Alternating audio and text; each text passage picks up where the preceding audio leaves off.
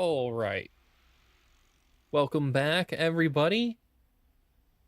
Pretty excited for today's stream. I have a new raid alert, which is great, and I've got ideas I'm working on in the background through DaVinci Resolve for other alerts. So those will be on the lookout. Keep on the lookout for those. I've got an update to my schedule. Well, it's the pinned message for today, so I will be on a daytime schedule for the coming week. Just so that way I have a bachelor party coming up this weekend. It's pretty exciting. And I'll need to be awake during the day for that instead of during my nighttime schedule. So I'm making sure to reset my schedule just for this week. Should be back to normal starting next week if I'm here by Sunday. Sunday's probably a traveling day though, so I don't know if I'll actually be here for Sunday's stream, but Monday I should be back in time. But yeah, otherwise I think we just get right back into it here with Age of Wonders and start going strong. Our Pantheon campaign has been going great so far. We have We're about to knock Brody out of the way. We've knocked Aurora the Restrained out of the game already, and with Tristan, our ally, we only have 3 remaining enemies to knock, or 6 remaining factions to knock out here. And our formations are super strong, so I don't foresee this being any kind of a problem. I don't know what units I'll start replacing. I could replace this Lieutenant and this Caustic Worm. If I were to replace these units, though, I would have to replace them with something stronger. And right now, there isn't really much stronger. It looks like Brody's over here, so to fully knock him out, we have to take him out. That Oasis is occupied, but we'll go ahead and claim it.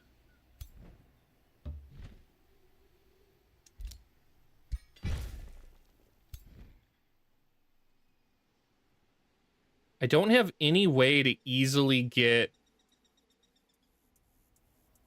over there, but it looks like this isn't road. Oh, it is road. It's road the whole way. Ah, here's where it stops.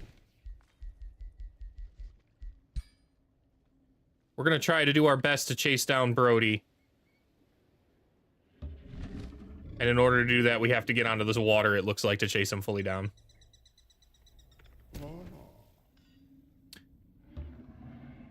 I hope everyone is having a fantastic weekend. Mine's been pretty hit or miss right now. I mean, it's been pretty good. It's just resetting my schedule has been a bit annoying. It always is to reset a schedule like that. You have to basically increase your time like every 4 or 5 hours of being awake. Just kind of constantly exhausting until you feel not exhausted. I can't remember. I'm pretty sure we were packing up. Yes, we have completely exploited all of the terrain. So we are going to go ahead and pack up our city and move down towards this city in order to exploit all of the terrain down there.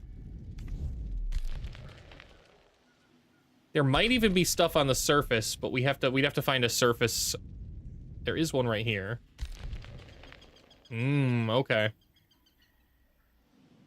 There's not much to claim.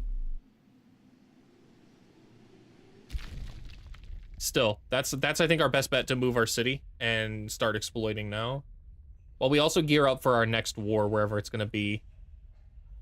Very well could be Tatiana or the rats. The rats are the closest, so I'm inclined to go after them.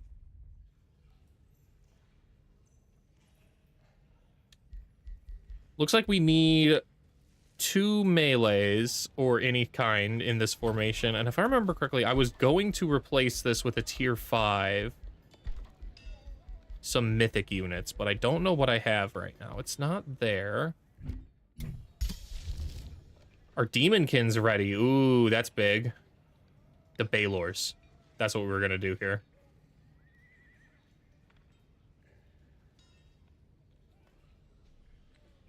I think it's worth it to start casting that, and we will go ahead and also cast the Demonkin transformation.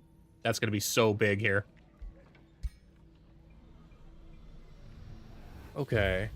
Let's make sure I forgot to double check if I'm echoing. Does not appear so. Let's go back to Twitch and go click this and click this. Okay. That's muted now. All right.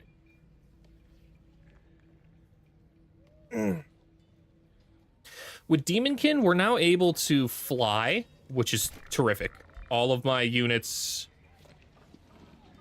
they didn't have the mounts, they would be able to fly, but I just realized since we have the mounts, we cannot fly for some units.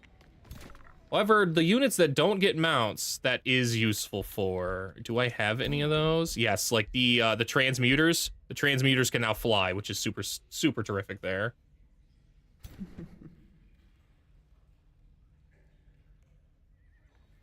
I think we go ahead and pack up right now. There's no reason to not and get moving here. Game freeze? No, just super turbo lagged. Okay. Where do we go? There's some decent exploits over here. We're not at war with Shivelton. I think we just head down and get moving down here.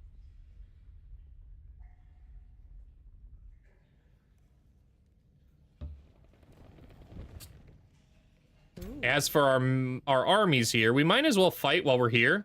Get some extra XP. It says that's a safe battle, really? Oh, it's because of this army is with it, no doubt. Yeah, no doubt. It's a good army. What's the deadliest formations here? Just this Earth Titan. That's really all that's a problem. So we'll go ahead and fight it.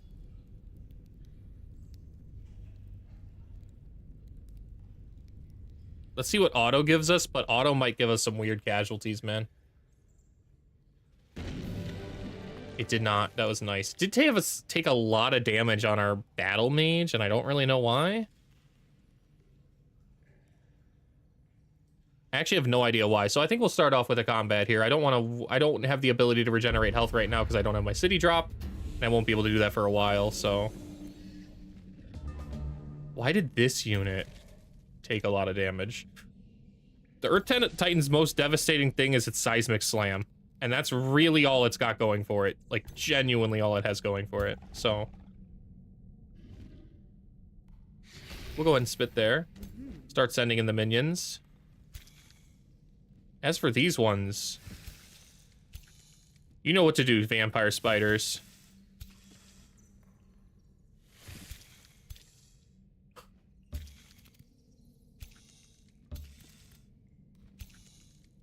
Summon an entire army of minions and send them in.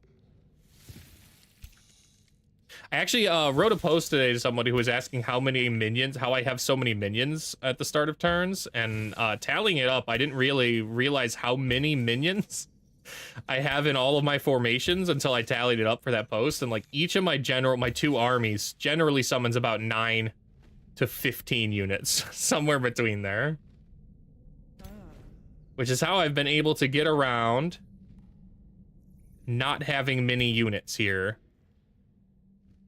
This is a unit we do have to be wary of. The jump is a little bit of a problem. Not much of a problem, but a little bit. So we will send the Entwined Scourge here, our Battle Mage here, and then we will position Olivia right there. That's as good a spot as we're going to get as any. Now, if they attack us, they attack us. There's nothing we can do about that. And instead, yep, look at that. They're focusing on our Bone Wyvern. Great.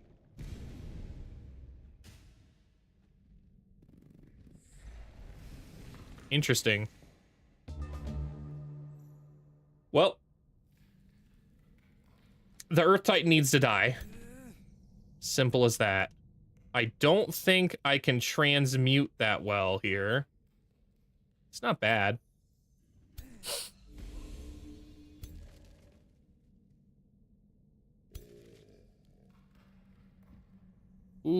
nice. Okay, we'll go ahead and do that. I should have moved. It would have been better to move and hit that, but that's okay.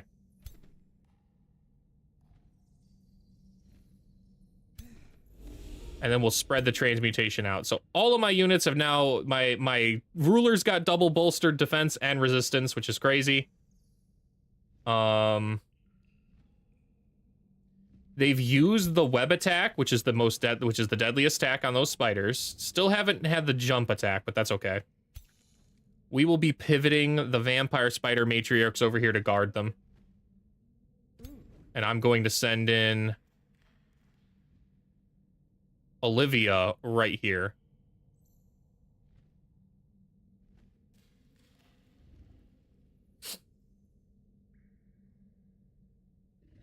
Is this a flank? No. Still. Let's see if we can get this guy dead. Not really. They picked a really good spot to kind of hold us here. It limits our numbers on our spiders. Now we just have to kind of be wary of the seismic slam. Targets all enemies within 2 hexes and immobilizes them.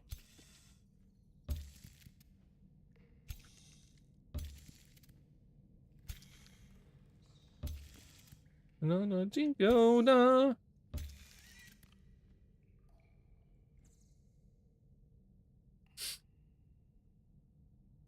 We will send a couple out here. The seismic slam's gonna be strong. He's gonna do a lot of damage to us, but I think I'm okay with that.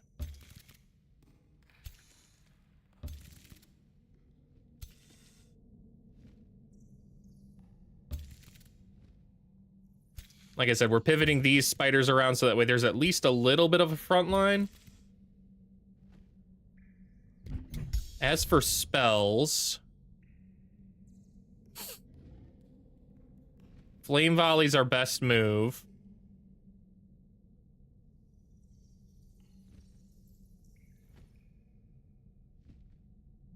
Probably right here. Then we're going in.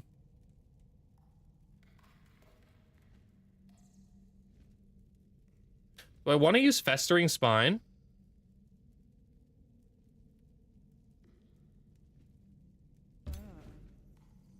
I can't use it in zone of control. Okay. So we'll move here then. But what about that? Okay, hold up. We will move right here. If I moved any closer, it would unfortunately result in me being immobilized the next turn, and I don't really want that to happen. So we are going to use our Festering Spine on this beetle, which should almost take that completely out of the formation.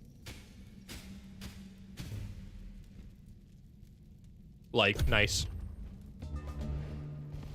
Yep. Seismic Slam, so it immobilized all the ones immediately around it, which is great. Those guys are in a good position. They don't really need to be anywhere else but where they are. Festering Spine killed that unit. That's why we Fester Spine that one. These guys are gonna burn to death. I actually don't even think we do anything but Commander's Call maybe here. Buff their morale up a little bit.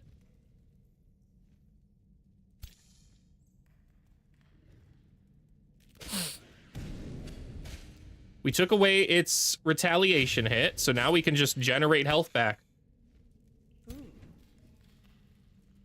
We're gonna sprint. We're gonna Blood and Power. And then just straight up come in here and hit the melee strikes. Right here. It's not a flank attack there. However, the crit chance is very strong. And we get to move in the other vampire spiders.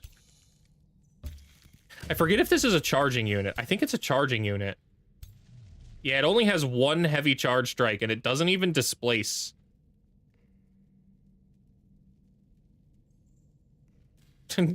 It's got nothing going for it now.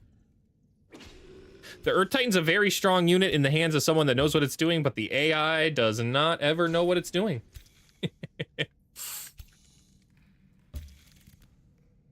Continue to surround them just in case. Just in case. As for these units...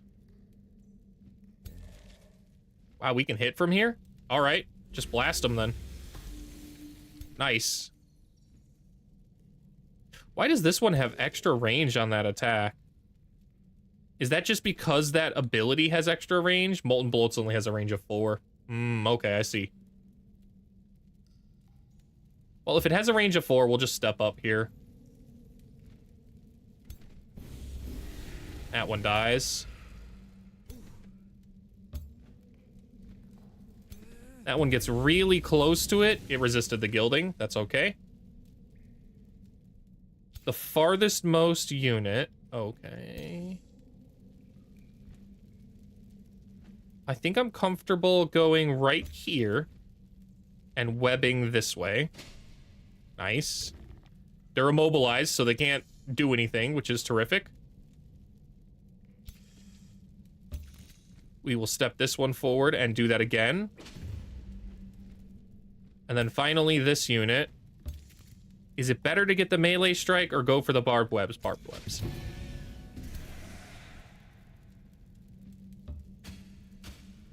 This entire formation basically died to that one spell we cast down. It burnt everybody too much that there was nothing to do.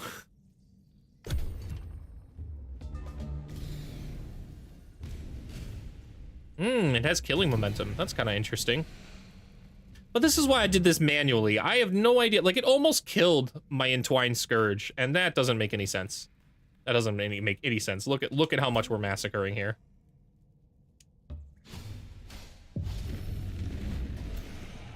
Ruler did her things. Olivia can't be stopped. I'm interested in one of these protectors, I think. I think I said that the last time, though. So if I keep saying that, I should be pleasantly reminded to not do that. Not worry about it.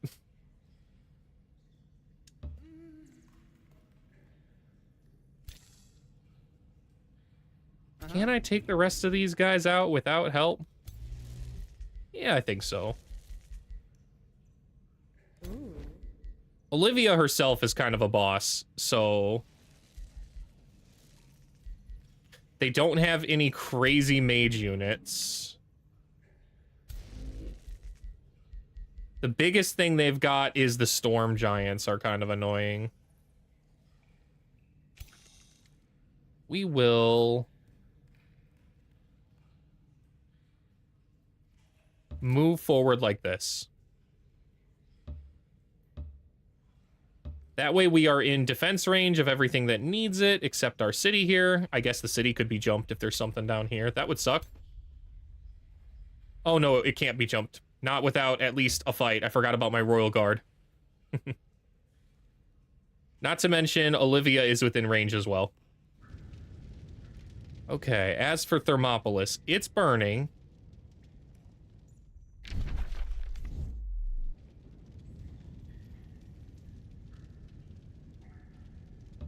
We're gonna go ahead and move out here. Oh, that's not my guys. Okay. Well, is this within range? 1, 2, 3. Yeah, we're within range if something gets attacked over here. We'll just maintain our presence for now and wait. I don't want Peter Piper to take this thing over. That would be quite annoying. I lost the Rings of Binding. Oh yes, I lost it because I packed up my city right now. That makes sense. Which hero leveled up? Angel. Angel's firmly at the point where he basically just wants to get as much health.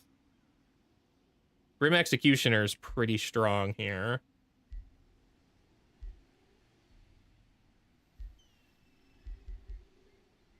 But it's not as strong as some extra health and then eventually the evasion. You know what? It is 3. That's worth 30% extra critical hit chance the moment it kills something, and Angel's definitely gonna kill something. The motivating amulet of rage. If I remember correctly, we made this for Olivia, as it will give her berserkers and army trainers, so she levels up her units faster. Received a trade proposal. Brody. Oh, look at that. He's no longer threatening me with permanent vassalship. We're gonna decline, buddy. You're dying. Ooh, and the Canadians are finally taking it to Orion. They should win this. Yo, they should... Oh, man, they're actually kind of weak, but they should, in theory, win this. And then Orion's done. I guess that'll be 4 down, 5 to go.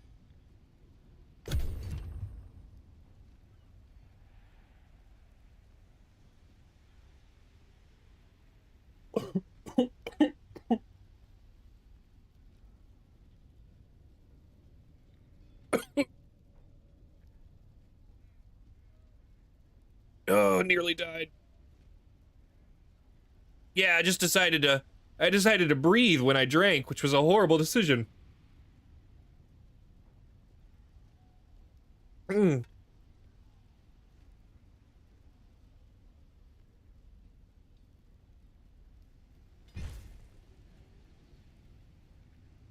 am getting a slight airflow from that, which is nice, but I do think I have to angle it a little bit more. Ooh-wee. All right, who's up? Who's moving right now? Tristan. Come on, Fox Skull, finish this.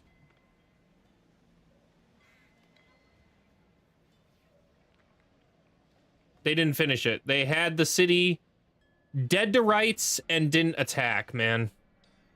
There's something so screwy with the AI when it goes to take cities, man.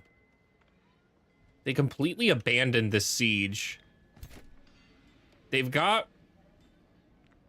Oh, I see why the AI did... How the AI did it. I still think it's stupid, but... The AI stopped the siege because they were rejoining their army up and regrouping, and they decided to move the units out of the siege in order to do that.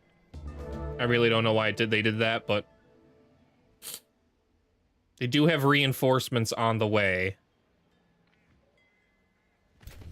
And plenty of these NPC armies too. They should take this, man. They should take Electric Avenue.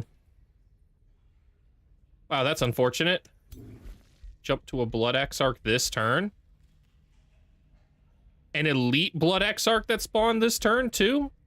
That's unfortunate. Well, no sense worrying about it now. I should be able to drop my city somewhere around here to exploit, or begin exploiting at least. Looks like I can move pretty far. I can move even out to here.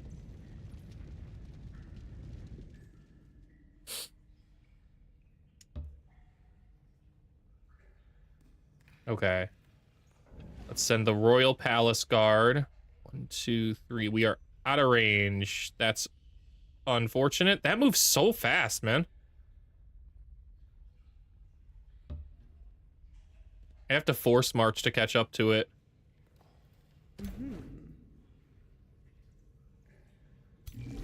Now a Blood Exarch makes me not wanna farm this for XP. It's kind of a super duper strong unit. The pull gives me pause.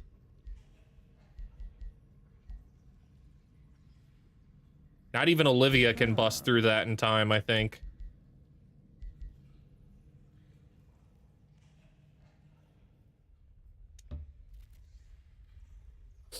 We're gonna try, though.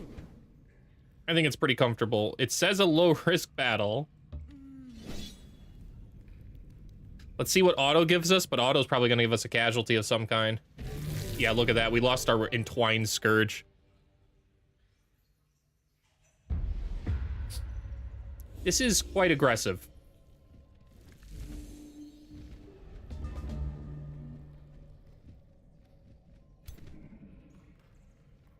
Interesting. And they're already coming at us, so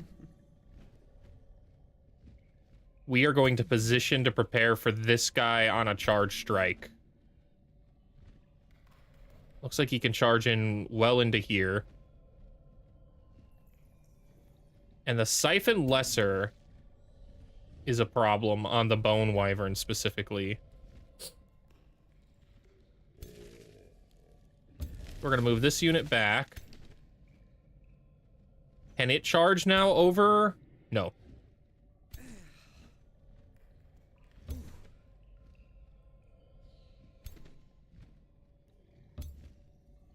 Okay. I like this. I like how it's looking.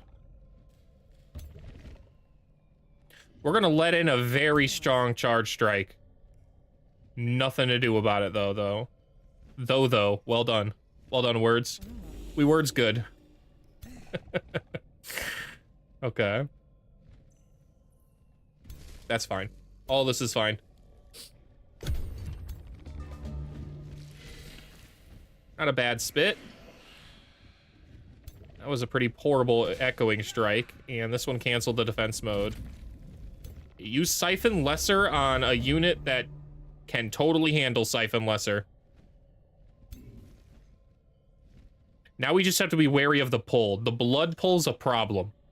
He can absolutely yoink one of my battle mages out of formation. We're gonna drop a flame volley right here. We will also champion entwine strength. Yeah, look at that. What's the closest unit? 29% chance to entwine. 60% chance to entwine. Oh, we missed it. That's okay.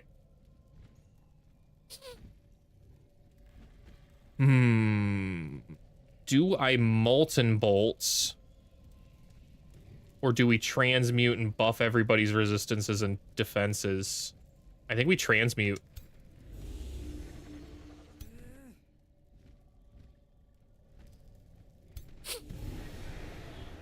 The transmute killed.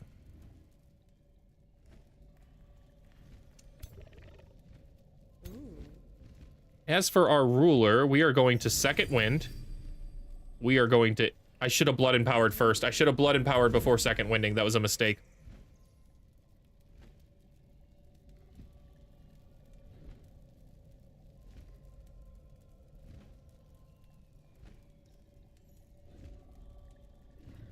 We're gonna knock this one out. 1 or 2 crits and it dies. Oh boy, reset all the cooldowns. That's crazy.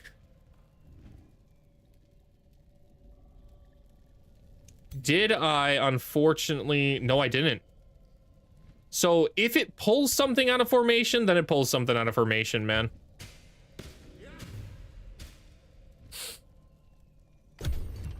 Most of their army's now decimated. It's just...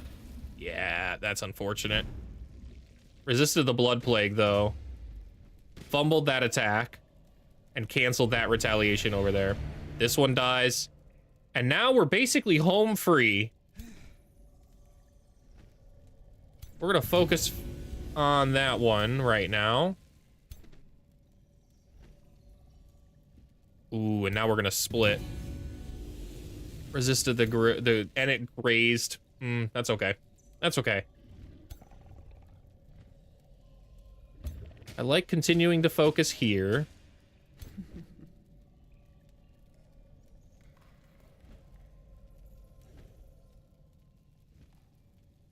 Could melee strike twice there? How? Oh, I see.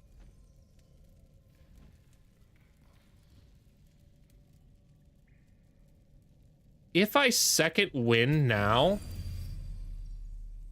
Ooh, yes. Okay. Now I get good flank strikes.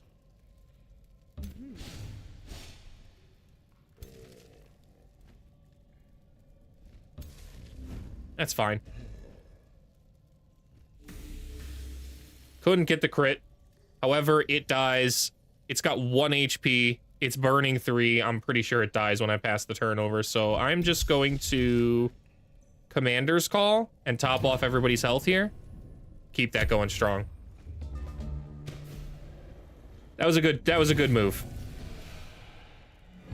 This put all of my battle mages under zone of control. That was a very good move. We're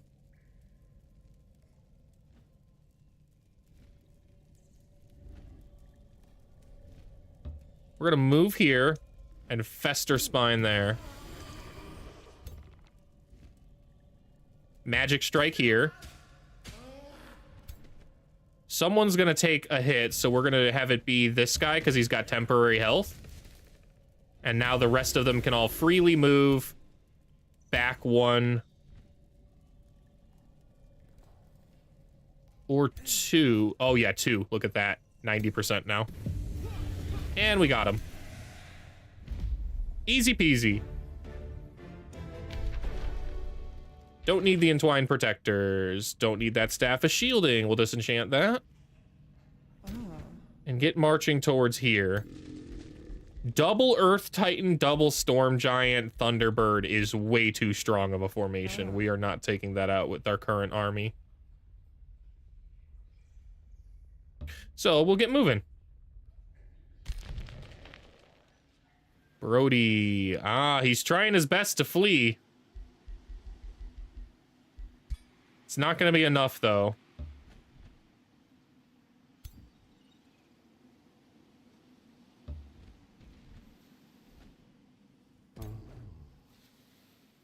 We could fight this. It's a safe battle. Gives us something to do.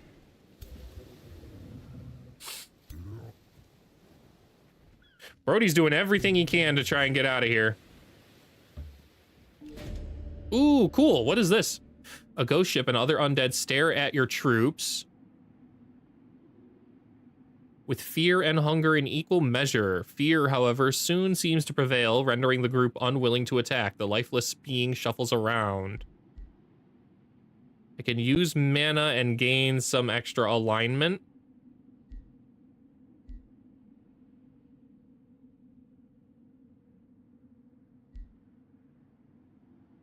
No, let's give him death. Then let's auto. Should be easy, man. It was not easy. They killed a unit that had no business dying. Okay.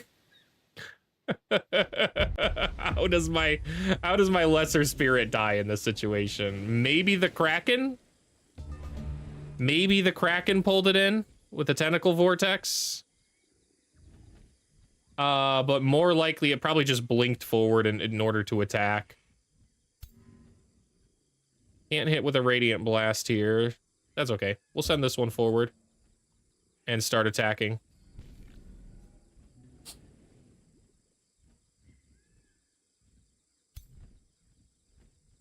Can't call a wild this turn, but I can Freezing Blast. If we move here. 43%. Resisted. That's okay. We'll send the Caustic Worm around the side. Our Wind Warrior's going dead center. And we will flank the Wind Warrior on either side with our Thunderbirds. Before finally finishing it up with the Lieutenant. Here. Ooh, yes. And then we will send the Blood Exarch right here. We'll even touch Grace on that boy-o. I don't think the Discern Weakness is close enough, no. Okay. Bone Wyvern. Just send it in.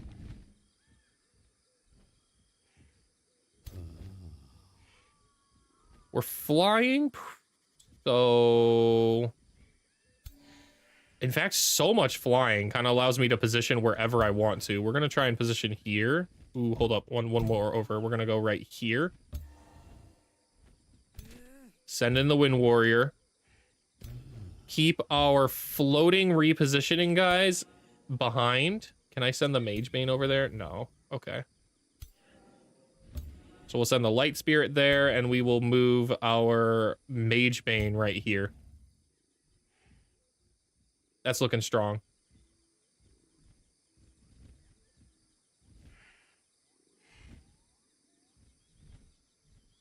I can't Siphon Lesser from here, right? Oh, I could. It's not bad. However, it's probably better to use Siphon Lesser on one of these guys where they actually die. So let's just end turn. Watch, see what they do. They're summoning their Banshees. Not surprising.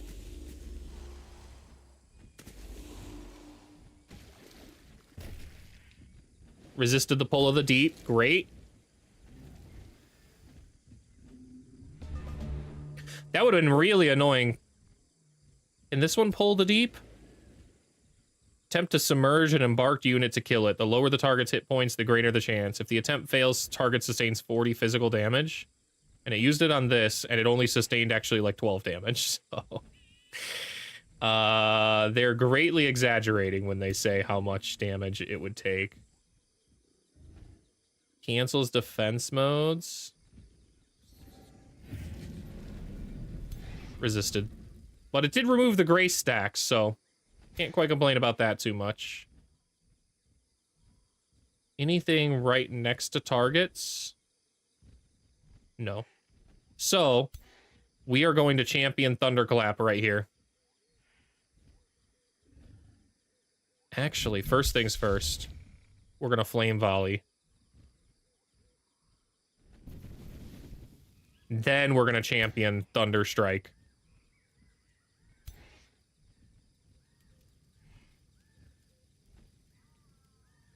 It's going to displace my own unit, but I think I'm okay with that.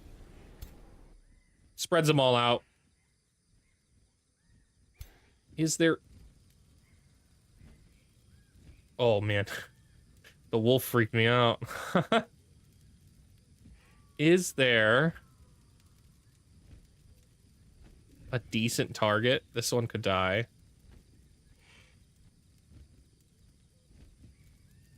Oh, that Siphon Lesser so close, man.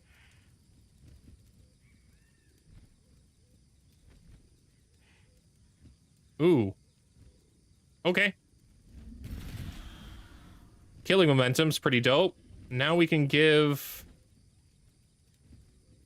the Blood of the Exarch to that one. Try and pull another unit. I'd like to pull...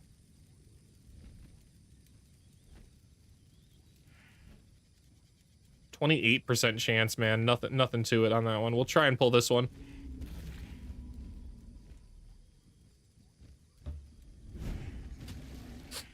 Blood Parasites isn't as useful in this combat, specifically because, well, Blood Parasites aren't useful on water maps. Any of your summoning abilities don't really work on water maps, which is why water maps are kind of quite a frustrating experience. Where do I sunder? Maybe here? That's not a bad idea. Oop. I thought I would move... Thought I wouldn't... You know what? It's flying. I feel like it should just be able to fly over the rocks, but... I guess not. I guess those wings are just for show on the Astra.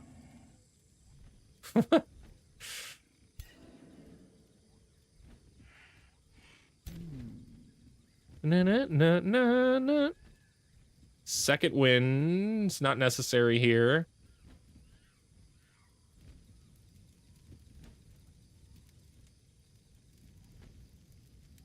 Okay, I've got it. We're gonna move right here.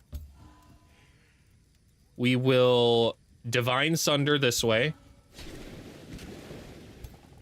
Now, killing Momentum will trigger on my ruler. We will do Draining Burst. Yeah, that's probably better than the sweep, right? It is better than the sweep. How do I use that? Do I have to target myself? Ah, okay. I'm glad killing momentum triggers even when they slip away. That would be quite annoying if it didn't do that. I should be... Ooh, if I move exactly one tile...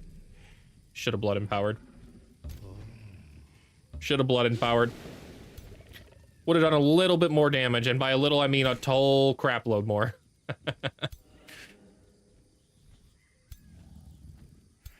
I'm gonna try and move this one over here. Knock this out with a condemning blast. And then send in our Mage Bane right in the center like that.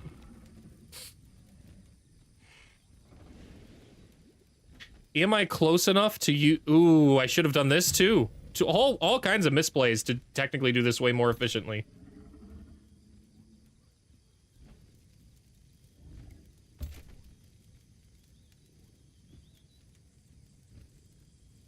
We're gonna move forward and just enter shield wall. Nice. Okay.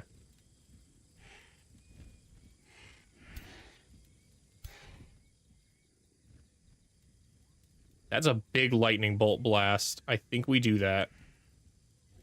Yeah, I don't think we hesitate. We just try and hit this guy as much as we can with as much damage as we can.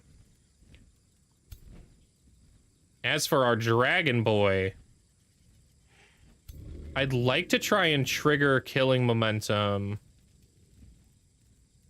But there's nowhere really good to do that at.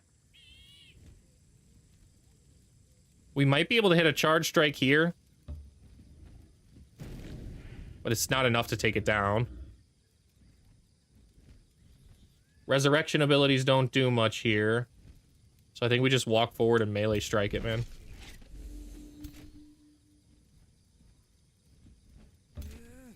And we will again shield wall. That's pretty good. That's why I like the Bone Wyverns. So, like, even when the Bone Wyverns get really low on health, they do a tremendous amount of damage, unlike the zombies, which just kind of die. There's only one thing that can hurt us right now. And that is the Kraken potentially using its ability to instantly pull something to the deep. It did not. Which is great. We lost the Bone Wyvern, but the Bone Wyvern's not real, so we're okay with that.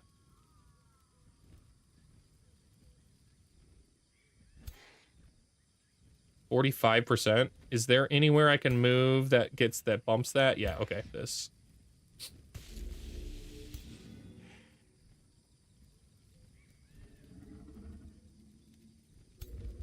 If I position right here,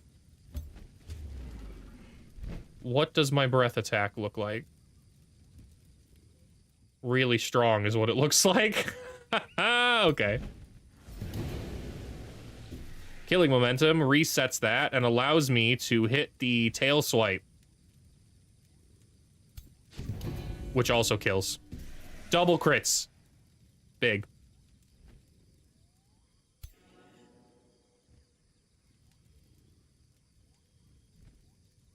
This ghost ship's kind of going along the sneaky route now. We will go ahead and move forward.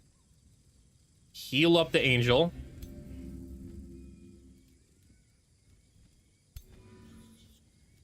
That kills. Nice. Oh, I'm just way too far away for the bird to actually do anything, man. I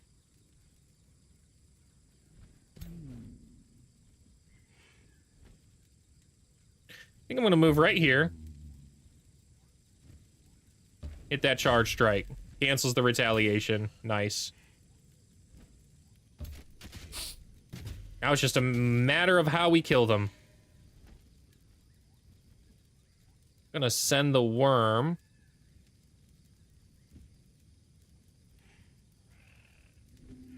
Wish I could sprint farther. Blood Exarch is also not really a play here. Really, this is our only kind of move. This is a charge striking unit, so I have to be careful not to just get wrecked by it. So we're gonna move our Blood Exarch here. Our Lieutenant on this side of it. And then reposition our bird right here.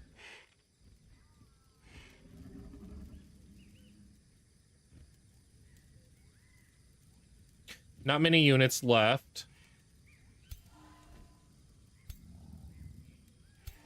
We will use the Angelic Grace because it's free.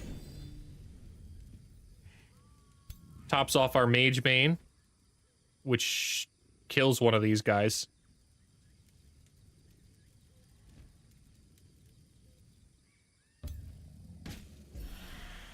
Nice.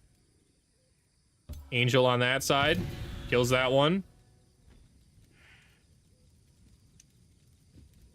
We're going to try and sprint forward here. Ooh, that's not bad. Good charge strike. Unfortunate that we can't... Oh, we could. This isn't a bad flame volley. Yeah. Since that doesn't target my own units, we're chilling with that.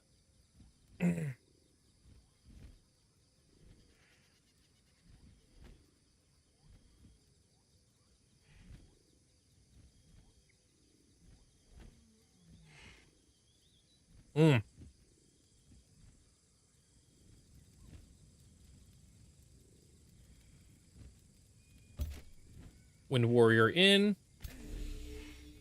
Blood Exarch in. There's now it's just a matter of killing this one guy who's super low morale. And he's just running away. Running away, constantly summoning minions. Those ghost ships are such a cool unit. I wish I could get them more reliably in my games.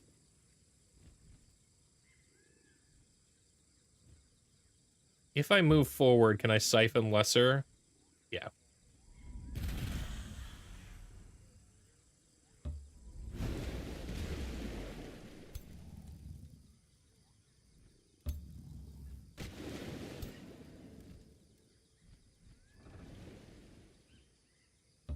Lieutenant along the left side. Where can I hit with 2? I could try and get a 45% there, but I think we're better off still moving as far forward as we can. This guy's just making me run all the way after him, which is very annoying. I don't even have sprint right now.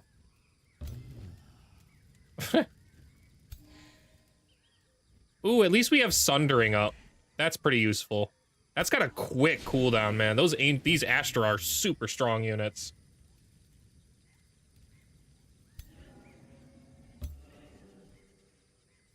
Ooh, not to mention our Spirit Boy is really strong. I don't think the rest of these guys are burning or doing anything, so there's really no point. That guy dies next turn, so I'm just gonna end the turn. Nothing he can do except maybe flee, try and get an attack in. Oh. Oh, he could have done that. It's not gonna be enough, but that could have been a problem. What was that? Whale of the Lost. Wow. I got really lucky that the insanity didn't flip something that was actually strong, because I might have killed myself. As it stands, like a single critical, I think. And this guy's toast.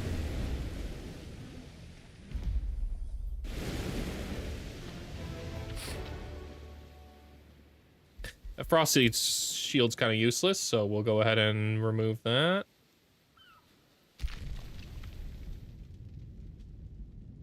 One more turn and the city falls. And then we can kind of explore a little bit.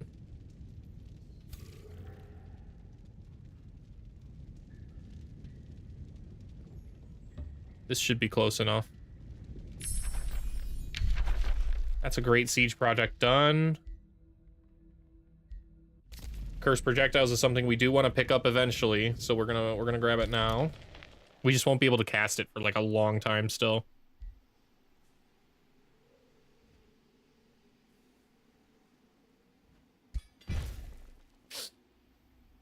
That outpost is under siege. Ah, by the rat. hero? Olivia. Well, Undying Warrior officially makes you Giga busted.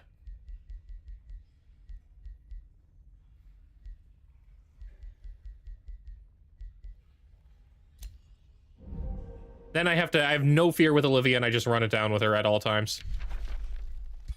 Resurgence pretty much just lets you, so if you win the battle, she'll come back with 50% health, so I never have to worry about bringing any of my heroes back, which is great because they cost a crap load of influence. We don't have much influence to spare. 31 of it, in fact, and it's actually going to drop even farther. It'll drop another 14 once I get the Baylors built. Still. Think of how strong she is right now with 2 Baylors flanking her too. That's absolutely brutal.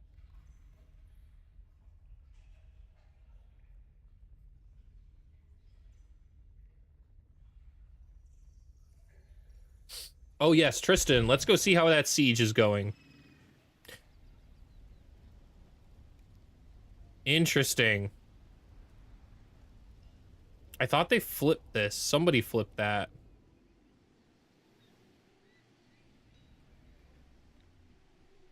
Electric Avenue is back under siege again. Tristan did not send reinforcements to it, though. He's just kind of like floating around here doing nothing, which is... It is. I mean, it just is like that. This is why you don't rely on AIs. I like to make an alliance with at least one every game, but it's more so I view it in my mind as one less person to fight than I view it as someone who is actually useful and will help me in any kind of way.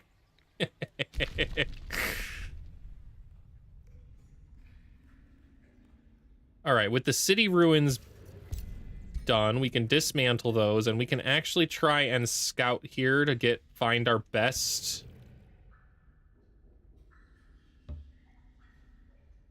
city spot. Wow. What? That's a problem. Okay, we don't have the luxury of waiting to find the most perfect spot now. We kind of just have to drop the city if we want to exploit anything.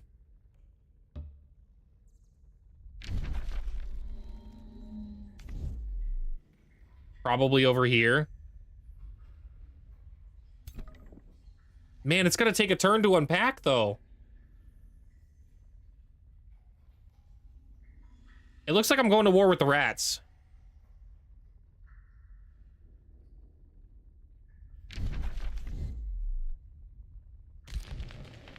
This gives us the flexibility to possibly take stuff on the surface, so I like down here.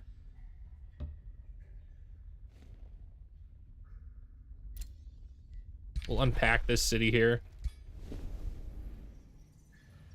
And then send in our spiders to guard it.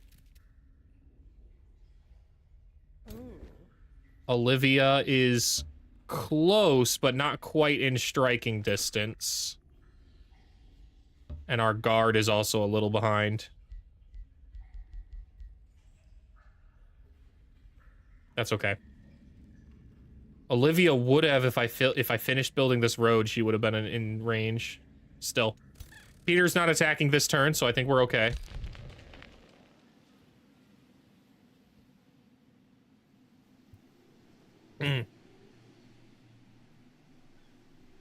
Brody trying to go stop that siege, I guess. I don't really think it's going to do him much good. And it looks like someone else is closing in on him. The rats. He's dead.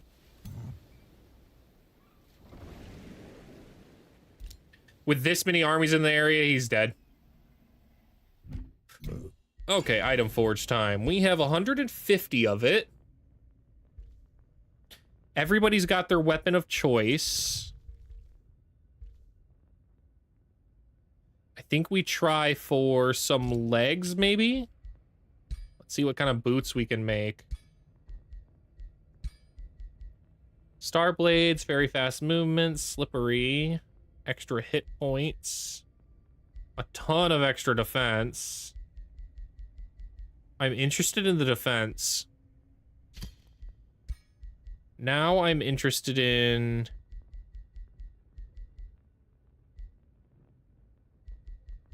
the hit points or the resistance? Tough choice. I think just making these really tough looking boots.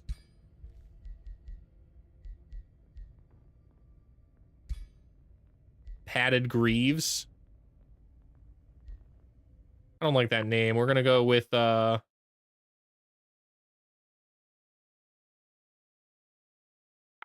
iron greaves. That's better.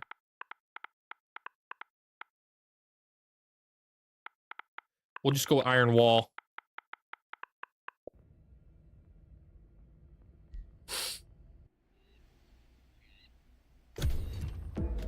Okay. Let's watch Peter Piper take Brody out of this game. Yep, he's donezoed. Unless Brody fights him off, in which case I'm behind him, so... But I'm almost positive Brody dies here, yep. Brody's gone. Now it's on to Peter Piper.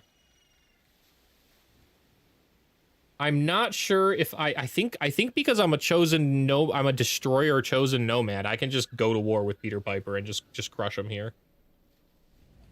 That's going to mean war with Tatiana as well. But that's okay, because we have to take her out next.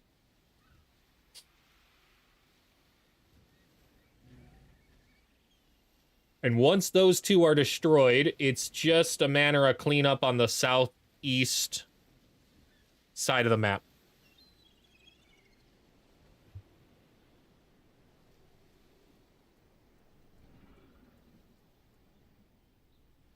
What is this? Oh, it's letting me know that they've been defeated. Okay. Yeah, see, look at that. I was absolutely, totally afraid that would happen. Still, it's fine. It just means we need to go after Jade right now.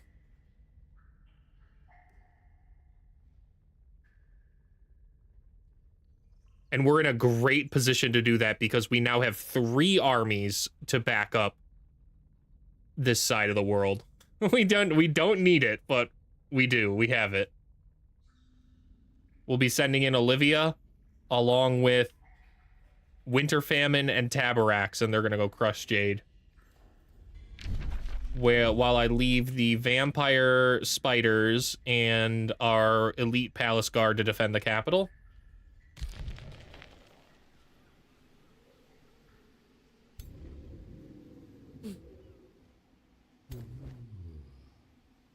And then these guys gotta land. We have to make landfall. I do not want to be on the sea fighting the rats.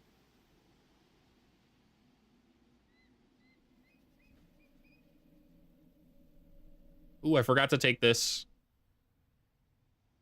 I think it's just guarding an oasis though, so yeah, I don't really care.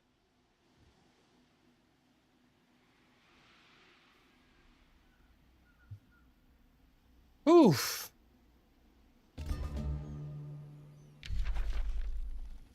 Kind of got a bit of a headache. I don't know how long I'll end up being streaming for.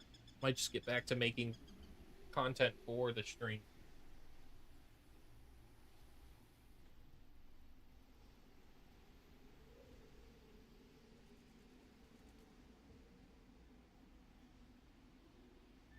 We'll see, though. The Advil might help.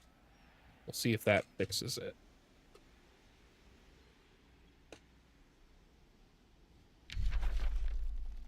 Failed quite a few bounties.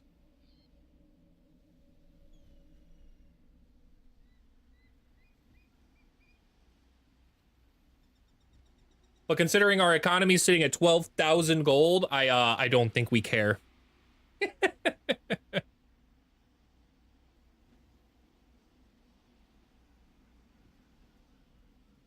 Oh wow. I thought my headphones were set to noise cancel too, but no, it's just the pressure in my head and my ears right now.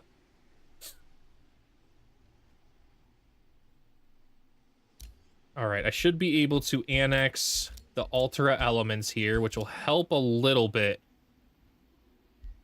with our Imperium income.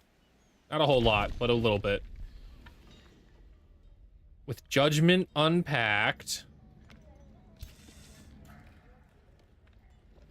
we're gonna keep that one there.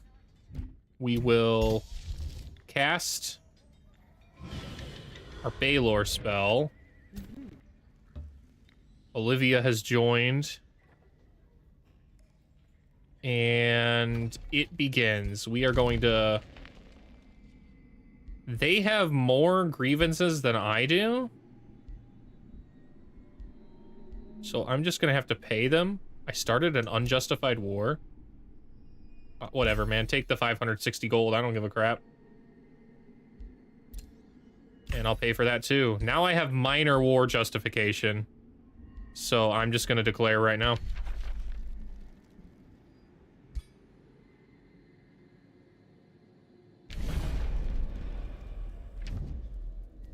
Goodbye, Peter Piper. And also Tatiana.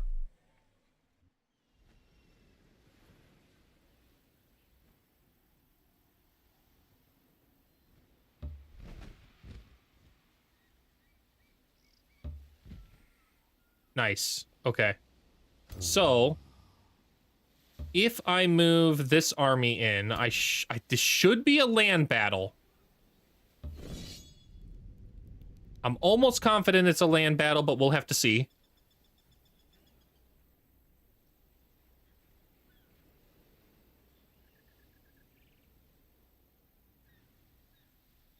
Auto's being slow here. Lost a lot on our worm.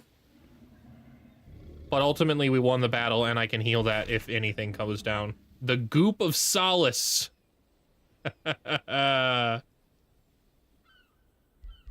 Someone gets that. That's actually not a bad equip.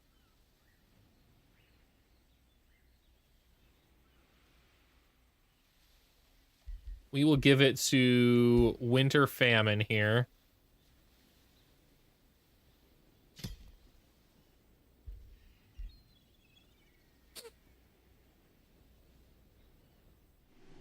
As for the rest of these guys, we can go for Berkshire, down to Bullerton, and start making our way towards Aegis.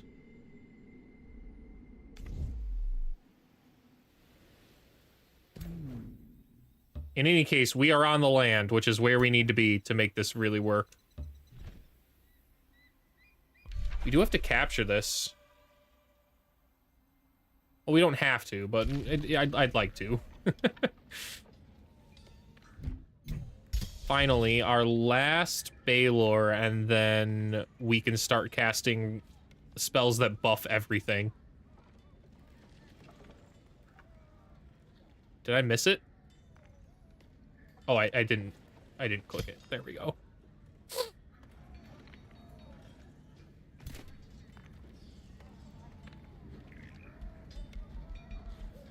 And there we go. We've got 2 palace guards now.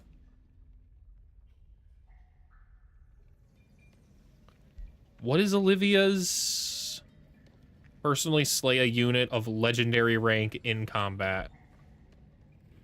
Are there any legendaries back here? No. I just have to kind of wait. No, that one's not a legendary. That was just a rando. These guys are close. They're champions. This one's almost a legendary, too, that lieutenant. There's a possibility we can get that, but I doubt it will go well. In any case, for now, start that siege. Add siege projects. All defenders gain a stack of Ghost Fire, and 2 Accursed Ogres appear, and we will also go with the Construct Devastator Spheres. Am I close enough to pillage? Yes. Pillage that. And then finally, Winter Famine. We're going to keep you in the capital for now. And you'll join the rest of them next turn.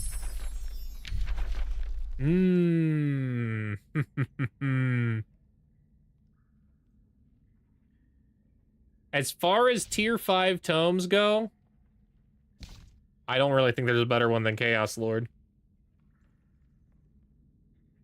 Yeah.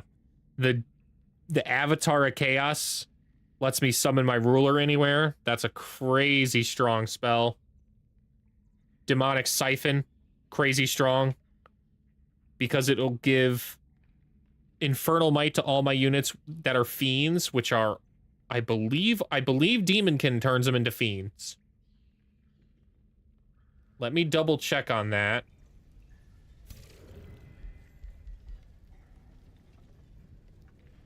Yeah, it's an Infernal Fiend. There's nothing better than Tome of Chaos Lord here. And the very first thing we should take... Delight in disorder. Thrive on turmoil. Your aura of chaos is like an insidious mist that warps reality and incites madness.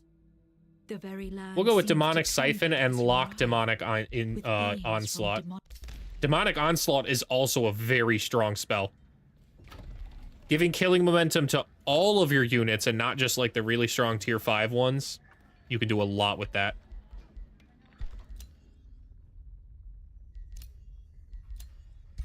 Let's just... anything that's a mine is what we're gonna go with here. The mines get extra Imperium income, which is kind of crucial for our build.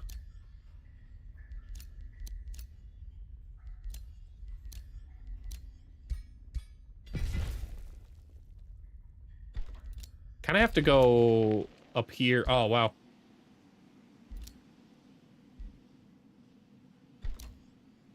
There's nothing to really claim. That's kind of crazy. There's just not enough. What was going to be a decent spot has been taken over by them, so... guess we just start dropping stuff, man.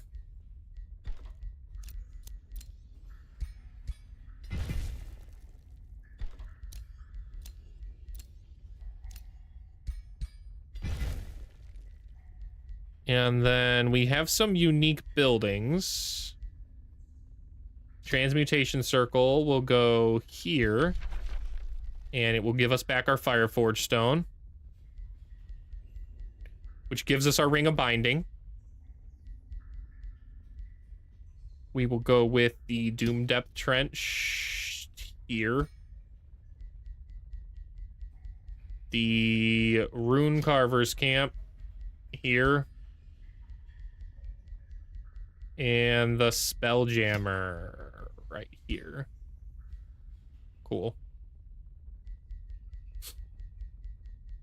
Absolutely nothing else to build. The War Camp would be very useful, but there's just not a good spot for it. Maybe here, but that's a mine, and I do like that mine. So it'd kind of have to go out here while can I pillage right now? Yeah, we'll go ahead and pillage. And rather than defend there, we'll move here. They can't take my capital in a single turn, so this gives some kind of army support.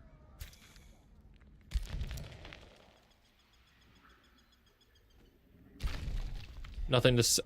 forgot I have to manually set this to produce merchandise because there's really nothing else to build. That's been completed. Fireforge Stone is done. We have a new person to devour, so we're going to do that. And give that to Olivia. Keep leveling her up.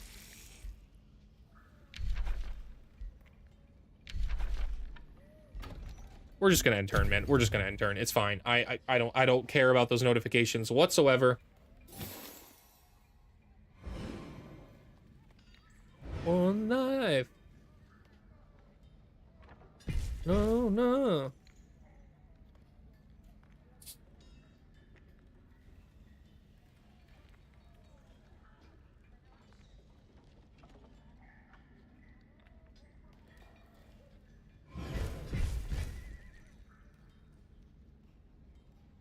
Where's my mouse? There it is. Okay.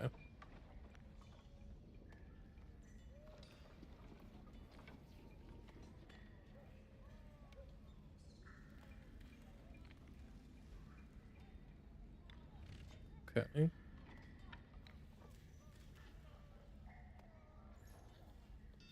Let's open link, new tab.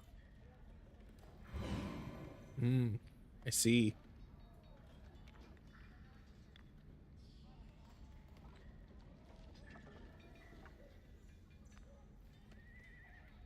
Okay.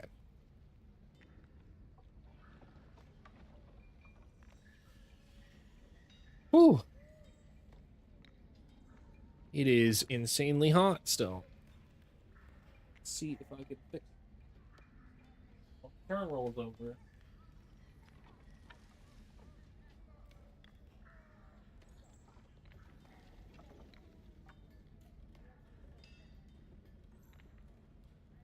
If I took the air straight to the face. That's a little better. Oh, that's a lot better.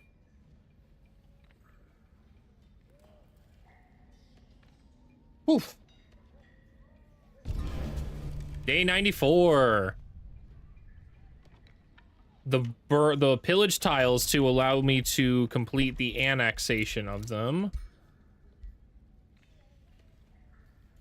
Ah. No, it wouldn't. I needed to pillage this one first. That's super annoying.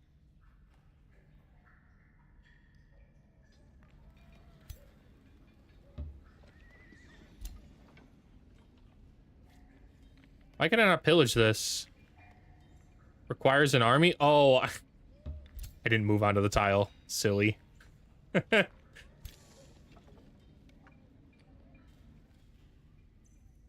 Do we just continue to pillage kind of tiles then? Yeah, I think so. What if they what if they jump them, man? It's not really a big deal.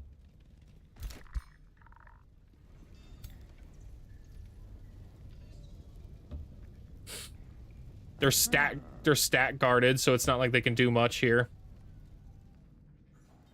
Baylor will be ready next turn too.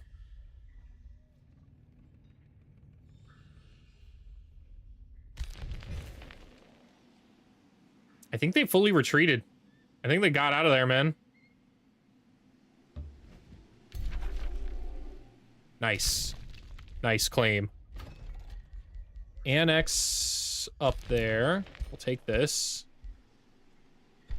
And now we can start to claim these tiles out here too. Oh, yes. All right. We'll take research, I guess. Claim this, and then it should allow us to claim the Lover's Spring, which is good for... I need to capture it first. Okay. That's fine. We'll split up here.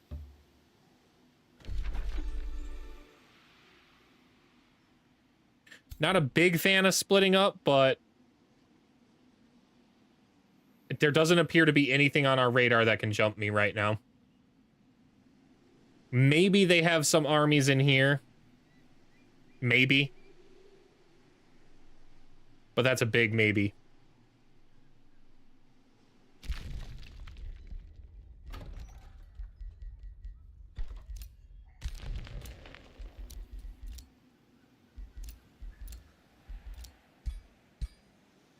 Nice. Lover Spring's been claimed, so we have a little bit more Imperium. Nothing else to really claim over here. Except if we start pillaging these tiles towards Berkshire.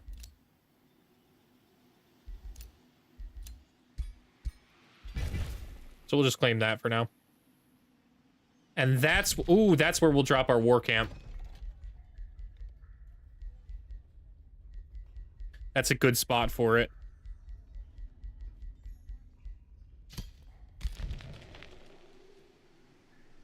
Ooh, actually right here. Right here. No, I do need to pillage outwards in, or else it'll do the whole they're not connected thing, so I need to go from here first. Alright, there's exactly one army in the area, and it is very weak. But that's the only army we see. There might there might be more in Berkshire.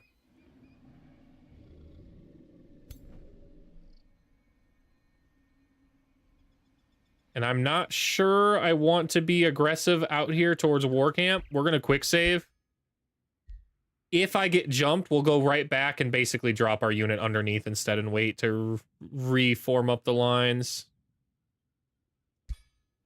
While the dragon's strong, it's actually my ruler's army that's stronger here.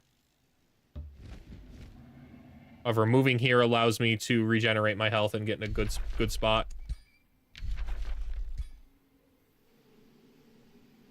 Yeah, I don't sense anything, so...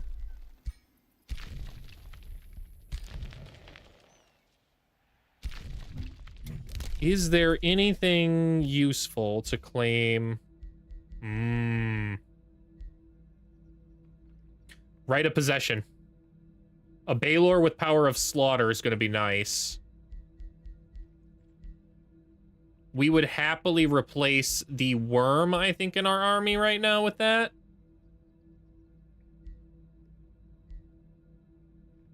We don't need gold.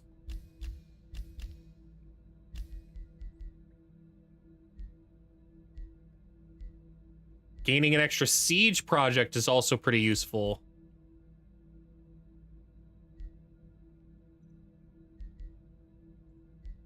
And all currently active units permanently gaining a defense and resistance is also going to be really useful. Once we have...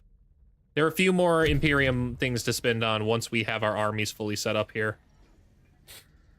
We need both of those Baylors.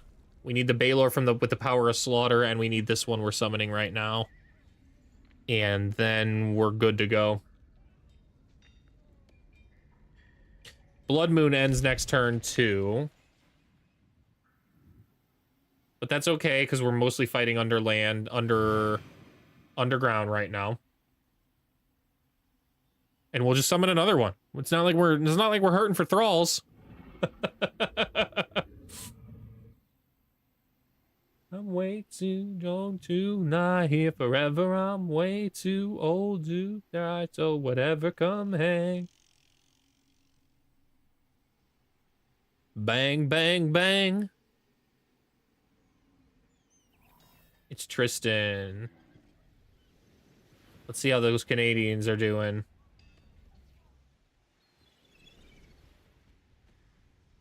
Third time's the charm.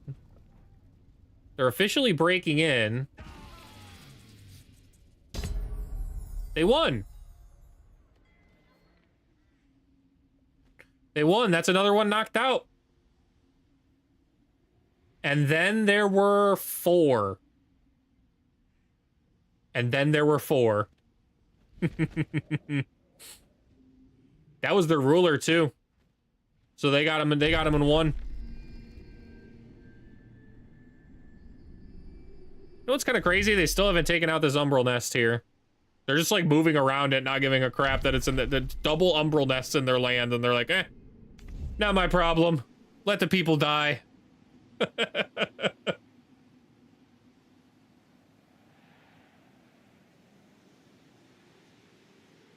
Hopefully, Tristan now turns and focuses on Tatiana. Because Tatiana's got to be focusing on Tristan.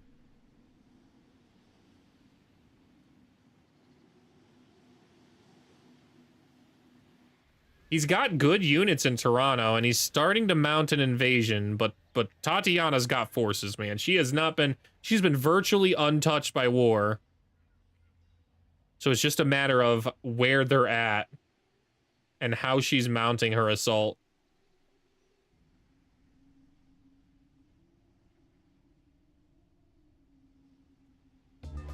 Day 95. Aftermath of the Blood Moon. Yeah.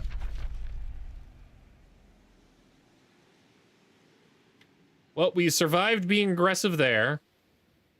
Tatiana's over here. That is actually Tatiana, too. It doesn't look like she was prepared for this war. She's kind of regrouping right now. What is she doing down here? That's weird.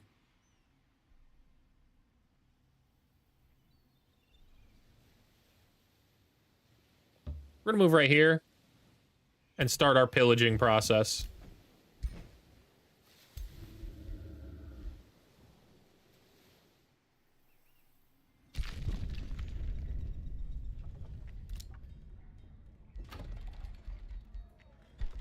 I should be able to, since all of these things are burnt now, claim this.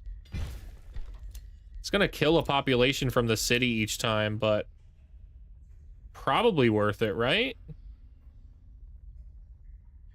If I cared to produce anything, it would be.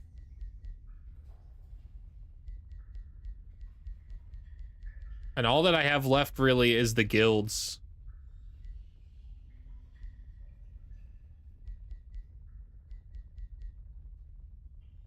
I guess I could build the armory.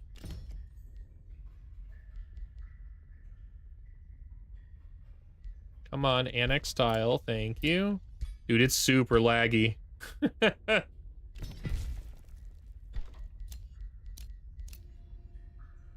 Now, I don't really care to take any of the rest of these right now.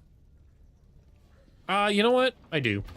What do I care about the population or any of the stuff that I gain from burning? I care about time spent here at this moment. That way then I can move on to bigger and better areas. We're gonna grab this with a research facility. We're gonna grab this one with a research. Oh. Okay. I guess we go here first. Oh. I would have needed to pillage all the way out here. Okay, so we do have to just wait until the city burns. That's fine. Let's summon the Baylor. Get it in the army. And then go crush them. The rest of you can go back and guard. You don't need to be in this formation. Leave the palace guard with the palace guard. Each one of our brave palace guards has a spider vampire, a vampire spider matriarch as their pet. Should be an absolutely crushing auto combat, man.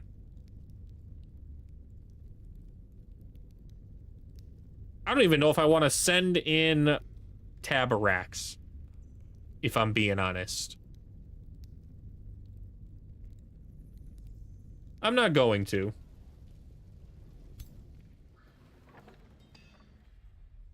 We are going to take this opportunity to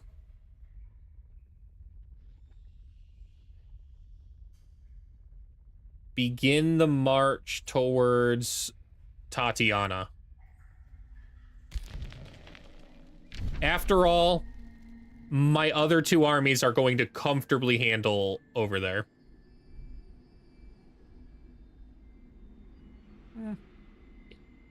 Yeah, I'm happy with that.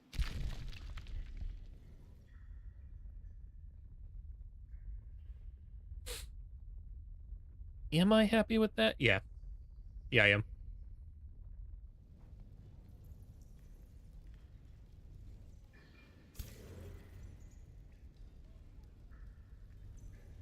Move them out of the siege just for now, so that way I gain as much XP as I can with our Baylors here. Let's auto combat this first. Should be easy, but yeah, that's nice. We even captured two as Inferno Hounds. Those are strong units, but you know what? We've got the mana for them. Why not? We'll just keep them both. It's fine. 15 extra hit points and bolstered resistance. That's a pretty strong chest piece.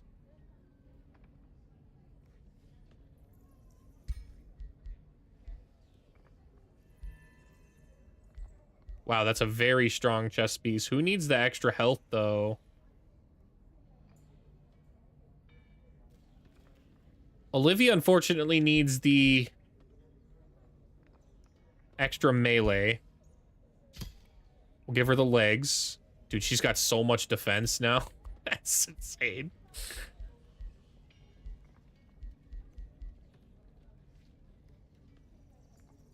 Tab has piercing, so it looks like it's gonna go on Frank. I will lose a resistance and status resistance, but gain bolstered resistance and 15 extra hit points. I think that's worth it.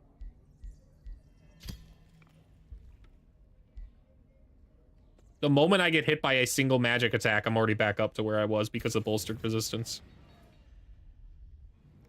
All right, let's raise this city. And then begin the march.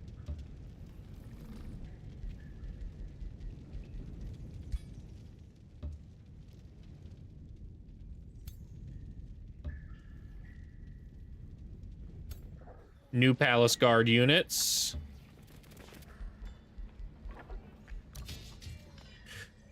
The problem with these units is they're all going to have super low morale if they do get attacked, but that's fine. That's fine. That's a small price to pay, I think.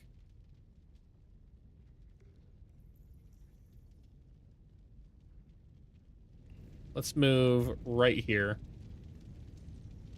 and see if they try and come in here. They're really going to pillage that right now?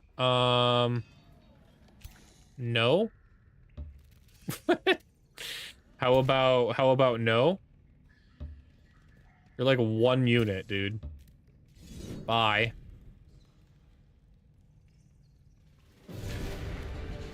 Nice try.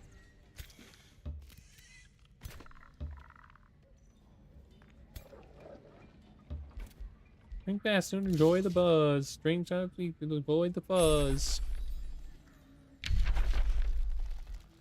Definitely call forth the Avatar of Chaos. We'll build a watchtower here too. Just because we got the money. We'll do that with all of our outposts that exist, like this one. Any more outposts we own? I don't think so, man. No. Hey, wizard.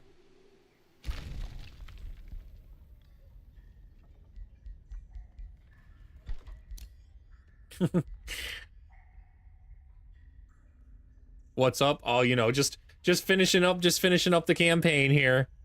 Knocked another 2. Actually, since I made the title for the stream, which is 3 down, 6 to go, we knocked another one. We knocked another one out of the game, so there's 4 down now. 5 down. 5 down. We knocked out 2? No, I knocked out 4. I knocked out 4. I'm in the process now of stomping the rats and the frogs. There's nothing to claim at the moment. It's not like our city needs more, honestly. I should probably just start marching my city like it's part of the war party and just dropping it next to my enemy's capitals.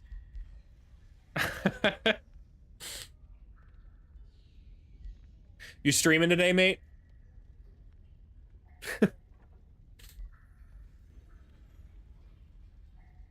Scholars Guild, Merchants Guild. There's nothing to do. Nah. Too much work. I hear that. I've been editing pretty much since my last stream straight. I've been trying to make some good videos out there, and also trying to make my alerts and stuff a little bit better and nicer. Editing's still not fun to me yet. It's just a pain. Both jobs today. Oh.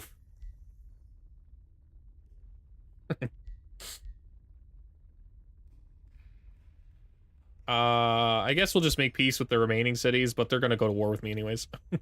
I need to learn how to edit videos. Yeah, it's been a challenge. It's been a challenge to learn that for sure, but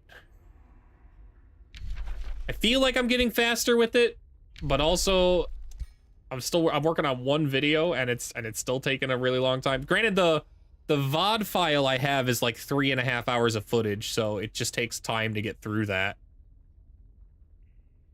Never really uploaded to YouTube because I don't know how to edit, but I said, fuck it. It's been dual streaming. Ah, yeah. The dual streaming stuff is something that's different than since the last time you streamed, right? You said you last streamed like 7 years ago or something, so I know back then everybody was their own isolated gardens, but now it just doesn't matter what you stream on. You can stream on everything at once. Yeah, you couldn't do dual streams.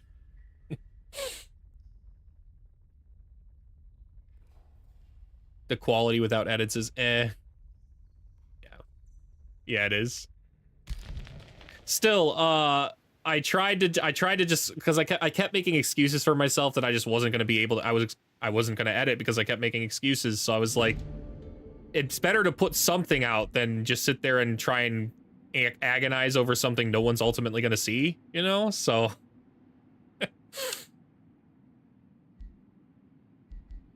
I'll confiscate your gold and send you off to the astral realm with dismay.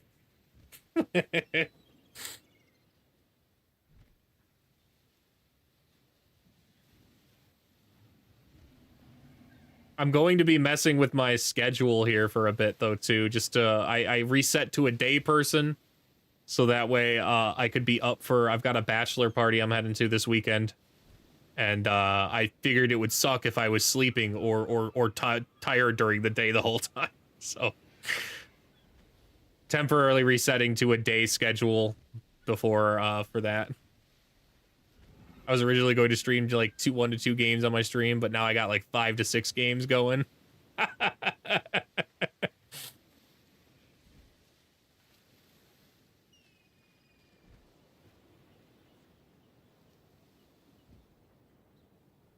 I feel that.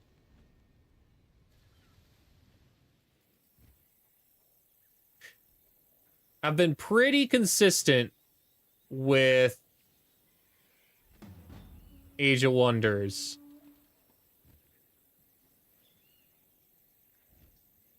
Oh, ad break just hit. Oof.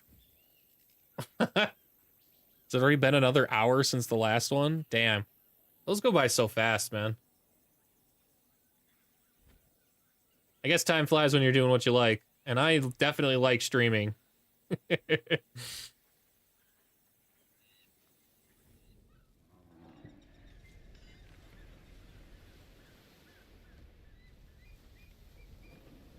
So the Canadians have fully knocked off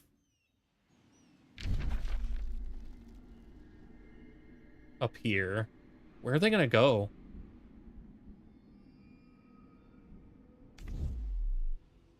They're not going over here. We're not war there. They're starting the siege of Tatiana. Dude, if she doesn't rally, she's gonna get smoked.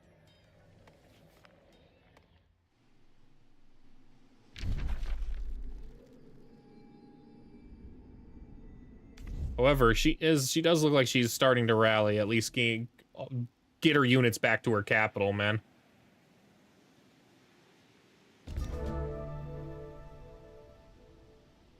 I'm not sure the best way to grow channel anymore. I've had a hard time streaming only one thing. I get really bored and restless, but trying to build a channel on variety is tough. Yeah. You got it. I'll hydrate.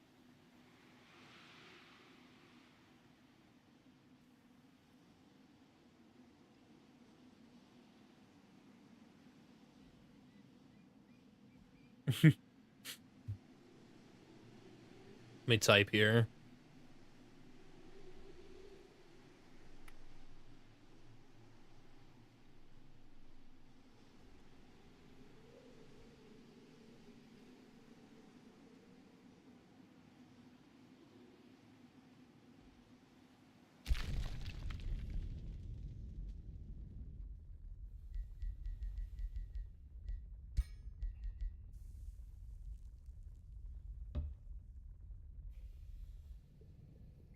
Wow, what in the giga hell is that unit?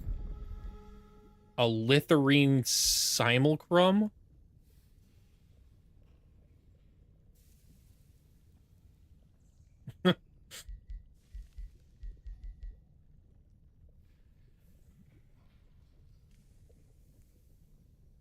Litharine Gemcaster. Yeah, all right.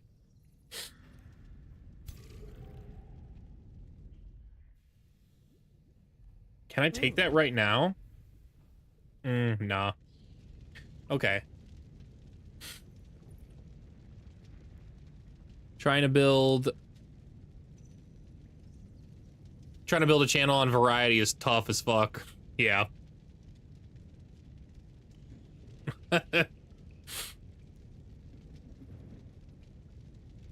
These ads will be the death of me, yep. I really don't think I can do anything else other than just set it for 3 minutes once every hour.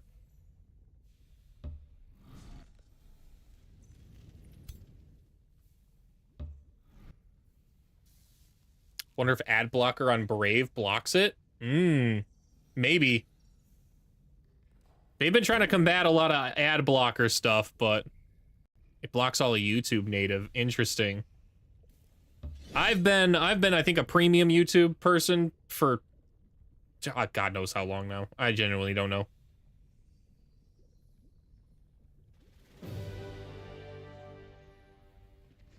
We took a little bit of damage there, but we did manage to capture another Inferno Hound.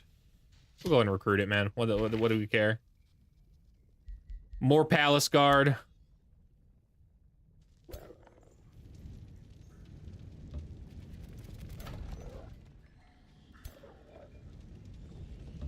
Send those ones over here. Every time I try to stream a different game, I just immediately notice it's like in the metrics that it's like that wasn't a great move. Is it a lot of spell streamers and a lot of them have crazy growth for their numbers? I know that there's a botting epidemic. I don't know how true that is. I keep seeing YouTube videos on it, but I haven't clicked any of them. Where I guess people have like they pay for bots to maybe be in their streams. I don't know.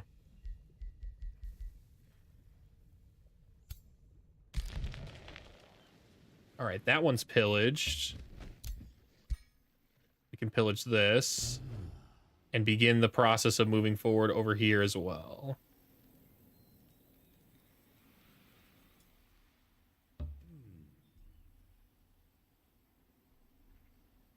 Like I see streamers like 200 followers max, 50 subs. I think people are a little more open to subscribing than maybe 7 or 10 years ago to stuff. Especially on the platform. It seems like just a kind of thing that you do if you want to avoid ads. I mean, you're subscribed to the channel, you don't see ads at all.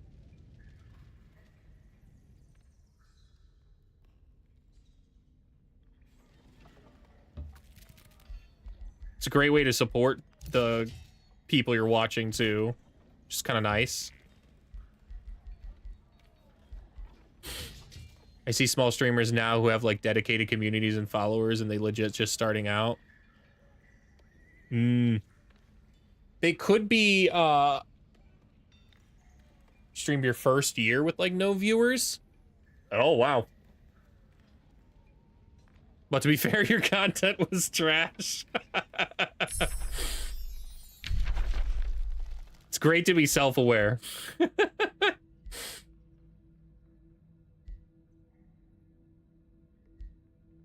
I was just talking with my friend about this too, where like all the videos I watched say that you have to do like short form content and like YouTube content and like have a bunch of your social media stuff going in order to kind of promote yourself, because like Twitch doesn't really do that for you. And I hate making that content. I hate that content idea, but I don't know how true it is that that's how you have to that's how you have to grow with, you know? I want to get my audio how you have it. I just can't get this headset to sound the way you want. I use SteelSeries GG. It's a free equalizer software that you can download, and I kind of use that to mess with my audio the way it was. But also I do have a good standing mic too instead of a headset mic. I hate the way the headset mic sounds on these Arctics ones, but yeah, the equalizer was definitely the way to go. I set it to broadcast. For a while, I had it set to, like, bass ones, and I kind of played around with it a bit, but there was a default profile in GG that was, what is it? It says desk stand or broadcast. And I sounded a lot better as soon as I swapped to that. There was a lot of, like, recording, like, basically, like, 20-second clips of my recordings and then playing them back to me and seeing how I sounded, and I was like, oh, wow, that's not good. Let's kind of tweak that. After one in battle, 3 enemy non-hero units are mind-controlled. Oh, that's a siege project. Yeah, we'll take that.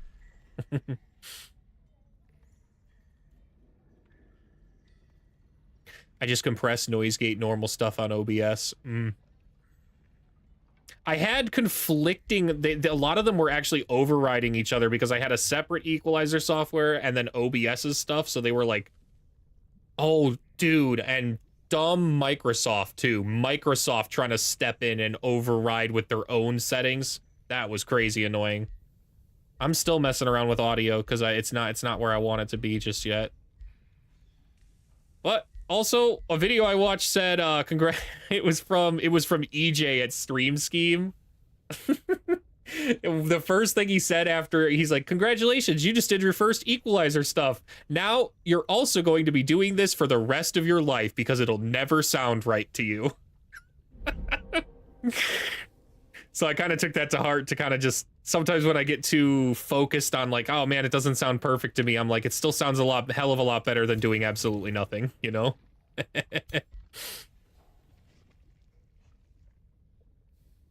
Really unsure if I should get a desk type mic or a better headset if I knew I was going to stream for real again, would spend a few more dollars. I use the HS80 Corsair. It just comes with noise suppression and Dolby Atmos, but that's it. I just want my audio to be clear because it's always either too soft or too loud. Yeah, I still don't know if I'm exactly right for my audio. I just kind of pay attention to the peaks on the audio from OBS, and as long as I'm peaking between -12 and -6, I think I'm okay.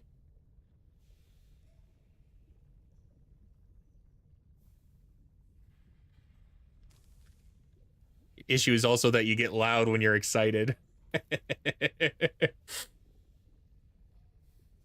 Which one's the one that helps? Isn't that the noise gate that helps the highs? Like, it lowers it out?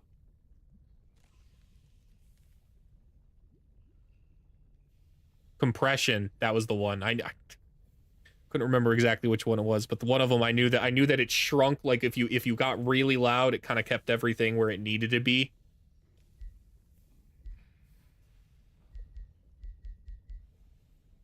Okay, I need...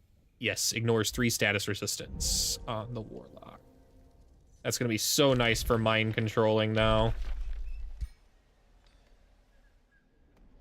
Let's just end turn 2 and get to chat. So there was something I was telling my friend about where I was like, I kind of just want to focus a lot of my efforts, not so much on editing, learning how to edit the videos right now. I'm still loving... Oh, wow, look at that. They're attacking me. Dude, this is why I love moving around with 2 armies. They attack me like the absolute fools they are. We'll try auto, but auto's probably going to give us casualties. And I'm almost positive I stomp this. I'm almost positive I crush these guys. I'm in sunless terrain, too, because I'm spreading it to their terrain. Ah, look at that. Auto was friendly. Auto understood. Auto knew what was happening. So I want to try and focus my efforts on the streaming side and making my stream more interesting, more engaging. Cooler alerts, stuff that's happening. I definitely want, I need to get better channel point redemptions. Literally the only thing to redeem my cheeseburgers on is hydration. I was toying around with an idea for one today where the channel points, I think I'm gonna add one for like 5,000 points that's just called like hit me in the feels, and I'm gonna if you've ever seen Avatar The Last Airbender, Leaves from the Vine by Uncle Iroh sings, man, I'm just gonna have that like clip pop up for 5,000 and you can just like make me cry basically on the stream right away because I can't get through that without feeling emotions. Noise gate to stop my mouth noises, or computer fan compression to try and get my voice in the same range. A second noise suppression because it seems like it needs it to take the keyboard sounds down. And then a limiter, it's supposed to help with peaking. My channel used to be set up nice, but it's all broken now with the bots. And now the added chat economy, so the other economy stuff I had don't make no sense. The bots are something I have to get. I tried to mess around with stream elements, I really did, but like the problem I ended up running into was like it said I needed to link the account to Twitch, and then when I clicked that link, it would pop up with something that says this account is now linked to Twitch, and then I would go back to stream elements and it would be like you're not linked, and I'm like okay. And so then when I tried to like troubleshoot that, the only thing that kind of came back was like sign out of Twitch and sign back in, which I did, and that still didn't fix it. And then there was like uninstall and reinstall, which I did and didn't fix it. And then I don't know, man. I kept doing everything it was saying, relinking and unlinking, and it wasn't working. So I was like, I guess Stream Elements isn't the one for me. And then I've been seeing all the videos lately of like Stream Elements was possibly shutting down too. So I was like, well, I guess I'll try and find something different. Started with Nightbot. I hear good things about Nightbot and Seribot.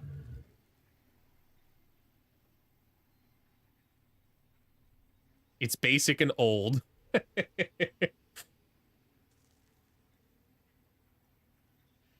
Rotbringer of Cleaving. Wow, okay. We'll disenchant that, though. That's not useful here.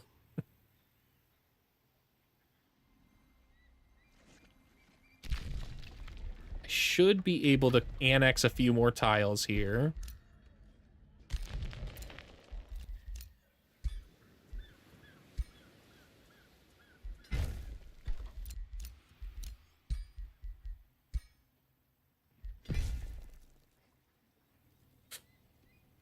Simple, straightforward bot that does what you tell it to do. Staple in mini channels. I'm okay. I'll definitely knock down Nightbot and look into that one.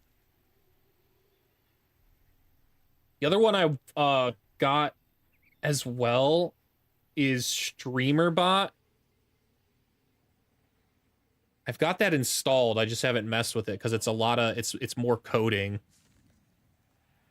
Stream Elements bots is not all that different, but it can do more in terms of running games in your channel and stuff like that.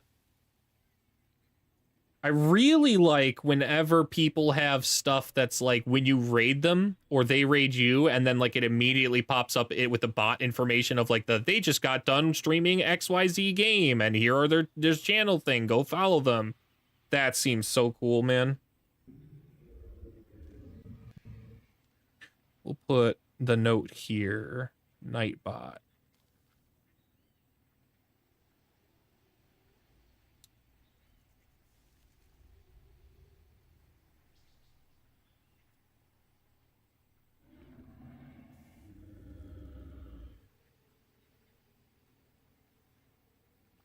All them stream AI botters who post the spam.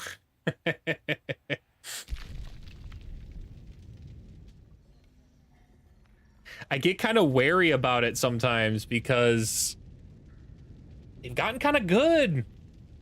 They've gotten kind of deceptive. Like you can be sitting there having a conversation and you're like, am I having a conversation with a bot right now? So like I throw out like questions that like a normal human would be able to understand and respond to, but a bot sometimes hits back with the I'm sorry. Did you say something? Could you repeat that? And I'm just like, ah, gotcha. Gotcha, bot.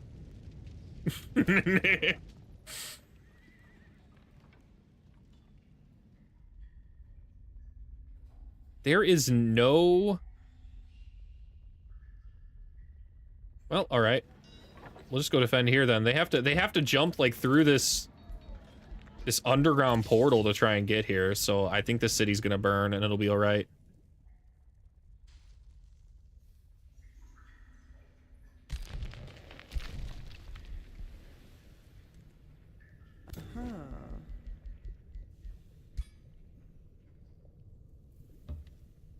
Took a lot of damage here, and I don't have...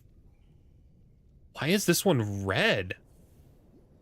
What?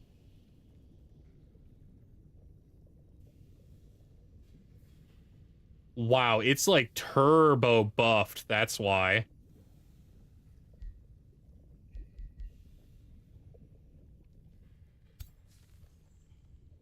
We'll send this one in as backup. Just because I don't know if I can take this down, man.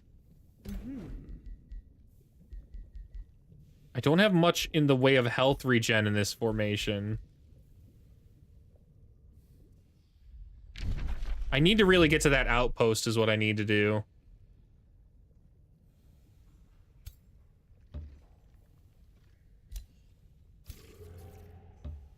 Are any of these legends?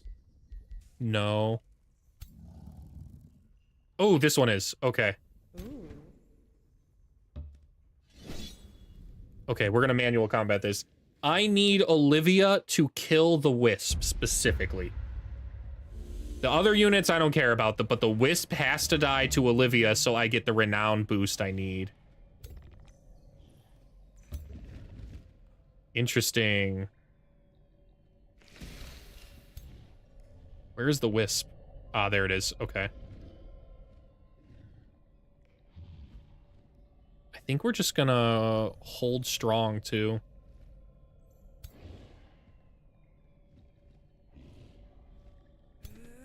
Gonna step up here. Keep these guys along the flanks.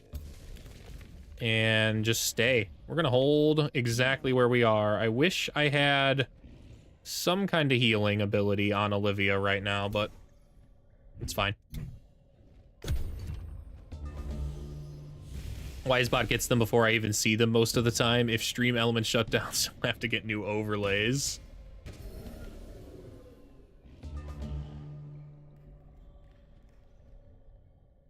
I don't think I have any overlays. No, I don't. No, I've got the stuff through OBS.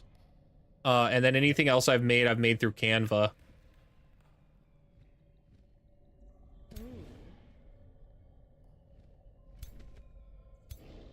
It's interesting to see how like the streaming's kind of changed, because like it used to be like overlays were like super, like everybody had like the funny animation, the animation ones and the scenes and stuff. And now it kind of seems like everything's more simplified. I'm not sure about that. Negates the precognition. We'll try.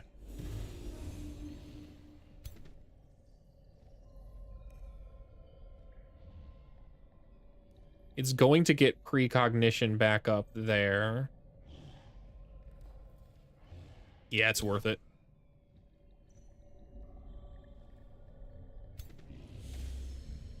Bolstering all of our resistances is super important here. Ooh. Ooh, I forgot about that. I will not be able to heal my own units, but I think this is so worth it. So we're going to...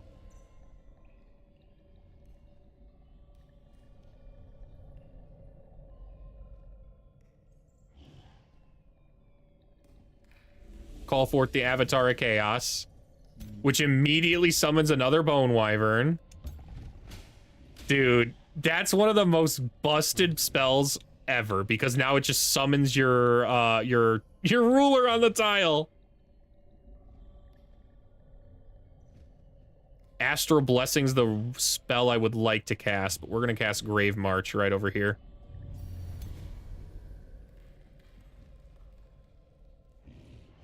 And everybody else remains strong. Champion sap strength at least here. Could Fester Spine. Ah, it's got precognition. There's no sense to do so.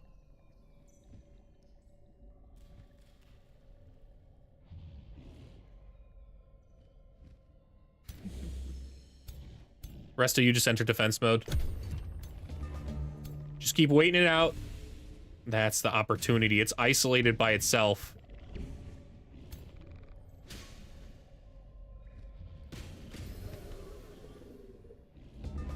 Nice. Our never-ending waves of undead are getting to him. The precognition's real annoying. It's real annoying, man.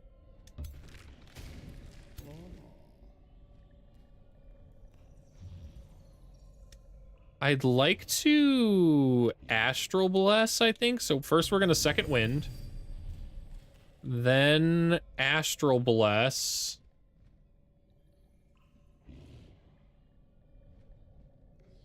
Maybe this Baylor?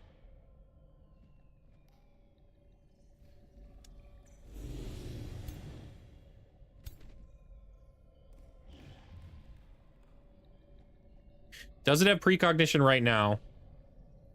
No. No, none of them do. So we need to get a good Sunder here.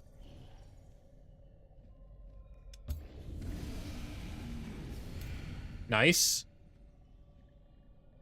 And now we blast.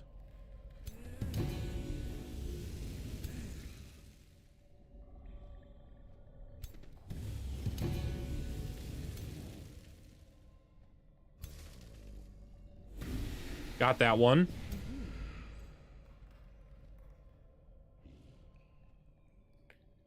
Do I just charge in here? Yeah.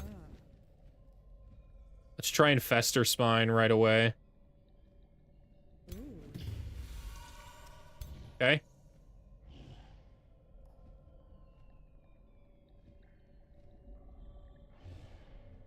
As for this unit, let's just defend.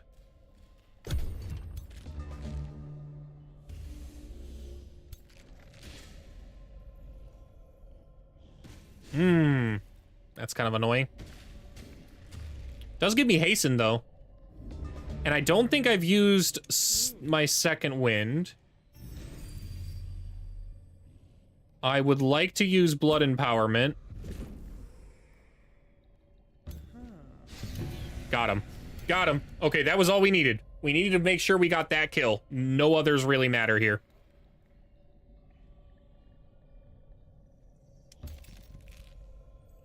We'll raise the undead here. Astral Wisp got raised, and then charge strike this guy. That's not bad.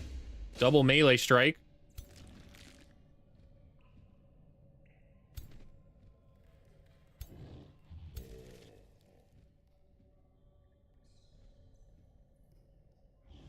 But yeah, I'm sure as a new small streamer, you notice your metrics a lot. I know I used to. I know in the past it was always easier to play just one game if it has a big enough audience, but there's a lot of variety streamers that do just fine. I'm always so nervous when I hop to a new game though, because it just kind of seems like I have people that are watching, and then there's nothing. It always every time I've tried a different game, it usually leaves me dejected at the end of the stream. But I think I just need to get out of my head about it. And just be happy of the game that I was playing in the first place. Probably leeching into the content itself. The game that has had my attention the most right now is Windrose. Windrose has been a ton of fun.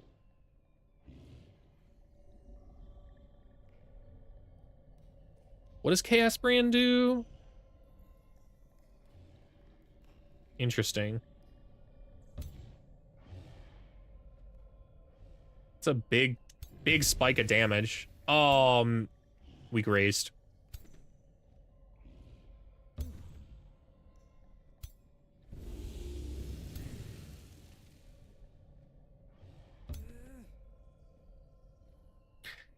think it's psychological. You used to have, I think, a couple people that might like this game and might only watch that for that, but some people might just like watching you play regardless. The question is, better to get the loyalty of the person to the game or the loyalty of the person to you? It's a question you're also asking yourself.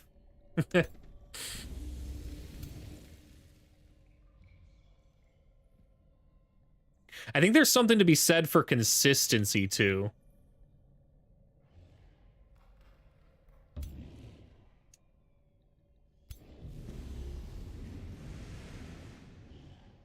At least within the same, like, similar genres, I think are all right. It's like if you're hopping from like, if I'm hopping from like Age of Wonders, for example, to like, I don't know, like Call of Duty or something like that, and then I swap over to Madden or something the next day, like there's no consistency there at all.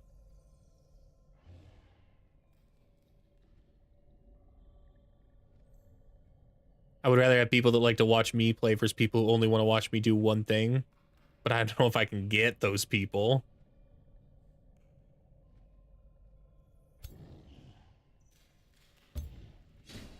The one thing I'm definitely sold on for sure is at least being your authentic self. Like, you know, being who you are. Because then you're at least consistently being the same person to everybody that you're watching or is watching. The one thing I don't want to be is like a character for sure. The most character thing I have right now is this shirt. I wear it most streams. And it's just because I haven't gone out to Goodwill to go get some more tie-dye or Hawaii themed kind of shirts. More Jammy, more Buffett themed shirts.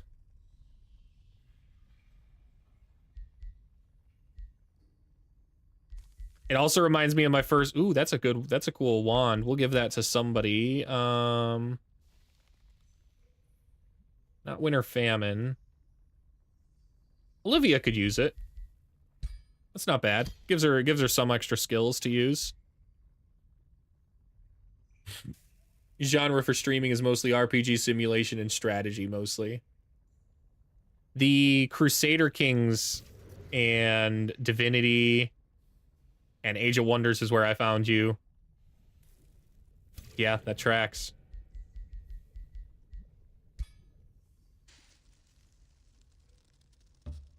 That should be Olivia's renown done to... Yeah, look at that. We got her major ambitions complete, so now she does more damage the higher rank something is. Which is 10% damage for each rank the target has. I've always wondered if this scales with Exalted status now. I don't know if it does. I imagine it does, but... That's crazy. She's a whatever the toughest units they got are, she's an assassin for him now. And we're gonna keep that going with Willbreaker. And then she'll have her killing momentum the next level up too. I'm so out of touch with the streamer options. I'm curious which game is the most popular I've streamed.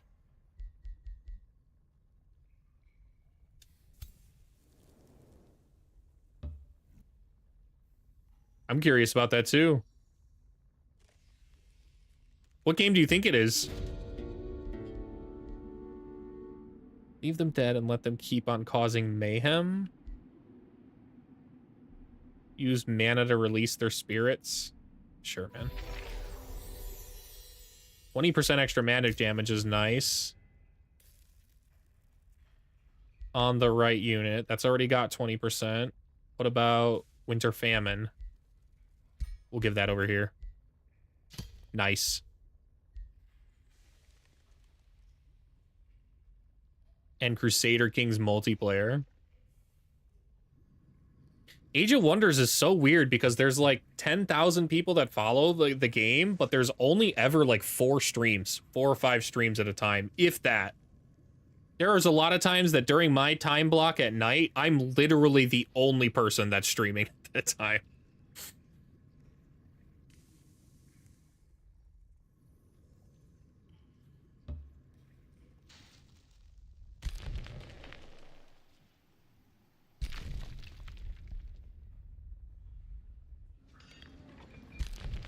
Who's up next to move? Ah, they're fleeing now.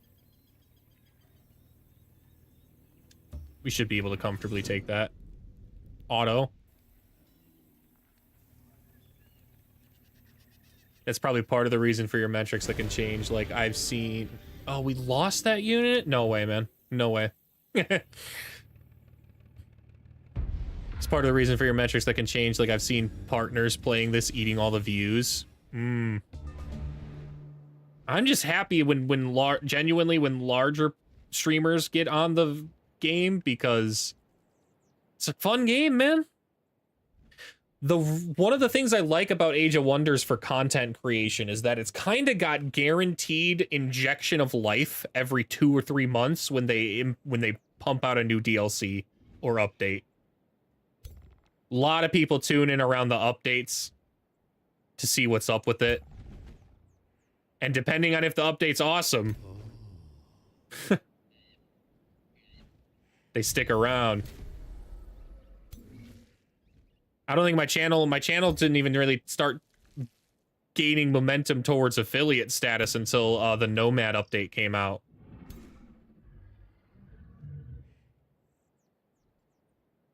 We're gonna move the Wind Warrior up here. This is where we're gonna use our health on too. I gotta be careful about the Sundering Blast, so I can't totally group up here. Or I could preempt it. Ooh, okay, changed my mind. We're gonna move our Astra in here, and then Angelic Grace. Now we all have Grace, so the moment he shoots us with his big ol' blasty ball, it actually dispels basically the attack for the time being. Move the Caustic Worm over here. Angel, turn 1, summons. Move this one around this side just to distract them a little. Their purpose is to die.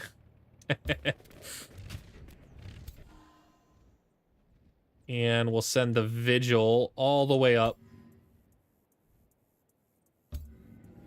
So we don't care if it dies now. The time has passed where I cared about protecting the Vigil.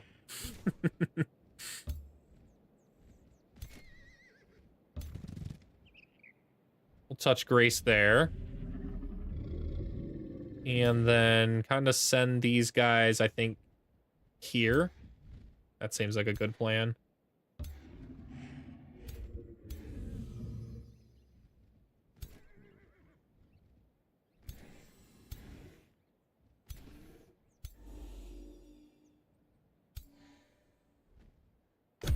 Okay. Yeah, it was Death the Game. I was thinking about making my main game, but now I got a lot of multiplayer stuff I'm doing. So I need to get through the solo content, and then I'll just start hosting multiplayer for this game, probably like I do all the others. Yo, when you start hosting multiplayer for this game, let me know, like, hit me up, man. I'm down. I love the multiplayer on this game. It just doesn't, like, like when it crashes, people complain when that it desyncs all the time. And sometimes, yeah, it's desyncing every maybe 10, 12 turns, but it also only takes like 20 seconds. Maybe that. Genuinely like 10 seconds. I can't pull out my phone and text someone and then it reconnects. Which, for strategy games, I've dealt with way worse crashing than I have in a lot of other games than this one. Ooh. Nothing died. That's kind of unfortunate. I thought something would die, but you know, we've got enough mana. Ooh, we can summon the Progenitor Golem? When did we even get this spell? We'll do that. Why not? Knock, knock. There's a golem behind you. And it does devastating damage.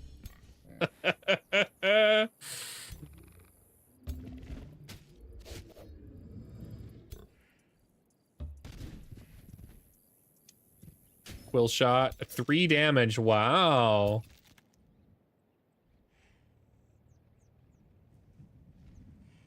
I imagine multiplayer's hard as fuck too. Yeah. It's going up against actual humans is really interesting because they both make dumber decisions and smarter decisions at the same time. That's why I like humans, man.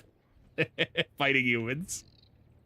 They make at most you can always bet on them to make unexpected decisions, you know?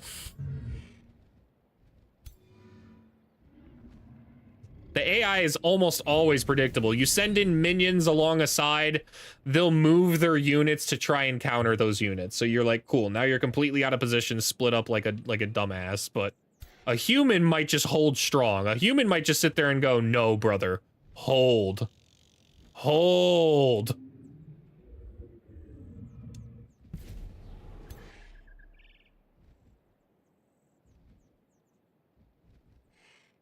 Only real PvP I was playing a while back was Marvel Rivals.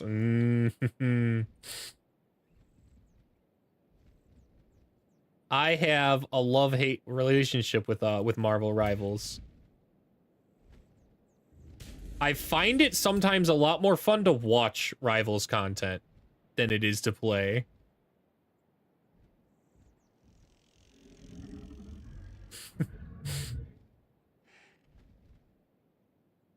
Especially because I'm a strategist person. Like, dude, I can be absolutely top of my game, being a great supporting teammate, and like it ultimately doesn't matter sometimes as a strategist because you kind of need your team to do something. Anything. My second backup is Vanguard, and that leaves me almost as frustrated because I'm sitting there like, Jesus, I could just be doing a better job as strategist right now. Why you don't support randoms? I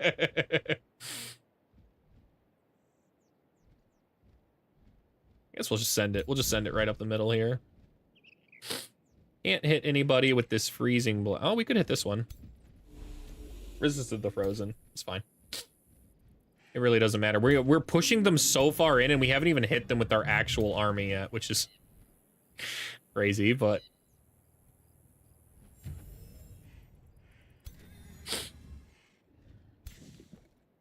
Sprint.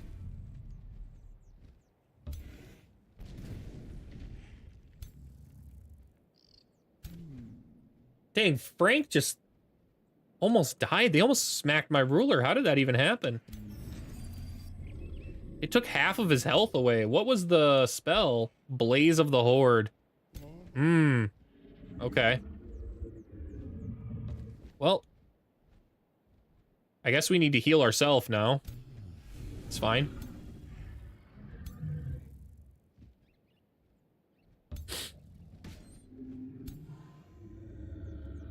But I did end up solo grinding. None of the kids I played with could keep up.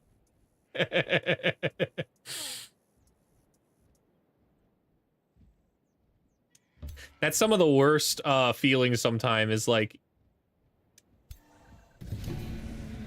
when your teammates or when your friends like can't keep up with with what you got going on right now. Because it's like, do you hold yourself back then to play with them, or do you just keep pressing on for your own improvement? I guess it probably depends on the game. Ooh, come on, hit him. Ah, we missed, man. It's fine.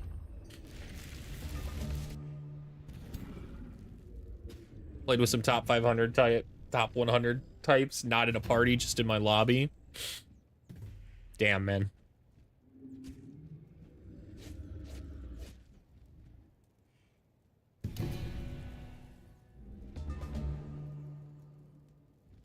Damn. That's...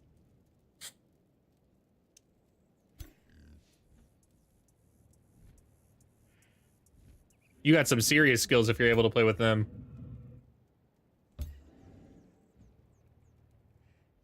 The breach bolt should spread the damage, yeah.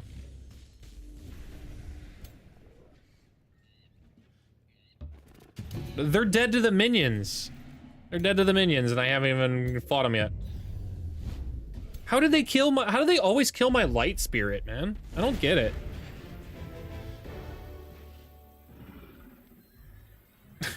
I don't get how that unit keeps dying in weird combats. Best I can tell, it blinks forward, and then the AI just smoked as a result. We're gonna go pillage this side. We need to be in the sunless terrain.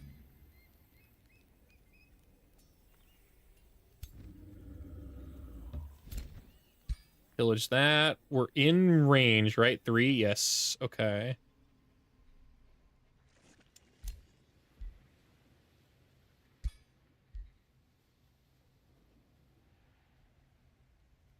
We're gonna replace the war camp and try and move the war camp up over here.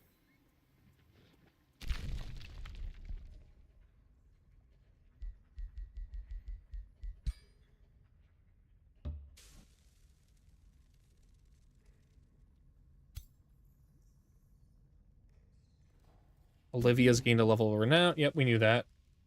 We knew that.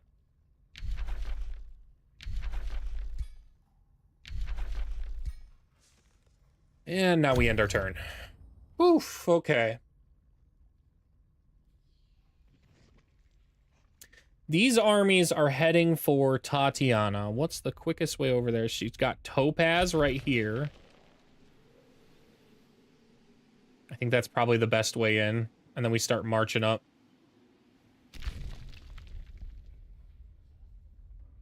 I feel like I burnt this city. This was a city of some kind, and then I burnt it, yeah?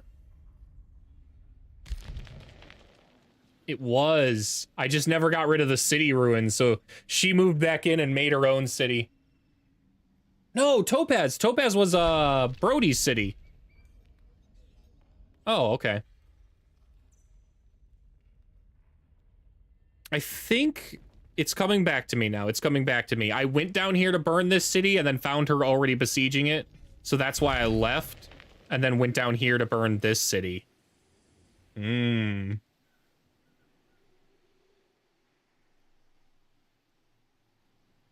yeah, yeah, yeah, yeah.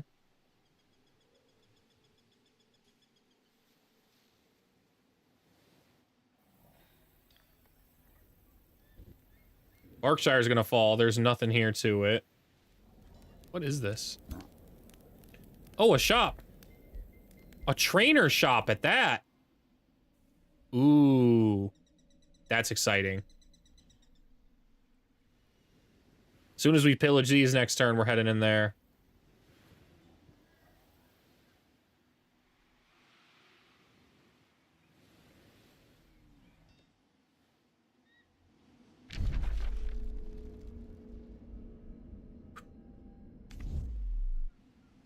Tristan won this. So he should take Crosswall.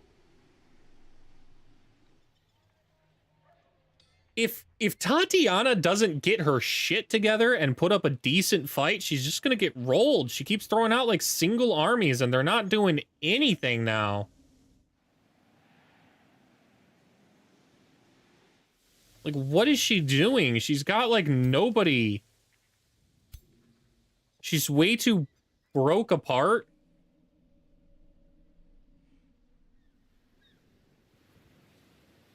I think I'm learning that the AIs I built, if they're necromantic types, man, they stay aggressive because they just, the more things they destroy, they kind of instantly raise as their own armies, so they replace and they just can kind of keep stomping.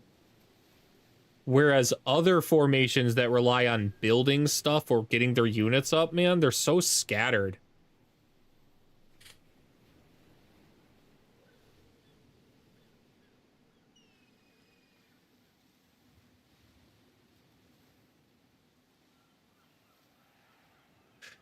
Nothing to focus on with Tatiana right now. She's at least 5 turns before I'm engaging with that anyways, so the rats are our focus.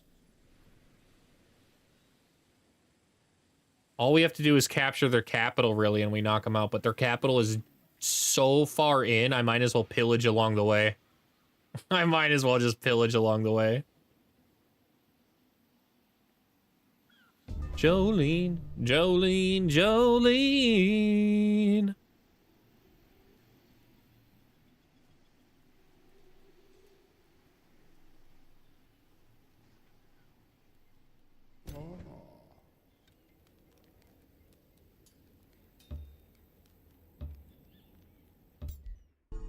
All right, what do we got? We've got a Death Knight re-education or a Warlock re-education. Interesting. Governance training, intensive training, summon animals. Summons a random tier 3 animal.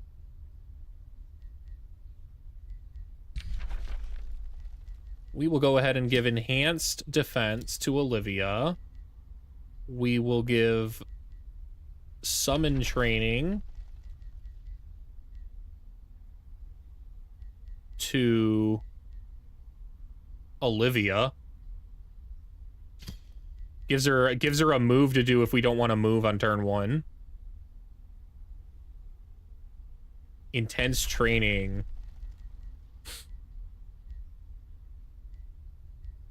I'm leaning towards Angel for this one over Olivia. Or one of the Eldritch Sovereigns, but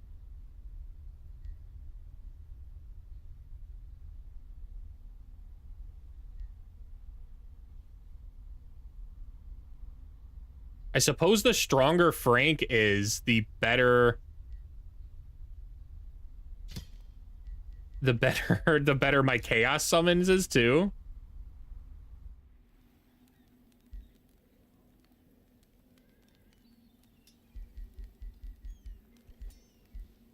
So this leaves him with 19, 20. He's got 2 skill points now he can use. We're going to go with fighting, so he's even stronger.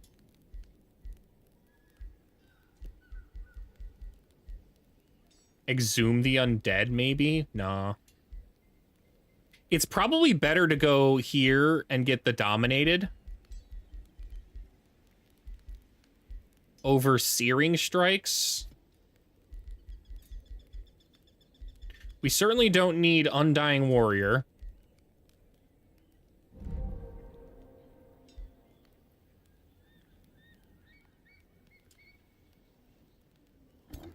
And everything useful's been purchased here, except maybe the governance training.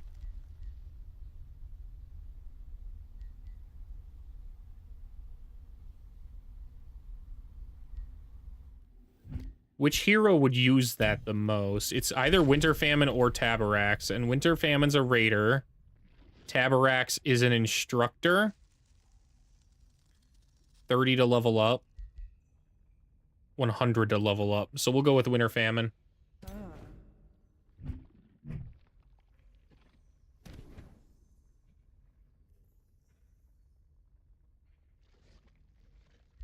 And we'll also finish our road building here. Hooray. Now we can regenerate some health. The rest of these guys are champions. Ooh, and our nymph is a legend. Ductor's about to be a champion or legend.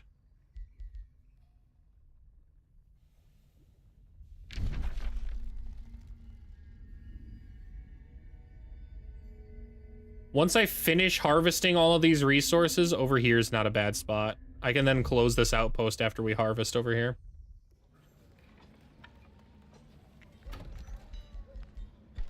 Annex. Right here. I need to close or reabsorb some stuff like these. Don't really need them here. Oh, can't reabsorb that one. What about this? I should be able to reabsorb this. The Baylors really kind of dropped my population a lot more than I thought they would.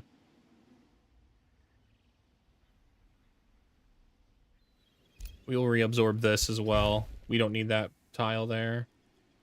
Or this one. Oh, but I can't reabsorb that until this one's done, I think. Oh, no, I can. Because this is connected. Okay.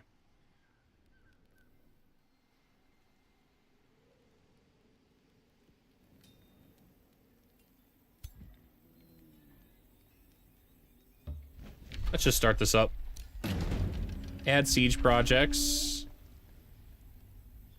Empire progression first. That one costs 175, and I think there's one down here that gives me an extra siege as well. Yes, we'll take this one because it also makes siege projects cost a little less. Ritual Calamity, Incite Rebellion, Construct Devastator Spheres. No one can stop that.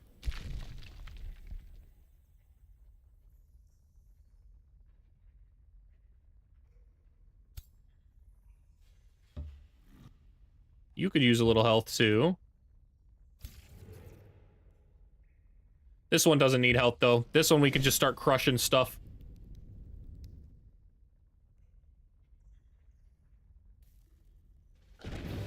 Not happening. Not happening, man.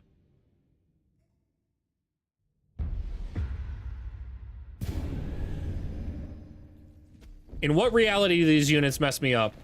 At most, this one. This one's kind of got the... Because it's got the chain reaction.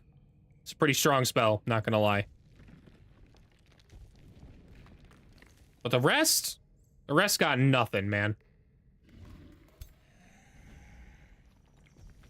Interesting. We can already explode too, so let's go ahead and use our transfer life on ourselves.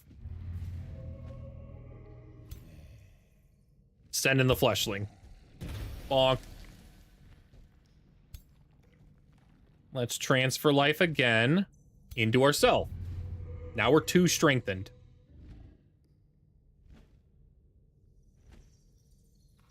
I'm between mind control or delirium. What kind of options are we looking at here?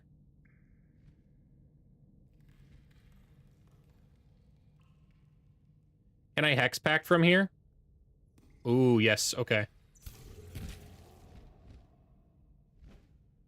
The Arcfire Typhoon is so good, man. Oh, man, I really want to hit the Arcfire Typhoon instead. They've got lightning and fire protection. Never mind. Never mind. It's much better to either mind control or make them go insane. And I'm leaning towards the delirium.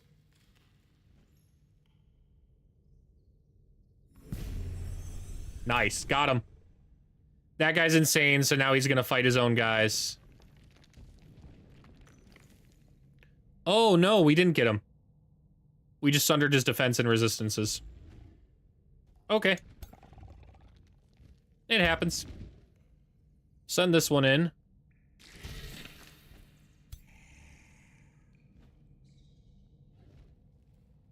This fleshling... here. These guys are gonna summon their minions.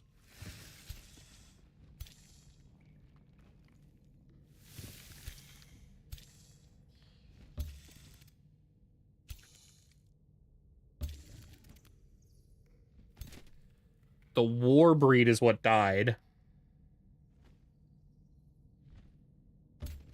Send it up here. We'll send both of them up here. Can I target these?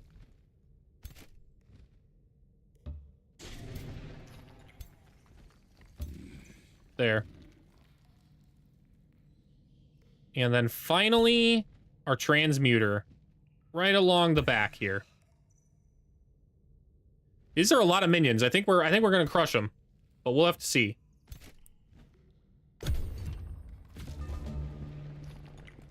Missed.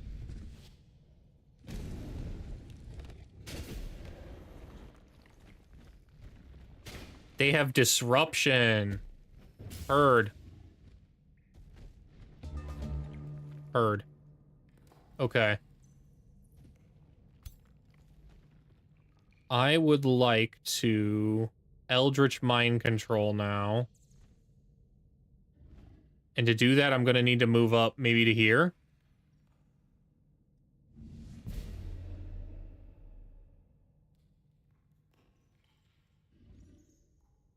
Immune to control loss. 59% on the charging unit. We'll try this guy. It's a 90%.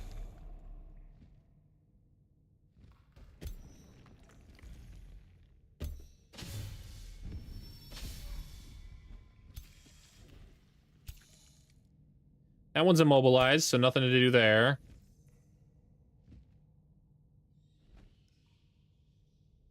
think I should have used transfer life, man. Ah, that's okay. We'll try and send the fleshling along the far. We'll try to send him along a really far flank.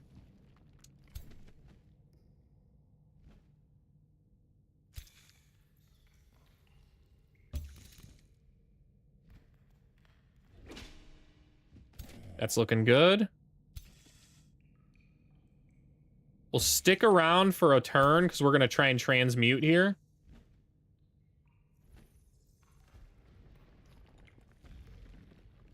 %29% chance to guild with the transmutation? That's cool. All right.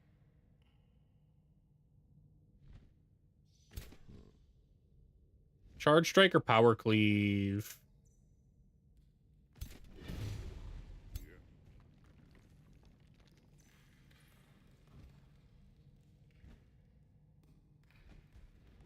If I charge in here, I think, yeah, I push it closer so I can triple strike here.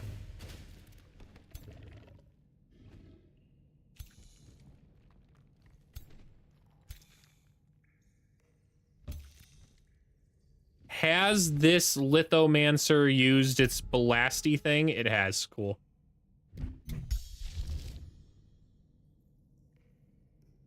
I would like Avatar of Chaos in the back. Magic Strike there. There is nothing better than the Grave March pretty much here.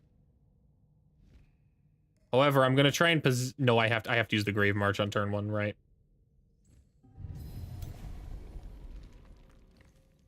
I don't know if that was a mistake, because I think the Seismic Slam might get rid of corpses. Ooh, it doesn't. Cool. Well, we will not be Magic Striking.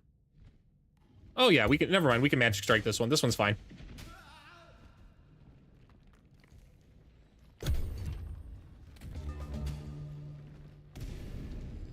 Interesting.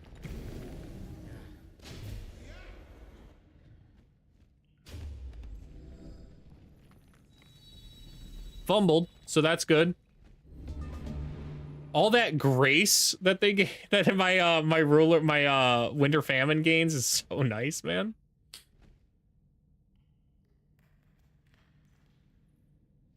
Oh, unfortunate. It resurrected our Bone Wyvern. Still.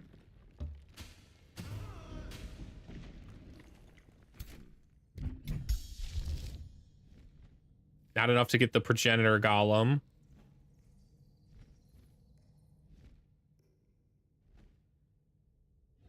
I don't really think it's the right move to Flame Volley.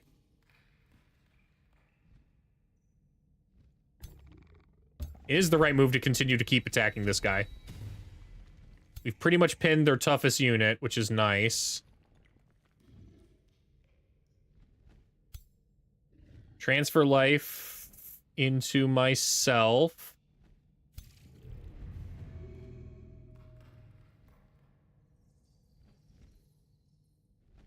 I would like to move and then use the Arcfire Typhoon. Unfortunately, the retaliation attack is going to be pretty strong. Not if I explode, though. Because that gives me grace.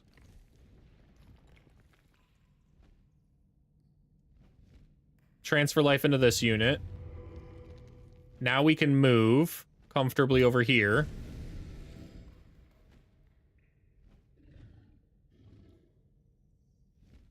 Ooh! Thanks. Now your dude's mine.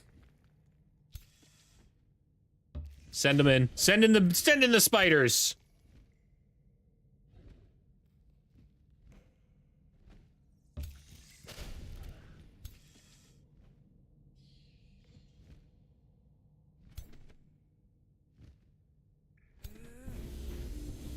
Resisted the gilded. That's fine. I can get killing momentum here.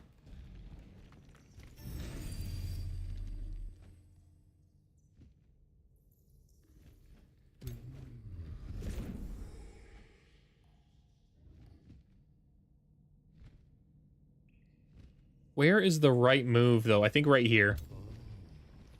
Now, Draining Burst doesn't kill.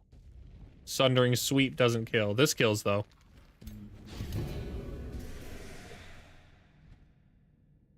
And it allows us to second wind. But that doesn't give us much. Charge Strike's not bad. The Draining Bite doesn't work. So I guess we just Charge Strike here.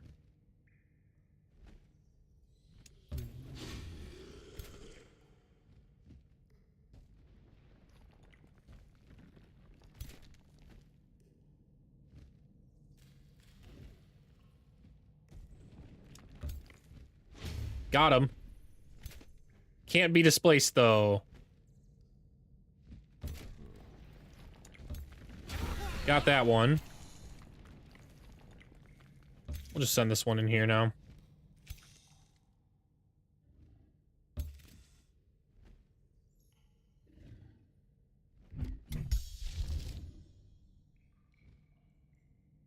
Oh, and now we can summon the Progenitor Golem.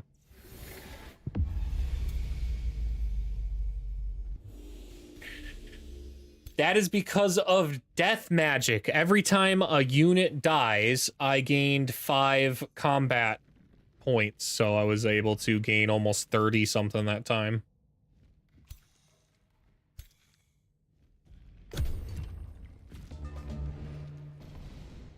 Turbo strong, man. Each of my armies can basically fight on their own now comfortably. Comfortably. As long as I'm constantly killing units.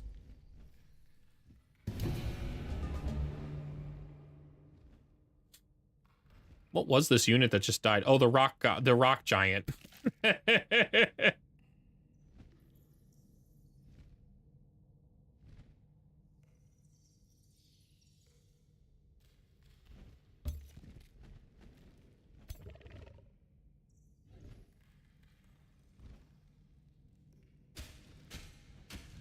Nothing to do here, but just kind of keep pounding this guy. 100% hit from here. Nice. Ruler. Good Sunder Sweep. Probably better than doing anything else. Oh, actually, no.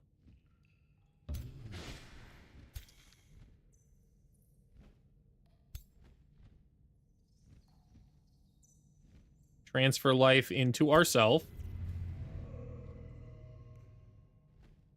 I think we just Cosmic Spike here. Like, that does so much damage, man. It's probably better than the Arcfire Typhoon. The Arcfire Typhoon's kind of... It's one of my favorite spells, but in this situation, I have not that many units left, so...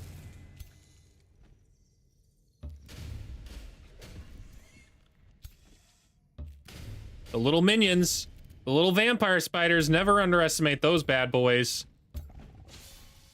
That guy's toast.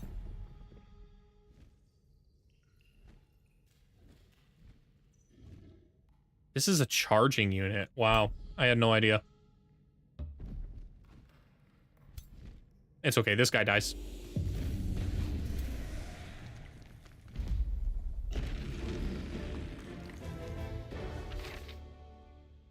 Those rune leggings are useless. We'll try and send Winter Famine down over here.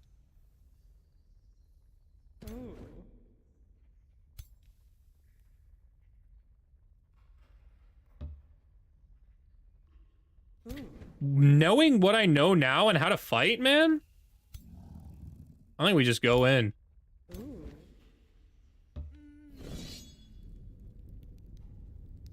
Let's manual here.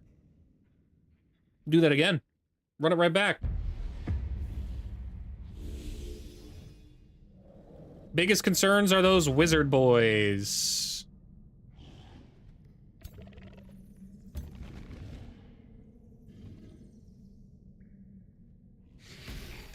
Cancel defense mode, that's nice.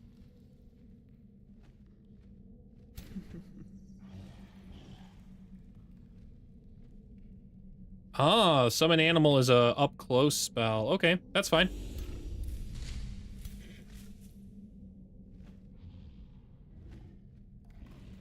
Really? The unicorn has a heal? That's kind of cool.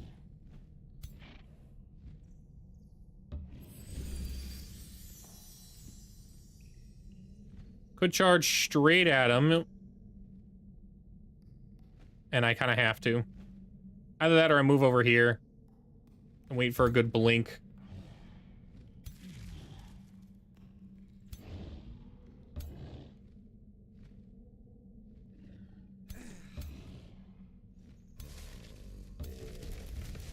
Okay. We don't want to give them a good fast phase. Oh, we are. We're going to give them a good fast phase. It's going to be a devastating fast phase at that, too. If I don't retreat, we will pull back. With everything that we can, we're going to pull back. It's probably not going to be enough, but...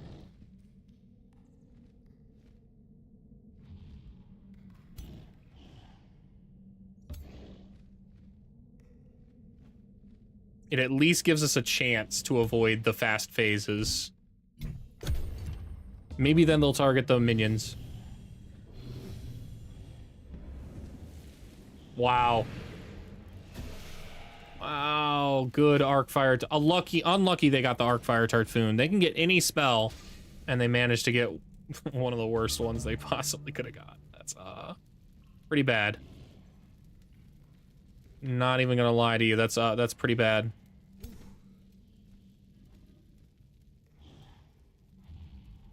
Hmm.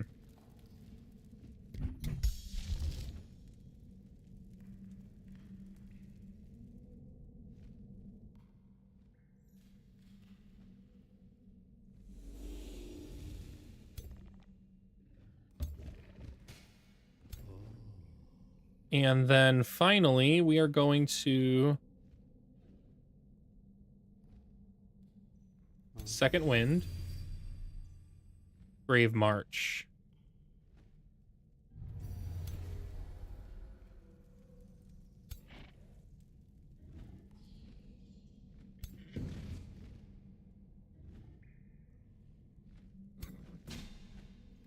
Sunder the defense there. This is just bad placement over here. So we gotta move.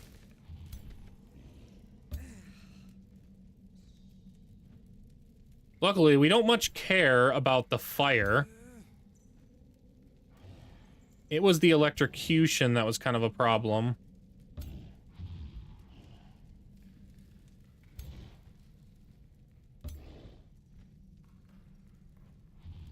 Does the fast phase have a cooldown? Cooldown of 2.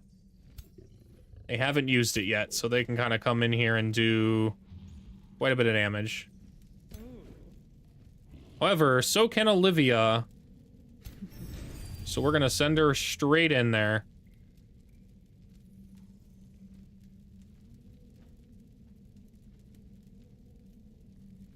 I don't like using blood empowerment here. You've got precognition, man. That's...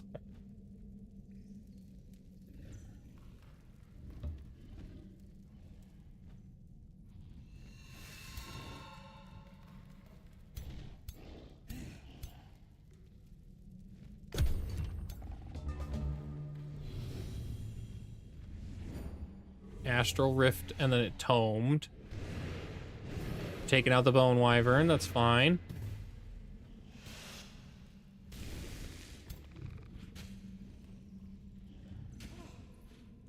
I'm really going after Olivia, which is fine by me. The closer they are around her, the more she can just wreck them, man. We just have to be very careful we don't...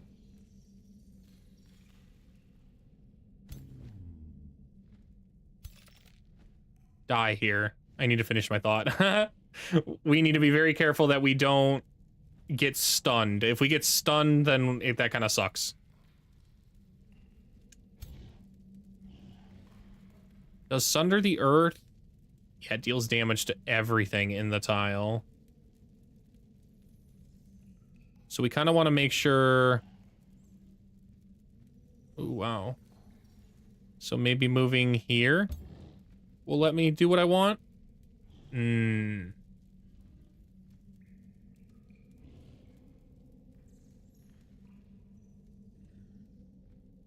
So no. What about here? No, not any better.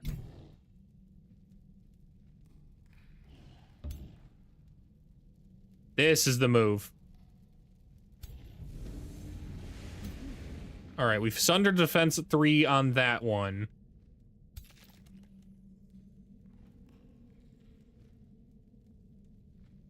Oh, I like charging here. Oh, hold on. I guess I need to move here first. Raise the... Oh, really? I can't raise that up? I guess because it's a... Was a summon, it doesn't count? Okay. Not a big deal. I think I can move here. Raise up this guy. And then turn and charge at this one. Oh, it's because it's not a corpse. I only lost one of the unicorns. There were 2. Okay, that makes sense.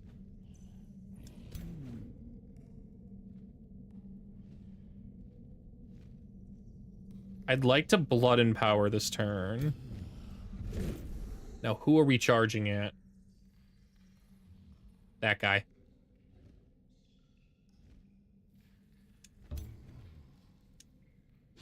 Hit a good flank. Giant flank attack.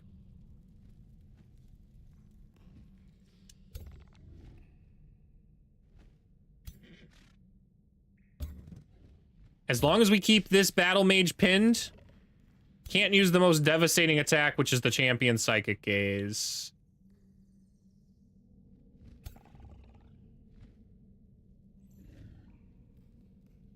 I'm pinned. I'm pinned. I just have to fight. It's okay. We negated the precognition, which is what we wanted to do.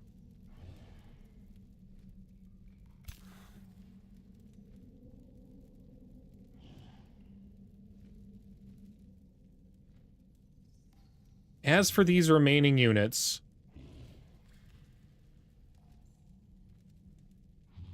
we've already negated the precognition there. Maybe we move straight into the middle of the fire. Ooh, wow. Okay. I want to hit them, but I don't want to hit my own units. I'm not used to the range on Sunder the Earth. So, here? That'll work. And now we spread this guy out because we popped his charge. Should allow us to just pound this guy now. Although the reflecting... The mirror veil is so annoying, man.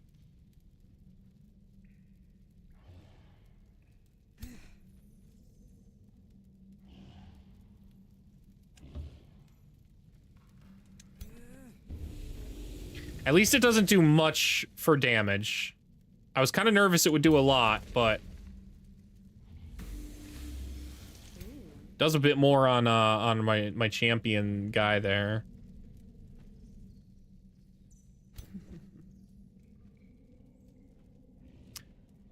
If we don't get stunned, we get this kill. If we get stunned, then...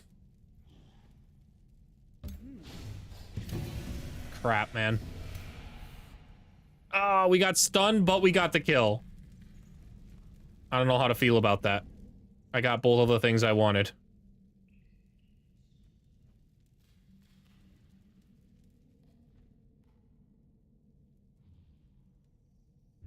That does give us the ability to summon our progenitor golem, though, and I'm gonna summon it right here.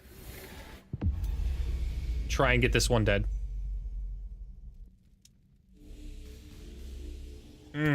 Not enough. This'll do. Alright.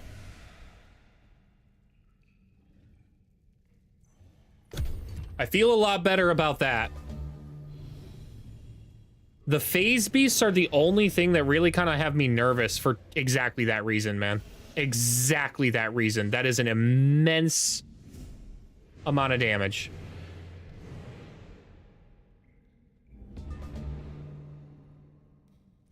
It removed the burning, but not the stun, so Olivia's still pinned. This transmuter might die.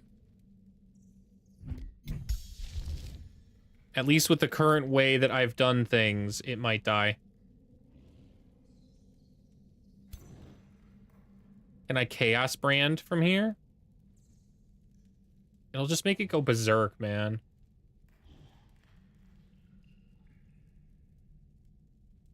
Ooh. Ooh, that's kind of big.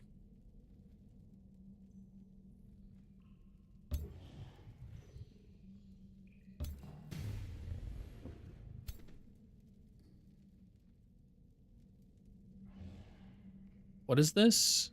Oh, it's Grave March. Okay. I kind of need to move over here to use Astral Blessing now, I'm not gonna lie. I don't really have the luxury to be fighting this turn with my ruler. I need to move basically right here and use Astral Blessing to try and save this transmuter's life. That's all I got.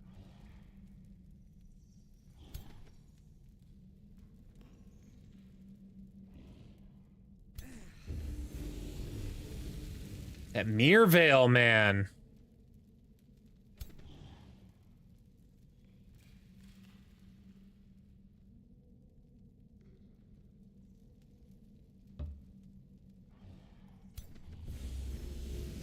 Resist the Gilded. The Entwining Bolts is at least a lot of damage. Can I kill them with a Chaos Brand? Yes. Okay.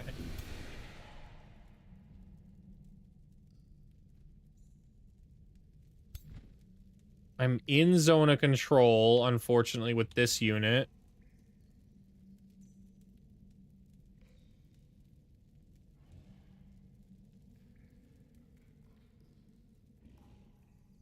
%37% chance to seal the wizard.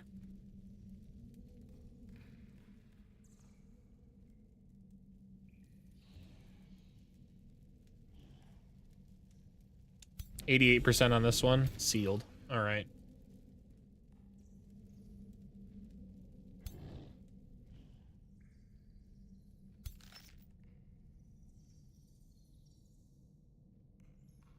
Can't do enough damage here. Would have liked to, but I can't. Still, it kind of forces them back when I do this.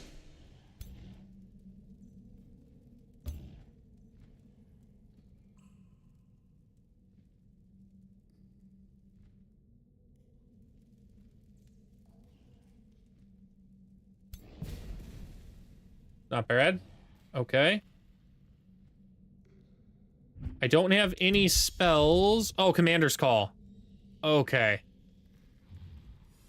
Huzzah. Should have even gone maybe down there. That's fine. That's fine. That's a little bit of health.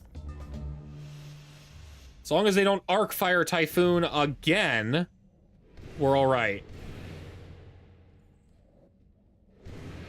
And it's not. They're focusing on the Baylor.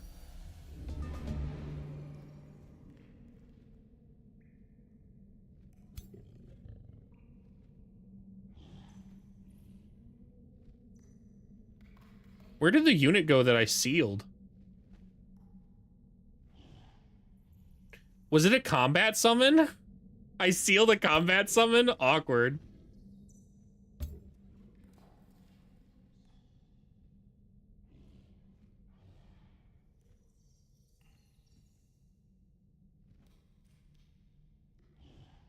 Well, nothing to it. I can't get close enough.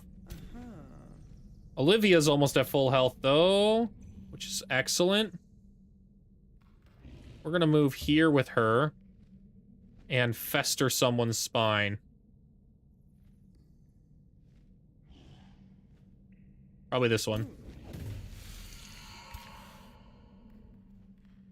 As for our chargy boy, no second wind.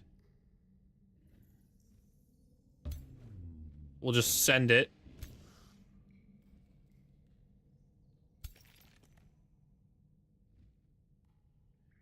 I like moving here.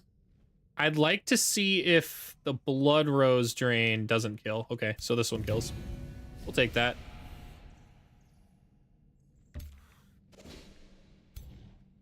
Am I in range? No, I have to move. It's fine.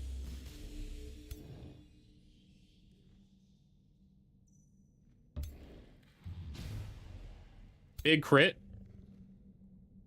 Can't phase. The rest of these units are safe down here now. I don't need to worry about them, really. That wizard would have to have some kind of crazy turn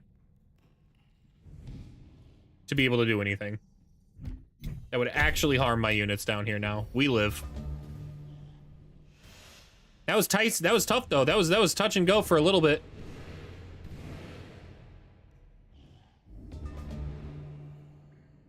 Thought this was going to be an easy clap of a battle, and it is most definitely not.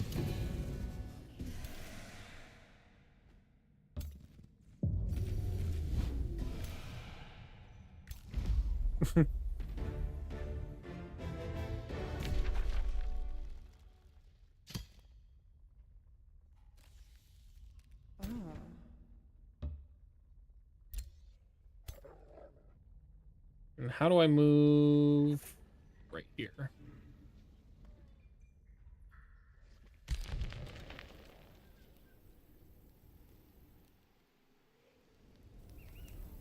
We'll just have you join the siege, man. There's nothing to worry about here. Right in the siege. Whew. Okay. Target one of your free city vassals, summons 2 fiends under your control. I think we go with the Calamity Dragon.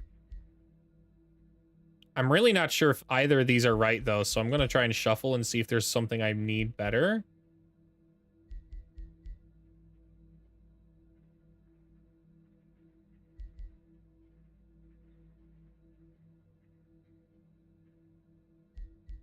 I quite like Fight for Power here.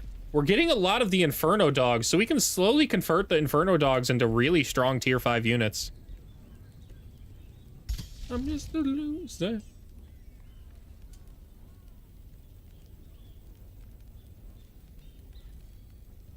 Do we go with Steel Skin first? Or the Accurseds? I think we go with the Accurseds. Demonic Siphon. Adaptive Armor. We're going to go with Demonic Siphon. And then we're going to also queue up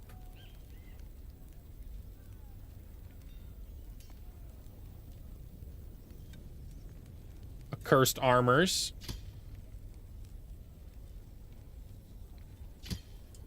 Demonic Siphon's more important because a lot of my units, because of the transformation from Demonkin, they're fiends. So that's more a higher priority than the other things. I just realized how much more power I could be having, though. Over the next 5 turns, we're going to gain so much more power from my enchantments that I'm putting on things.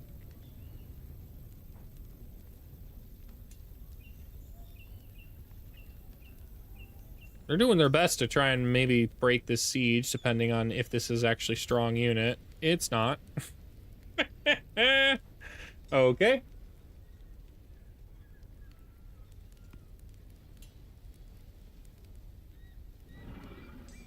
Man, where's Peter even at? He's just gonna let his stuff just get obliterated like this?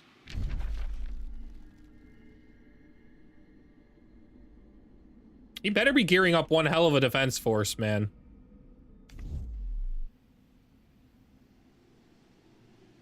I might stop pillaging right after I take this city and burn it, and come over here and do this fated region while I'm down here. While I'm just in the neck of the woods.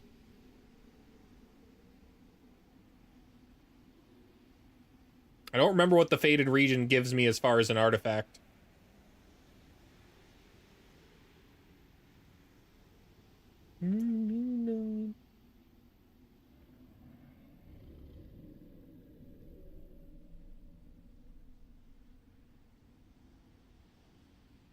What is my pin schedule? I think I said 2 to 8, right? Or did I say 9? 3 to 9. Okay.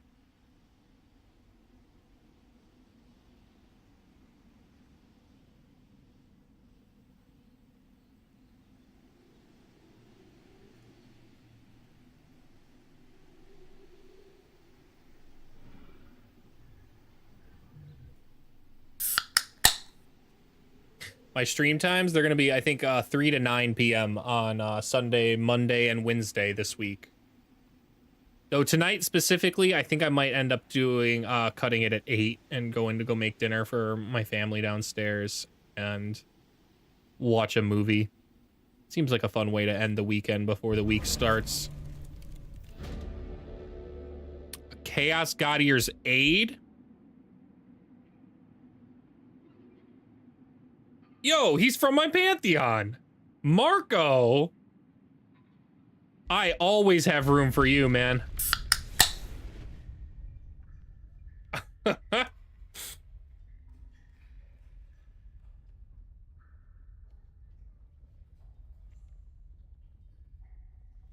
That's kind of crazy.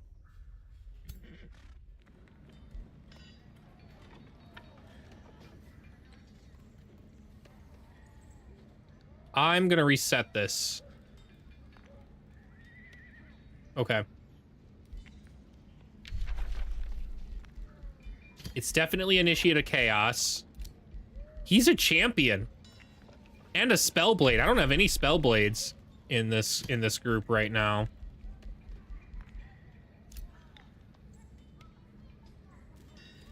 I'm trying to get my own schedule in order.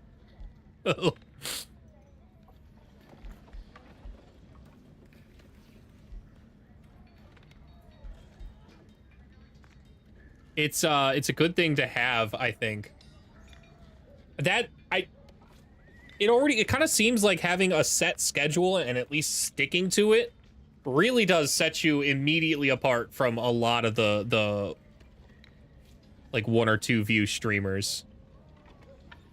Put you into that 4 to 5 club, I think.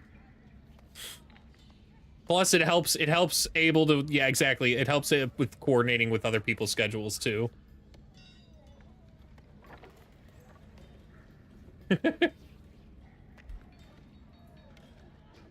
Chaos Empowerment is great. And then we're going to go straight down the vampire trees here. We're going to go Siphon Blood into Stunning Drain. Into Deep Hunger, Mist Away, Vampiric Flight. Increase the range of that.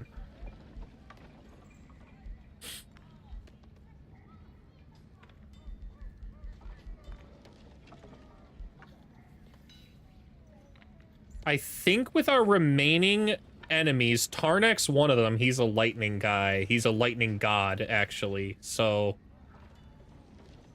I'm probably better going Fire Evocation. But he is also Constructs.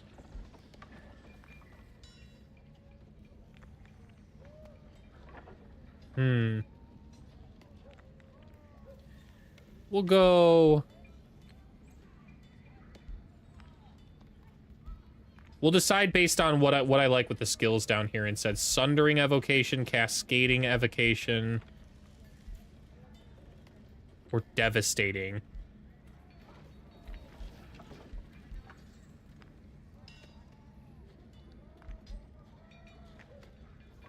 I think we go Devastating, and we're gonna go with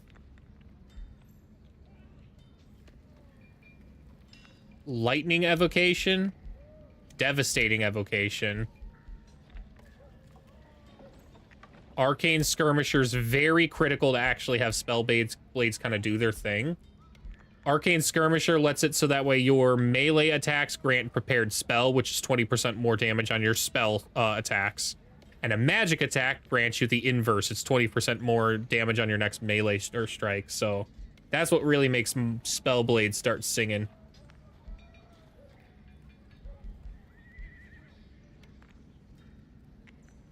Now, though,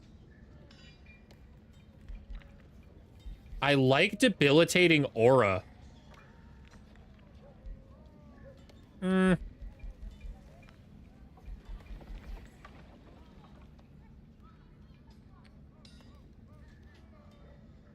That reminds me. Okay, so rather than do what I'm just gonna do, I'm gonna go Draining Bite.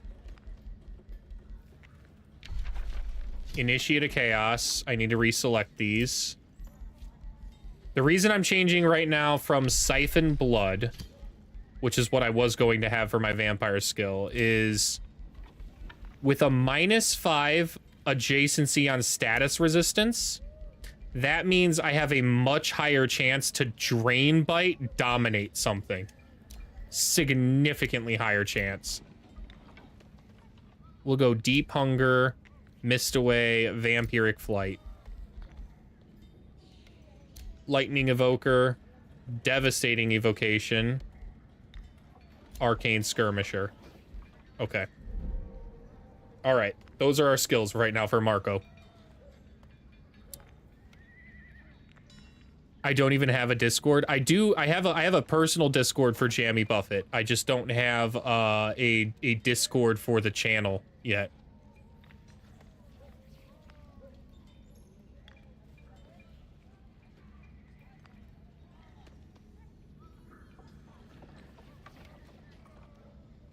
Sorry about that. I was a bit focused on the fight. Oh man, did it really pop up on my other screen?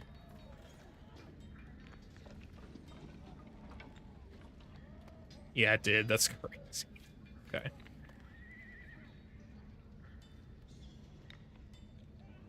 Okay. Discord's something I have very little experience with, like, at all. I've typically just used Steam's party interface or Xbox's party interface to talk to people. Let's see here. Switch accounts to Jammy Buffett.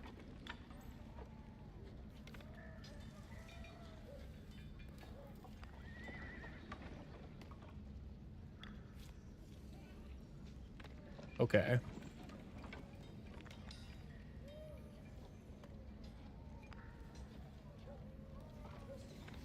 Wow, it lets me know that... Oh, it's because it's linked up. It lets me know that I'm streaming. That's kind of cool.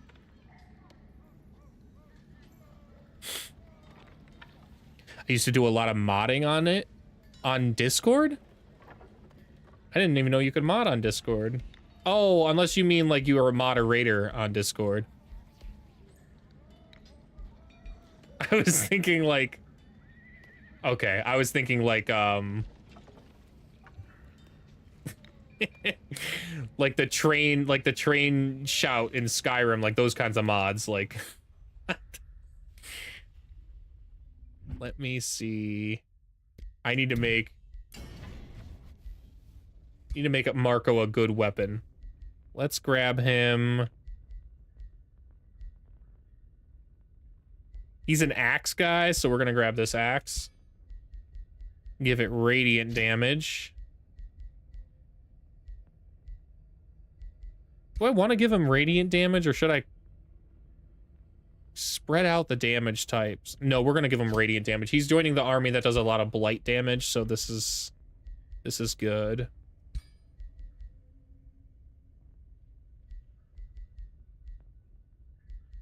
I like the idea of giving him infecting or construct slayer.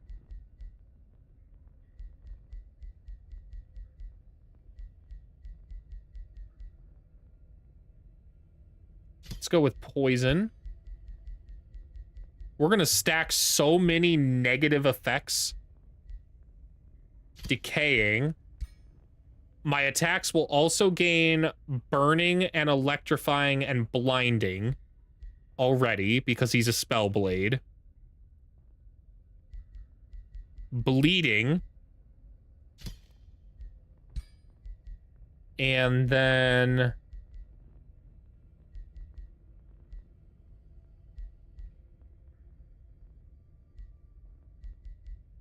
status vulnerability?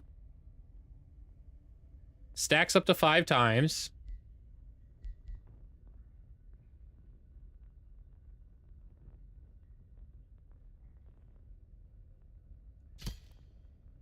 The Radiant Bloodletter. This is more like the axe of,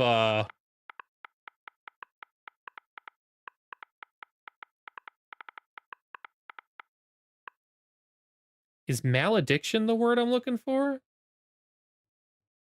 I think that's the word I'm looking for, but let's Google so I don't. It is. It is the word I'm looking for.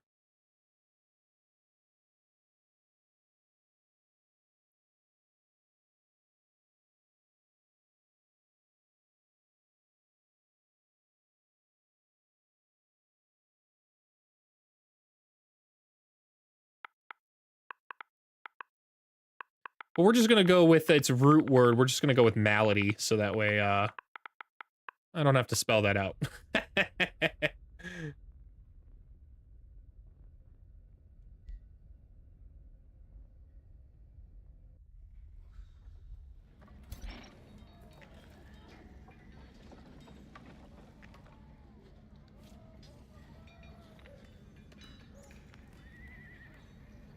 Ghostfire Cascade he's already got, which is super nice.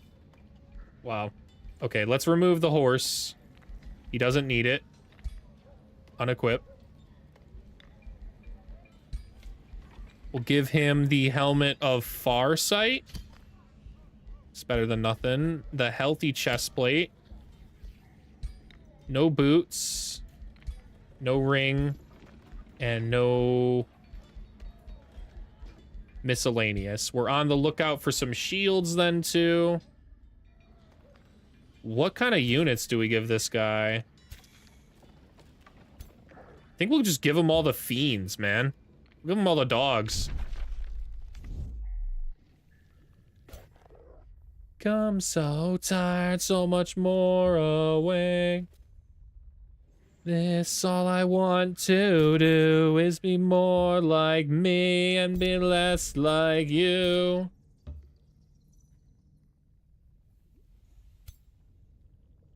Afraid to lose control. Get it, Chester. Nice. Stomped it. On we go.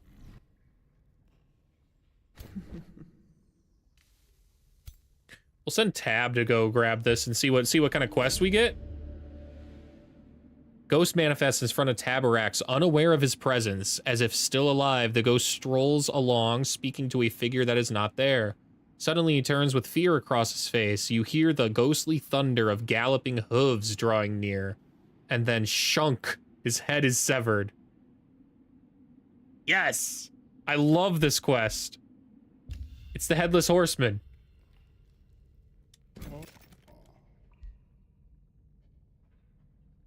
The Beheaded Black Knight is an elder vampire, and sometimes you can get it in your crypt and resurrect it as your own hero if you wanted to.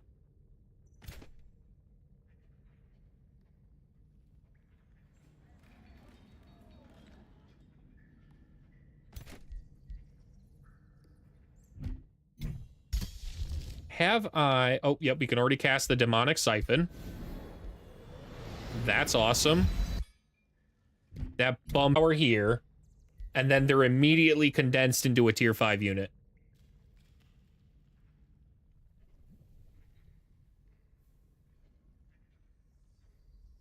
I now need to get more Infernal Hounds. Basically, every time we get a chance to get an Infernal Hound, we're going to try and summon one.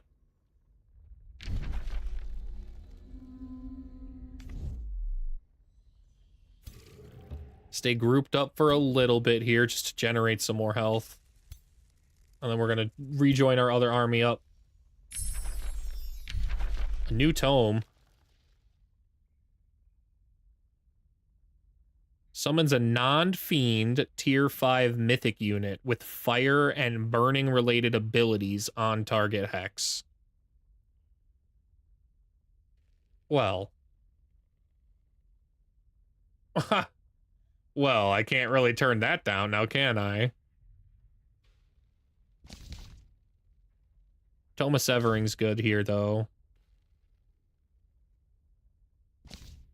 Basically, we're just collecting tomes like infinity stones at this point.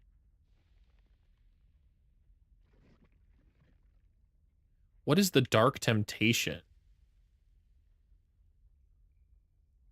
Sustains 20 spirit damage, gains 2 status vulnerability, and 3 remorse, and target non-hero enemy unit.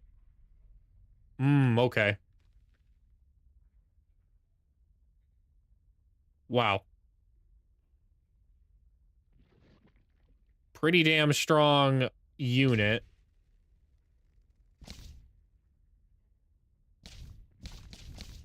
I think it's probably the Tome of the Blood right here, though.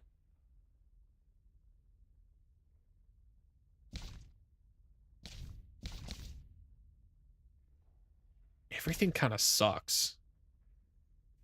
And by sucks, I mean it's all good. It's just not anything I actually need.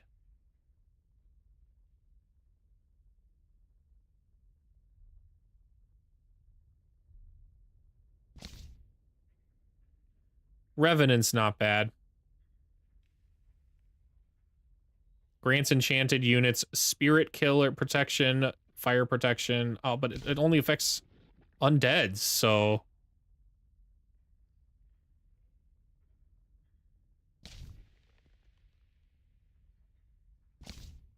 Is this a summon or a build? It's a build.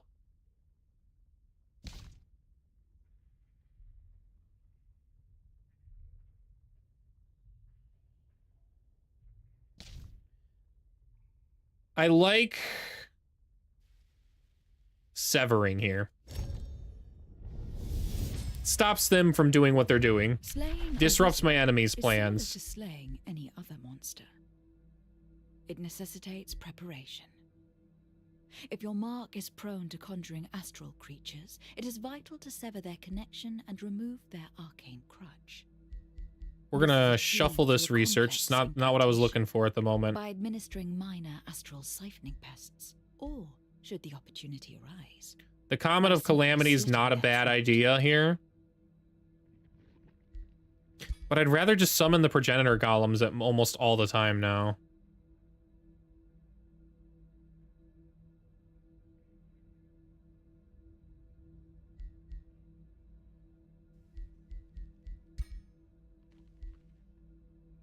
All non-hero corpses on the map are destroyed. For each corpse destroyed, friendly units gain 1 bolstered resistance and heals 5 temporary hit points.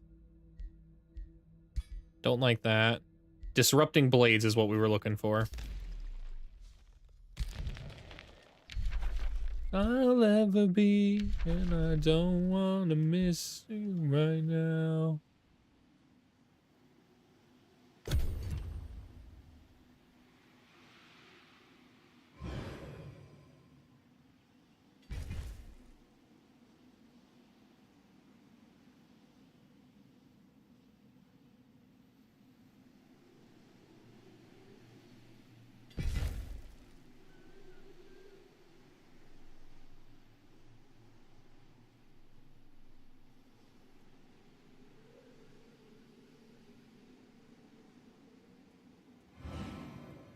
Okay. Let's check on Tristan. We haven't done that in a while. We've been kind of focused on our own game. His allies seem fine. He still doesn't care about these umbral nests, I guess, and is just comfortable letting them burn stuff. That is an insane amount of bone dragons. Oh my god, man. Why are they all, like, separated? What? There's like a single army's worth of bone dragons here, but like he's moving them all individually. He took Crosswall. Okay, good. She's starting to mount her own defense now. I still don't think it's enough against all those bone dragons. Yeah, it doesn't look like it's enough at all to put a hamper on the Trist. Oh my god, man. He just can't be stopped. He can't be stopped. He's going straight for her jugular. Which means I should go straight for the other guy's jugular. I should go for the Rat King. Once those two are knocked out of the game, that leaves the Eldritch Sovereign and Tarnek.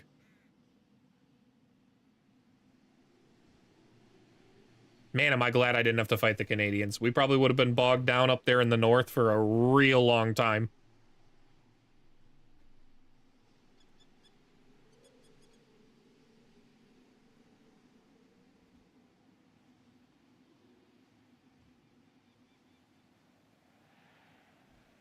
Okay.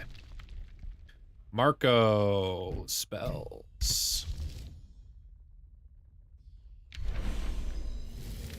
Oh, cool. They give me a choice of the unit I get to. I'm kind of interested in the Trickster.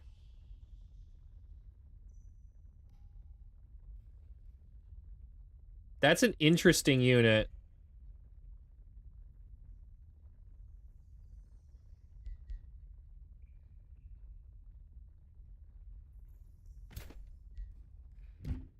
What else do we have? Cursed Armors is ready. We'll enchant that.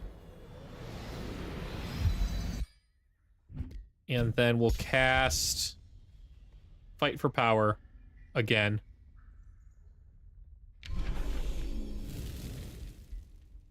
Take another Cursed Trickster.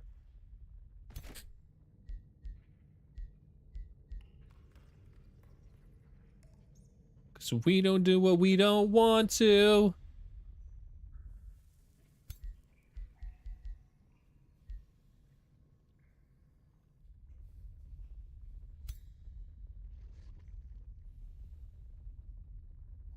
We're gonna pivot. We're gonna go help this army out.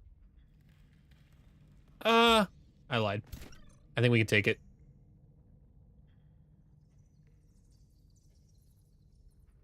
I think we can take this.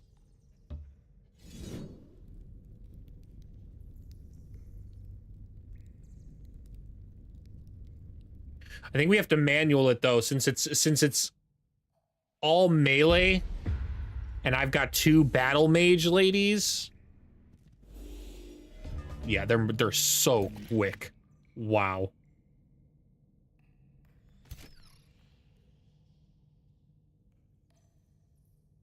Oh, I forgot about command. I need to give that, I need to spend some points on that as well. Oh, I can't, because Marco is now a vampire, isn't he? Yes, he is. That's why he has Draining Bite. I did convert my champion from my Pantheon into my vampires plan for this fight, for this campaign. Somebody on the subreddit was saying that you couldn't do that.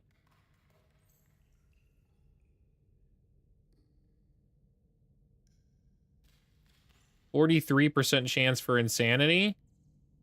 Well, we'll try it. Nice. Now they'll fight each other.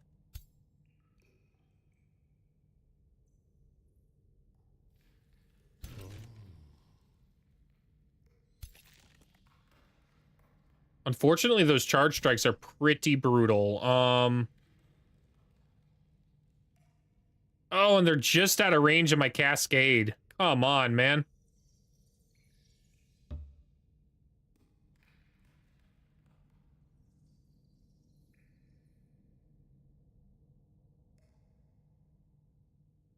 Okay, here's what we're gonna do. Here's what we're gonna do. We're gonna move this battle mage lady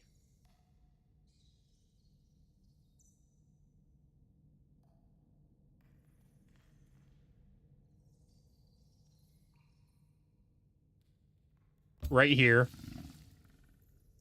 Hit them with the ghost fire. We're gonna move mine, Marco right here, and hit the command.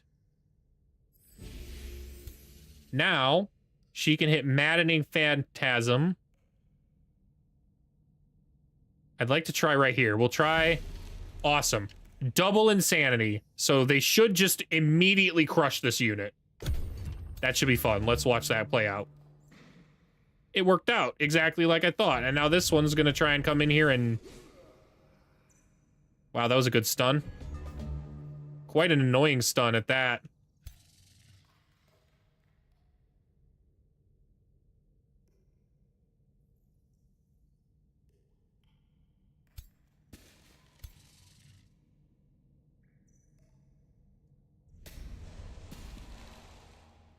All right, it's now Berserk and Steadfast. We're gonna call forth our ruler.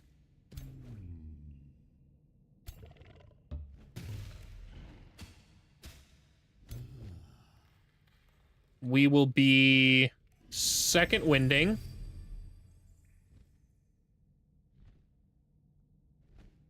And then grave marching on this side. Right there. Although I don't know if the Grave March was the right move, because both of those Rose Knights can go resurrect those corpses. Yeah, that was a mistake. That was a fucking horrible mistake.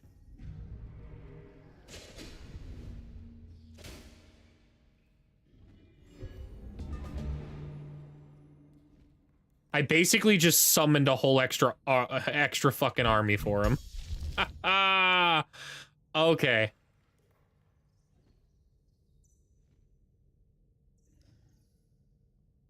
We're gonna go with the Progenitor Golem over here.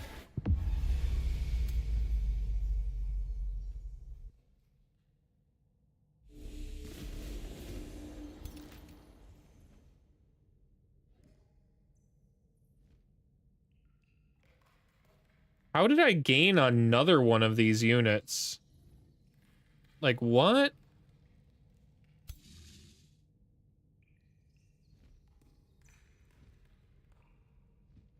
Duplicity. When this unit's total hit points drop to 50% or lower, it creates a clone on a nearby hex. The clone does 30% less damage and has Astral Reflection. If the original unit dies, this unit replaces it. Wow. Wow! Man, these are cool little centipede units.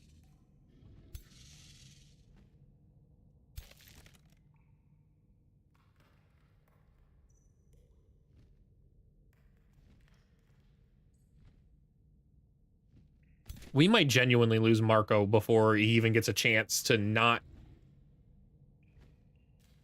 die.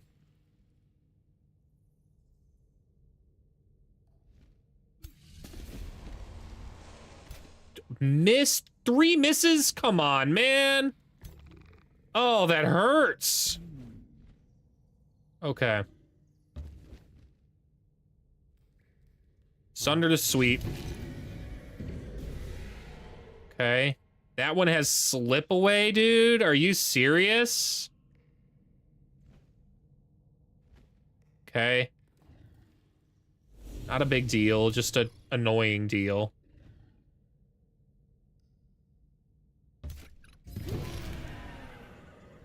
That's useful.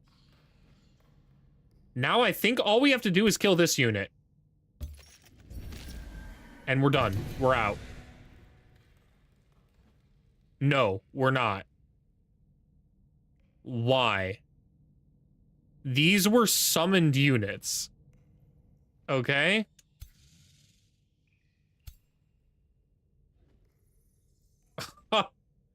All right.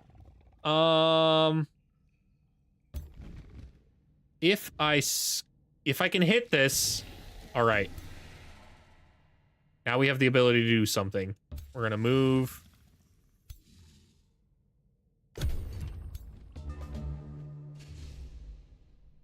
Fumbled, okay.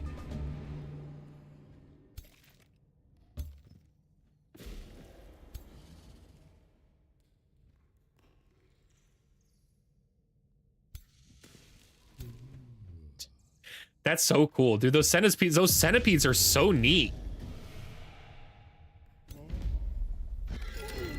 We did manage to beat it. The dead cavalry lies defeated, yet their ghosts find no rest. The souls of knights and horses arise from their remains, compelled by an imperative force. They spur their steed and gallop away. Only the beheaded knight resists the urge. For an instant, it turns towards you. Yet for the brief moment, you feel its desperation, as if it no longer commands its own actions. Your troops have freed this land from the menace, but a trail of ghostly hoofprint leads them away to an uncertain location. Track the equine apparitions. I think I said that right. Where my bones rest. The report from your scout is brief. The ghostly trail ends in a grim graveyard. The message is hastily written with a shaky hand. I think I can hear chanting within the graveyard. Tombs here are empty, the final annihilation. Please beware. Prepare your troops. Heard. This is a significantly tougher army. Oh my goodness. Heard.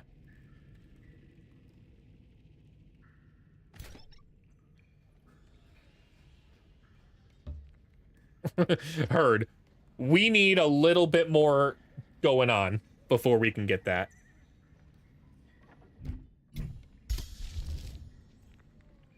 Specifically,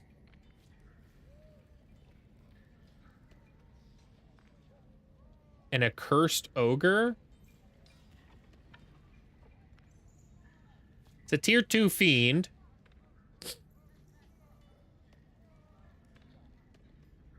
I think we need a Baylor into this army.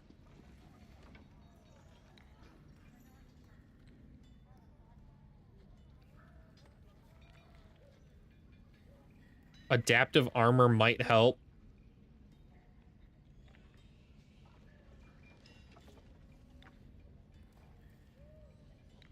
Yeah, I'm gonna go ahead and cast... Get a Baylor down here. It's fine to lose the 2 population.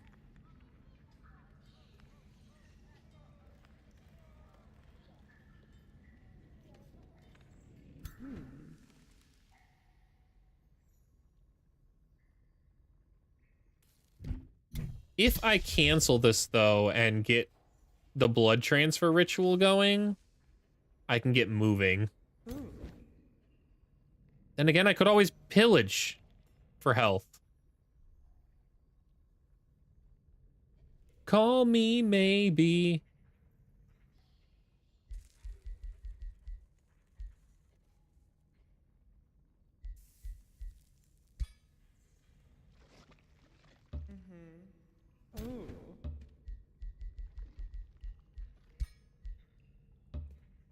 We're gonna get moving right now. Feel comfortable with this, even though I'm at lower health.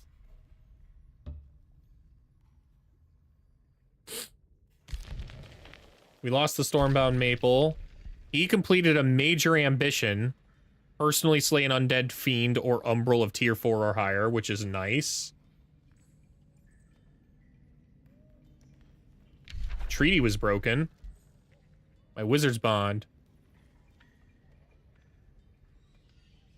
Marco looks cool. Yeah, he does. Yeah, Marco.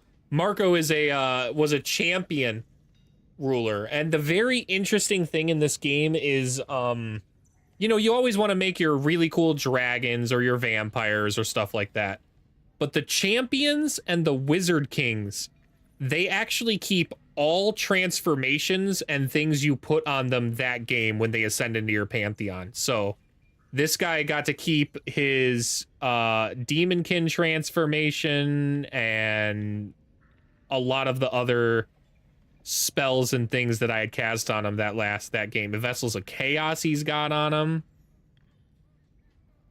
And then because I turned him into a vampire this game, he's got vampire stuff going too. Which is cool. Oh. Oh, I totally forgot I was besieging a city. This should be an easy battle. Though it's been very unkind with the autos the last, like, 2 or 3 autos. That's fine. We'll take that. That's fine. Oh.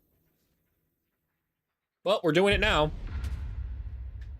I meant to hit A and I hit X, so instead we're fighting it.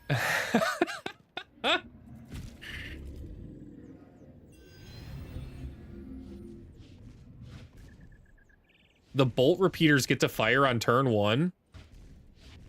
Interesting. That does make those more powerful. Oh my god, I'm almost dead over here. Oh, that's just the summon. It's not a real unit. It's just a summons unit.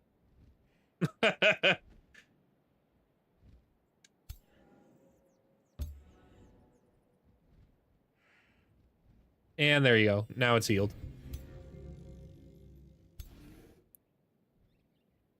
We're gonna try and bust right through here.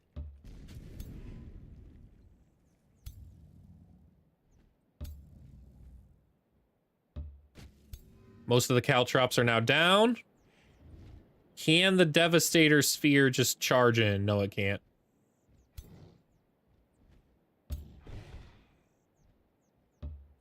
How about if I destroy that? Are you good to go in there? Ooh, you are. Blow open the wall. Thank you.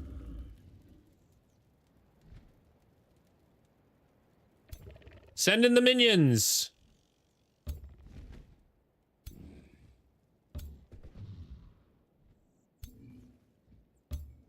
Does Siphon Lesser work on the oh, it does.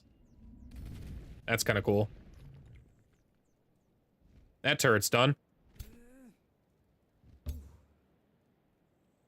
As for my ruler, I don't know if I want a Grave March right now. I'm kind of far away to Grave March. So I think I'm going to move over here. And then Astral Bless this unit. I actually care about this unit. That's just a combat summons.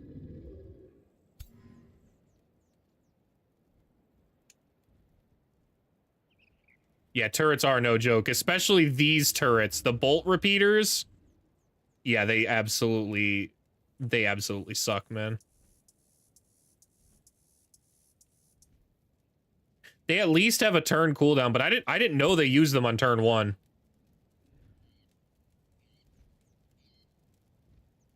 I have to not group up too much, but also I don't really care. So, just gonna send that guy. Just gonna send it. This Devastator Sphere, I guess, can go here.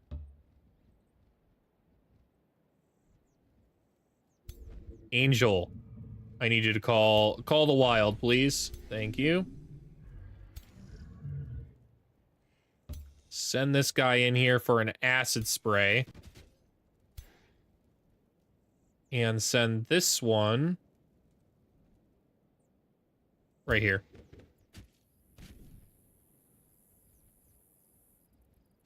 We're gonna try and charge this Devastator's right when after they kill this bird next turn. We're gonna try and send the Devastator Sphere in there to blow up this whole section of the wall.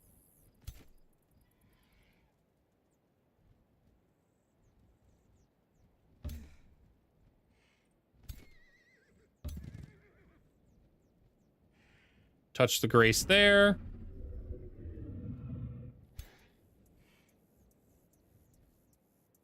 I need to move in a good spot for my Thunderclap, so we're going to try and move here. I don't know if this is the right move. It might be a little aggressive for my Thunderbirds, if I'm not going to lie here.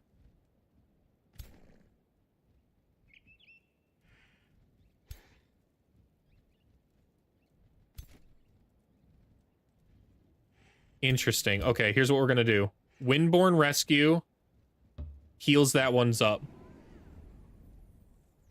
What's my strategy for avoiding copyrighted music? I just send it, man. For VODs, for VODs, I do have a strategy. So, all of my VODs are, on OBS's side, the music is disabled on track 6. And track 6 is what the VOD is uploaded for. So, the music doesn't come through in any of the VODs.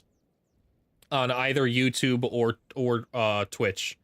On Kick, I don't give a fuck, man. I don't give a fuck on Kick. How do you do that? Let's see here in OBS. In the audio mixer tab, under the advanced audio options, you can have your different tracks for your different sounds. And my music is actually set to a very specific channel. It's set to track 1 and track 5, but not track 6. Track 6 is also set to everything else, so that's where the VODs will pull from. And then in your file,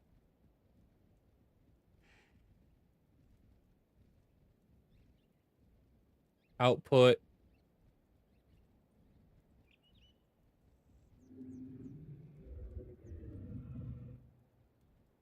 where was it? Is it in video? Advanced. Is it the ADAM multi-stream that lets me do this? If I hit the settings.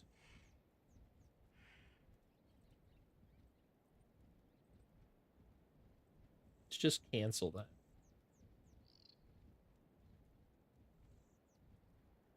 I'm almost positive it was file and settings. Where is, what am I looking for though in here? I forget which YouTube video I watched that let me set this up right. Followed at the time and I haven't done with it yet.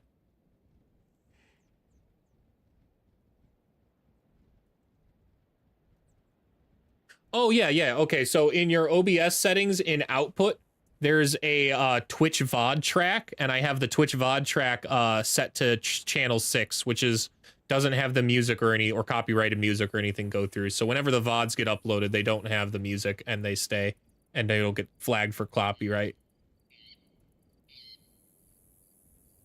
You have Streamlabs OBS. I don't know if that matters. You found in global settings audio tracks. I have just OBS. I don't have Streamlabs as OBS.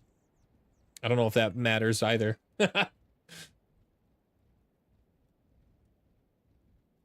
What's going off here? Oh, my alarm. Oh, okay.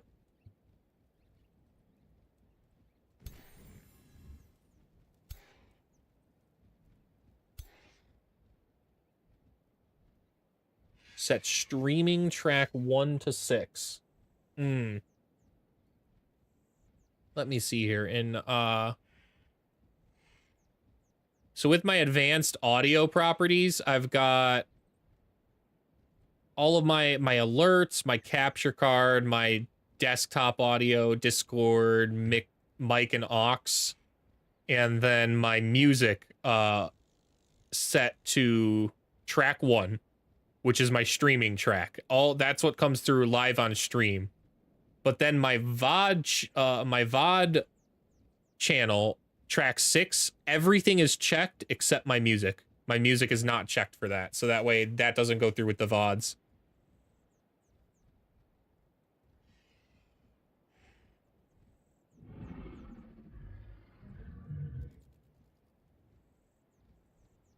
It's still rolling the dice, though. I mean, am I recording and streaming, or I record and stream at the same time, and they all go into their own files as well. That way I can edit them later, and since they're all set to their own tracks, like a lot of my audio's set up on different tracks, I can pull and cut out the right audio from in my editing process, which is a lot nicer. That was several days worth of YouTube to figure that out right. That was a lot of YouTube videos to watch to figure out how to get that set up right. Stream Scheme on YouTube is the main one that I watch to get those kinds of things fixed out. I love that guy. He just gives it to you straight. Tells you exactly what you need.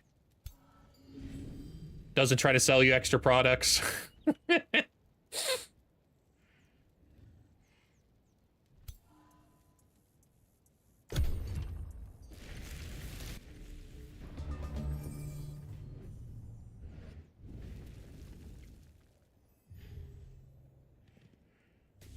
How did I convert all those units? What just happened? For 2 turns, all friendly units benefit for the Monarch. I got a zombie and I got this Wind Rager. How? It was my... Oh! Right, my siege project. 3 random units will get turned and mind controlled.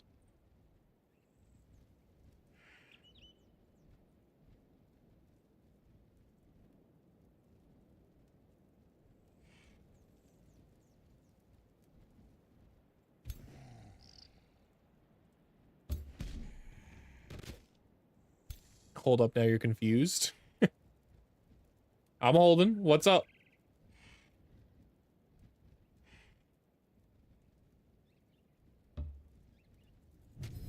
Blew that guy right up. That's nice. What does the Wind Rager do? Deals damage to all adjacent enemies and displaces them up to 2 hexes. Okay. So if we move in here...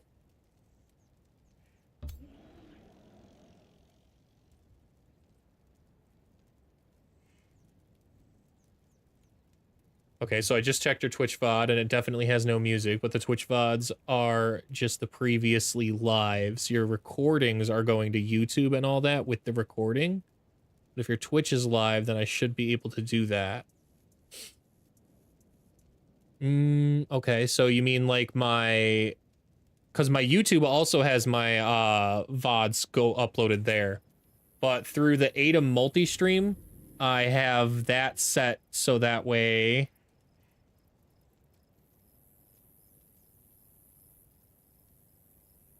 The audio settings for YouTube are set to track 6, which don't have any YouTube outputs.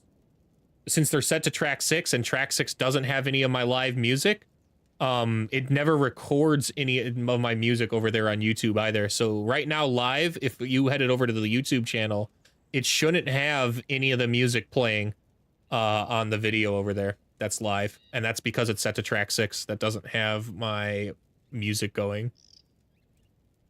How do you tell the restream to do that? I don't know what kind of multi-stream you're using.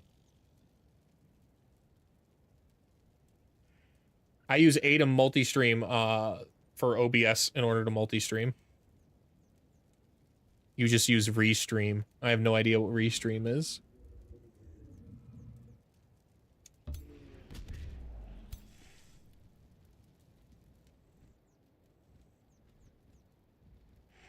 Just lets you multi-stream.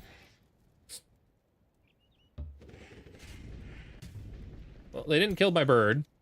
I thought they'd kill the bird. Only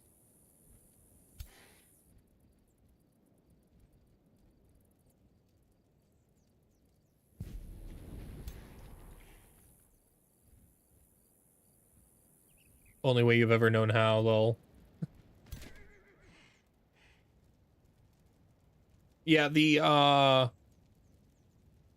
ATOM multi-stream's the only way I knew how. When I was looking up how to multi-stream, I was researching which one to do, and I was between a couple at the time, but I've since forgotten what the others were. ATOM multi-stream has just worked great.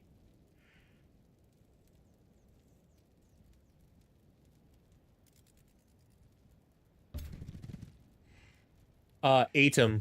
It's here, I'll spell it out in the chat for you.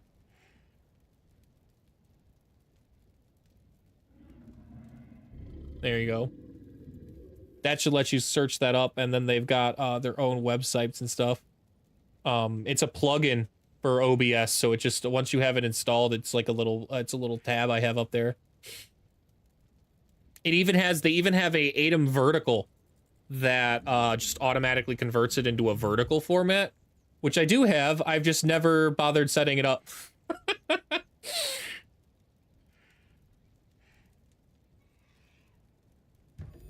I keep telling myself, like, who would watch this game in a vertical format? It just doesn't seem like it'd be enjoyable as an experience, but there's probably an audience for it, and I'm just leaving it on the table right now.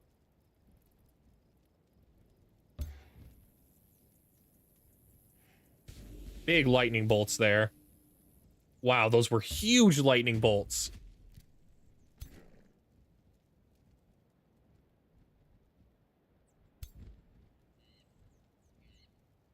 We can second wind here. I've tried weed, I've tried therapy and speed. Blast the... Oh, we fumbled! Oh my god, how? Oh, I've got 2 misfortune on me. Heard.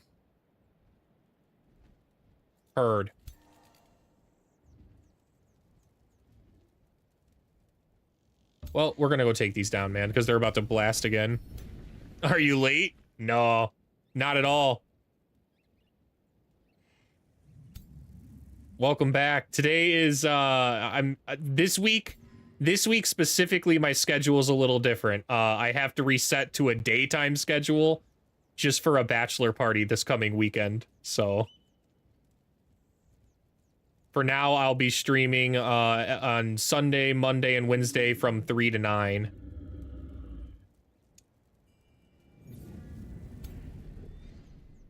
So you just use OBS, and I was going to try and maybe go back to regular OBS. Regular OBS is all I think I've ever known. I installed it from Steam, which is not... you don't need to do that, from my understanding. You could just, you know, actually download the plugin.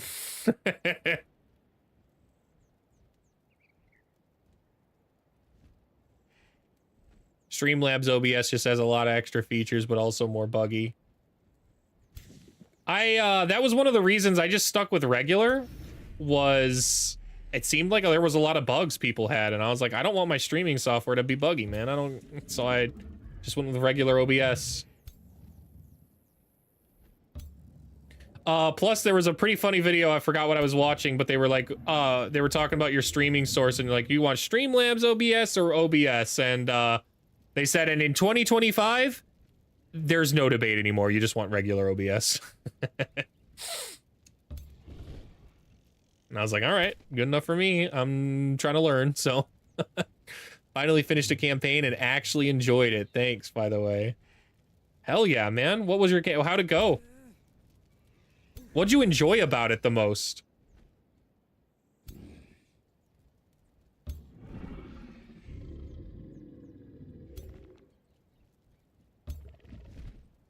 Bone Wyvern over there. Wind Warrior here, and then I guess we send this guy in. We're bleeding a little, but that doesn't really matter. Let's summon our Progenitor Golem right in their butt. Right here. That seems good. Who gets blasted? We're gonna blast this one. That should... The Ghost Fire on him, he's got 1 Ghost Fire. That's not actually enough to do... I thought it would kill him, but... The battles and enchantments and the forge, I did an order campaign. Ooh. Order's fun. If you have a lot of vassal cities or free cities, I should say, order's kind of fun. Hopefully, not even hopefully, I know for a fact with the beta, right, since the beta branch is going right now for the upcoming DLC, the order faction, order affinity will not be so tied to vassal states in about a month, which will be really nice, because there's a lot of really cool stuff you can do with order. I could blink. Maybe up here? Ooh, yeah, all right. Yeah, we'll try. If we get him, we get him. Nice. I don't think I can spit on that guy. Yeah, he's too far away, so the rest of these units are just going to end their turns.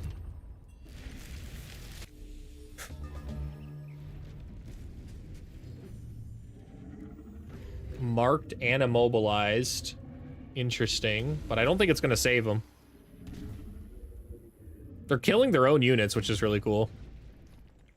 You couldn't figure out how to integrate a free city. Okay. two things. Was it a free city like that you had made a vassal for? Let's start there.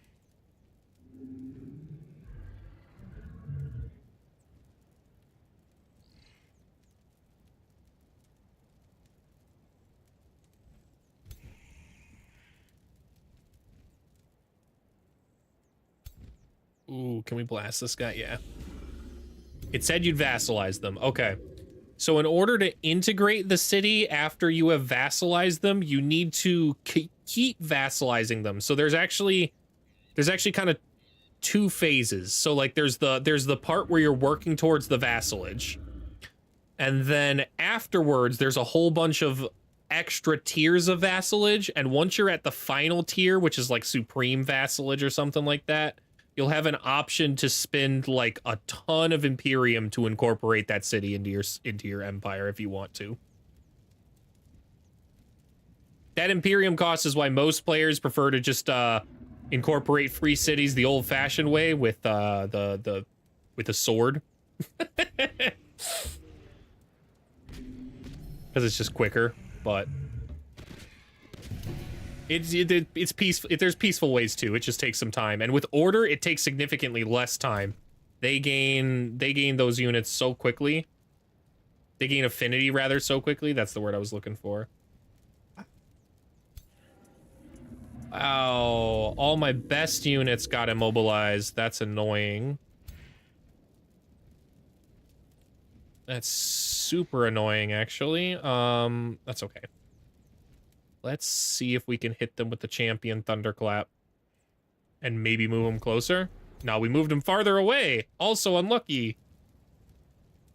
This lieutenant's a unit I care about.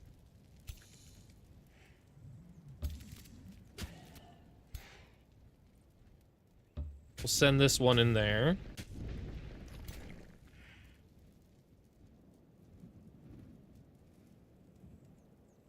Yeah, we'll try. We'll try. It's a bit aggressive, but I think it's worth it. That zombie's toast, man.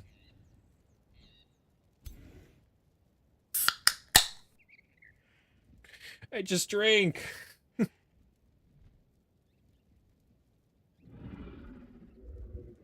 Mm.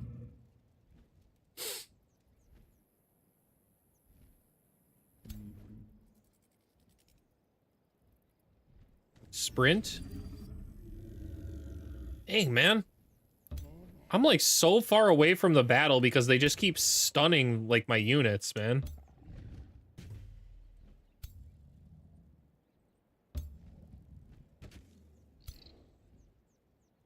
Oh, that gets them. And then there were two. They can't track down that guy. Can I champion Thunderbolt? Nope.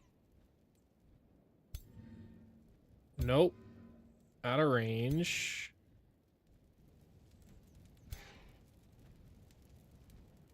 It sucks that they have been pinned, man. Not gonna lie here. We'll move the worm in, I guess.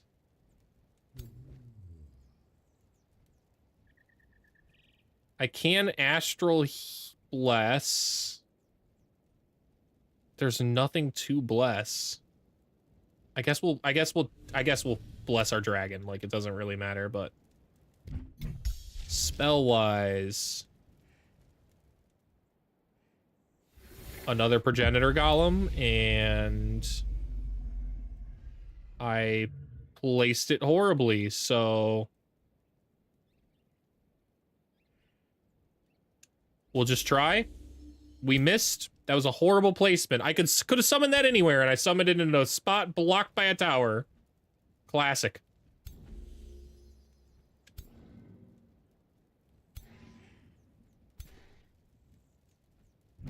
We're just gonna end turn. We're gonna end our turn here. It's fine.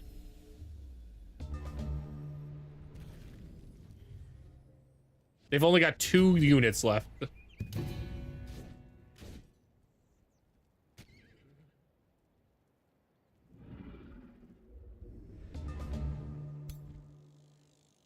%. We missed. It's okay. That gets the kill there. And then finally, the charge strike gets this one. Okay. I feel glorious, glorious. The warding mantle of hexing. That's not bad. That's not a bad piece of gear for probably tab here. Ignoring 2 extra status resistance. Big.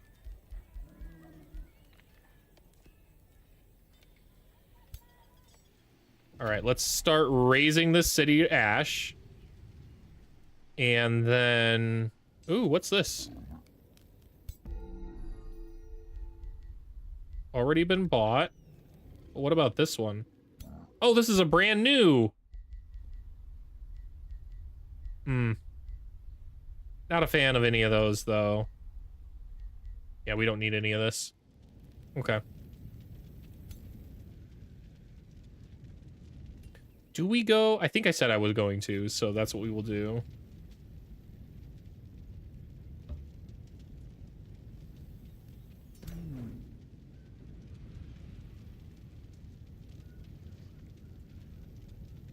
Can I build roads through here, you think? It's not enemy territory, so...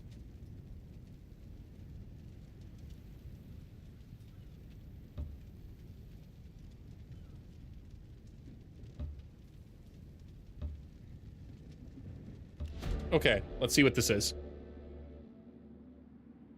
In the heat of an infernal lava-fueled kitchen, a butcher ogre turns from the Archon blood to greet your troops with the deep voice of Eithnen Billowblower? Ah, visitors, he calls out, putting his large butcher's knife aside. Which dish do you fancy today, dear guests? Some tusked champions fresh from the oven? Stewed noble chosen ones? Or better yet, hashed knights of thick thighs on the stick. I think I want the hashed thick knights, knights of thick thighs.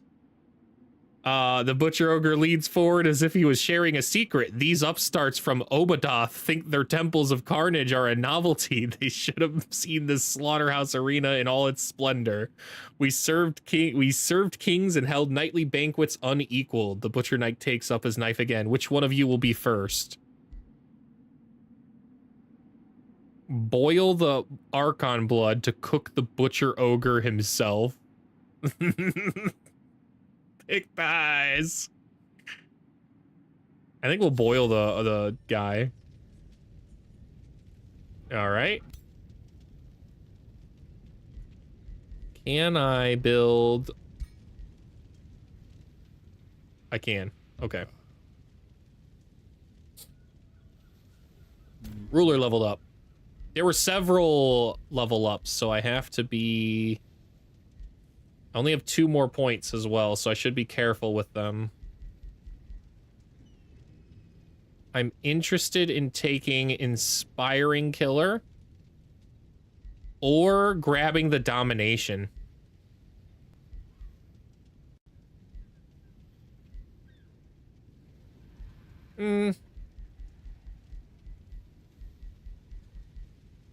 We will grab Exhume Undead. What is this tree? I always remember that I hated it. It really doesn't do anything. Yeah, it just curses them with stuff.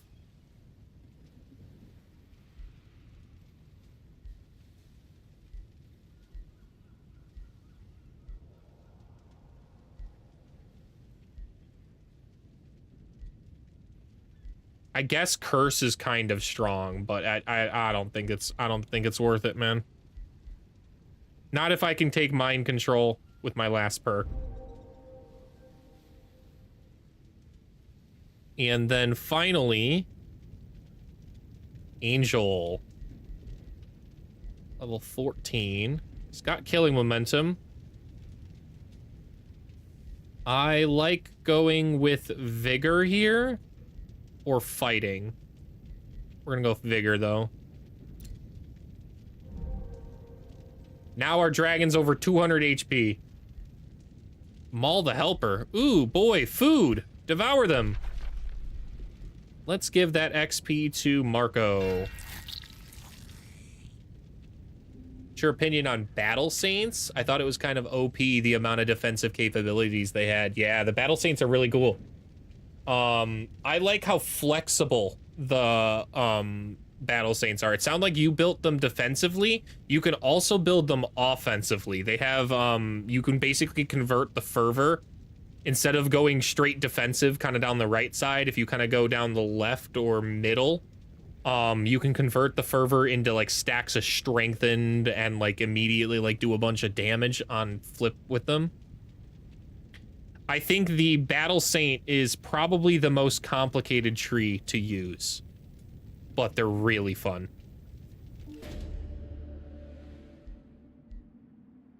Yeah, I think I feel comfortable saying that.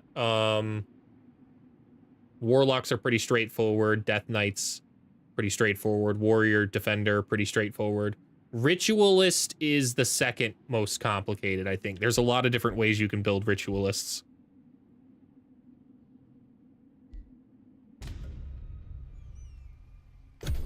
I have a Battle Saint Dragon that was a ton of fun to build.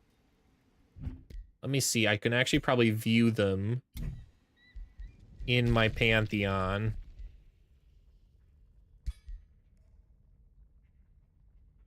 Ah. Since I've recruited everybody from my Pantheon, I can't show them right now, but there's a I have a Holy Order dragon that was a Battle Saint that was a ton of fun.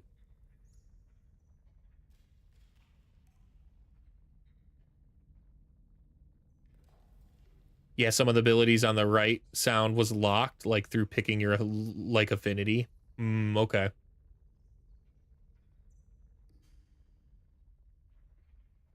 Some traits, some when you're leveling up, some perks will specifically say it like locks the ones on the left or the right. So those are choice uses you have to make as you go down your tree. I think the couple times I have two Battle Saints that I've used. I've used the one that goes far down the right tree and was a paladin. And then I used one that went down the center and just tried to take as much things as it could. And that one was the dragon I did, and that was a ton of fun. An absolute ton of fun. The fervor is such an interesting mechanic. You're gonna set your schedule up so you don't stream the same time as you, lol. You don't need to work around me, man. You can set your own schedule, whatever you want it to be. I appreciate it.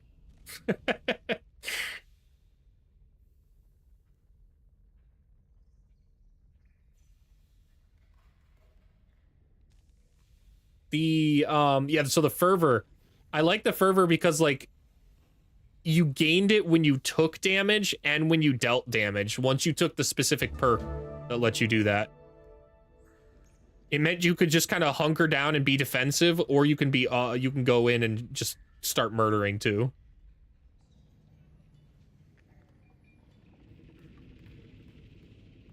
We need to get this army a little stronger. Marco needs his weapon and probably the Baylor first. I wish I could I could grab some of these guys and put them in there, but not a big fan of them right now.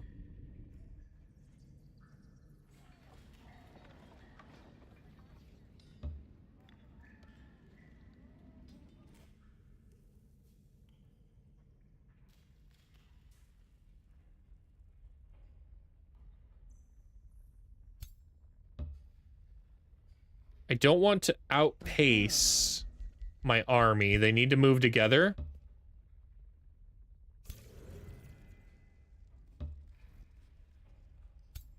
Can I go in there and fight this? I could. But I don't think it's worth it. Not at the moment.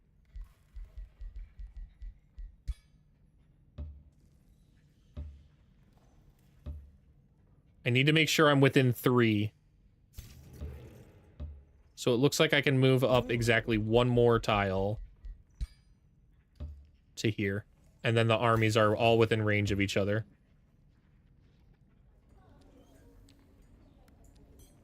I'm going to need to pillage, I think, this tile and this tile with Olivia to gain enough health back that they're not in trouble. Trying an Eldritch Lord in faction right now. The mana is a bit of an issue.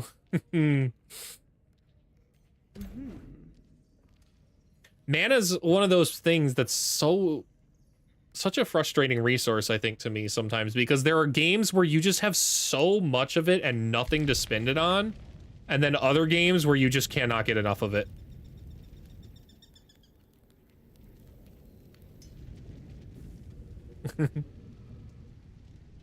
How am I getting so much? It's because I'm Chosen Destroyers. Every time the Chosen look at that, I have Chosen Destroyer times 30. That's giving me 1,200 mana.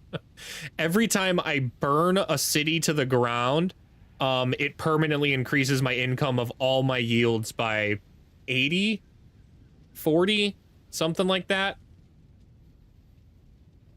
This specific style of play style, once you burn the hardest time you have is in the beginning of the game. Your very first city, because you don't have any yields or incomes until that happens. But once you burn your first one, the snowball starts going.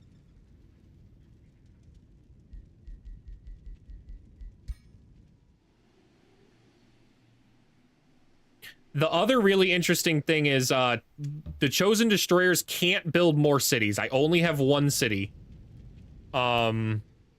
However, because of nomads, if you choose Chosen Destroyers and nomads, you can move the 1 city around. So it's not that big of a deal that you only have 1 city when you can move it. Famished Fields, Aspect of Hunger.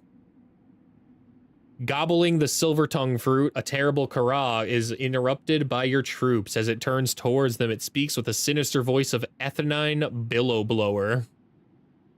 Okay, that's pretty cool, actually. It is. The nomads have, it seemed like they were built with Chosen Destroyers in mind. At least one of the factions was. I come to all, timeless my breath, the Kara says, barring its enormous teeth. In my wake, I bring ravenous death. Bones are gnawed, trees devoured, bushes gobbled, celestial griffins swallowed, infernal juggernauts eaten bit by bit, all consumed within my pit. Wow. I am completely cool with having my growth block, man. Doesn't bother me one bit.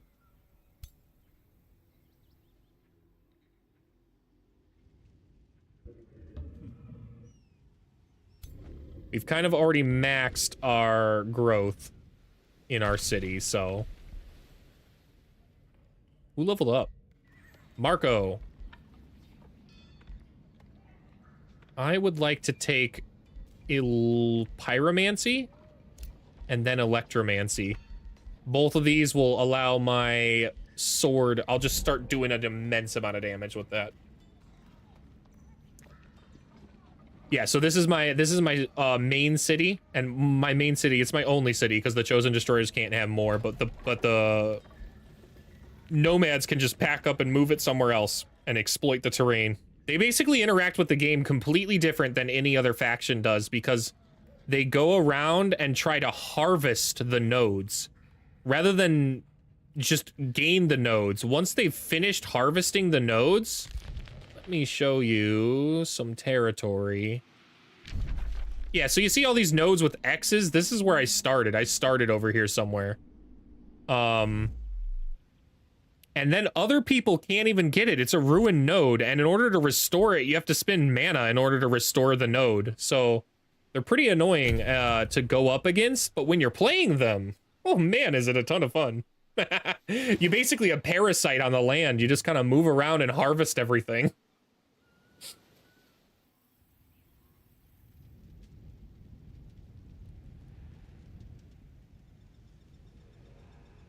I forget what else the Nomad Destroyers specifically have. Maybe I can view that in my...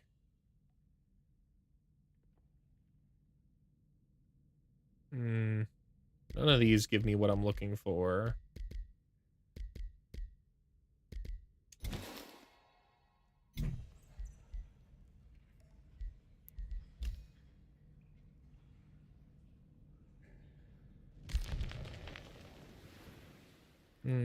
How do I see what I'm thinking about here? Maybe if I double click here. Inspect.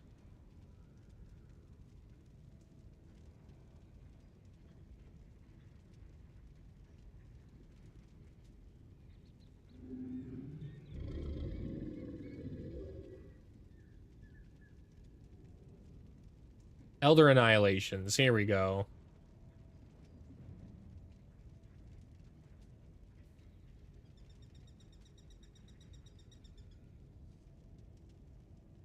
The Nomad Conquerors. To your people, survival is an eternal conflict, one they excel at. Annexing pillaged enemy provinces gain me extra draft production knowledge and gold. Pillaging provinces also provides food. And with Total War, you can just declare war without having Imperium or justification, which is kind of nice. And then the Chosen Destroyers, yeah, raising cities grants a permanent plus 40 gold, 40 mana, 40 knowledge for every 3 population of the city that was raised. So if you raise really populated cities, you just gain a ton of these stacks. The downside is literally everybody hates you. Everybody hates you. There is absolutely nothing you can do about it because they're like, hey, he's gonna raise our cities to ash, so... you kind of got to be ready for war right away and design your faction to do that. But the Chosen Destroyer faction is one of the most powerful factions in the game once it gets going. It can also be one of the most weakest. If you don't manage to conquer a city in the first like 30, 40 turns of the game, you're kind of screwed. It's going to take you a lot because everybody else is going to out-tech you. You don't have the income. You have to conquer, and you have to conquer fast.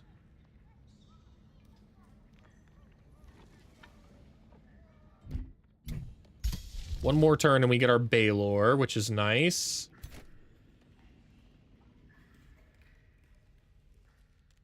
Oof, yeah, and the headache's coming back. I thought the Advil was working, but it is not. So it's probably gonna be only stream another hour, I think. Let's see if we can get up here. Looks like we can. All right. Olivia, begin burning this right here. Thanks. Pillage that. Get yourself some HP back.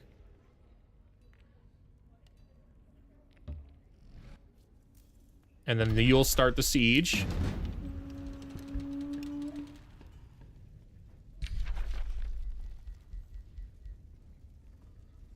Hold on. Empire progression. 1 extra siege project. Now we can have 4 total siege projects.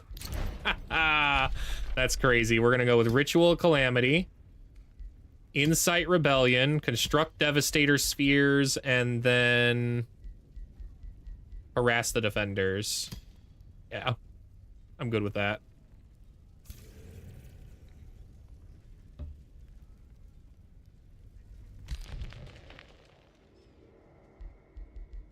Can I build roads? Yes, I can.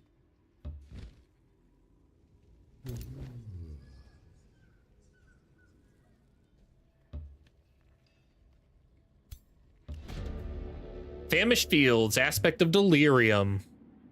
At the slopes of reality, where the physical world seems to devour itself, a mage bane preys upon the souls lost in an age long past. Toothless, I bite. Mouthless, I swallow. The mage bane murmurs, engulfed by an unworldly silence.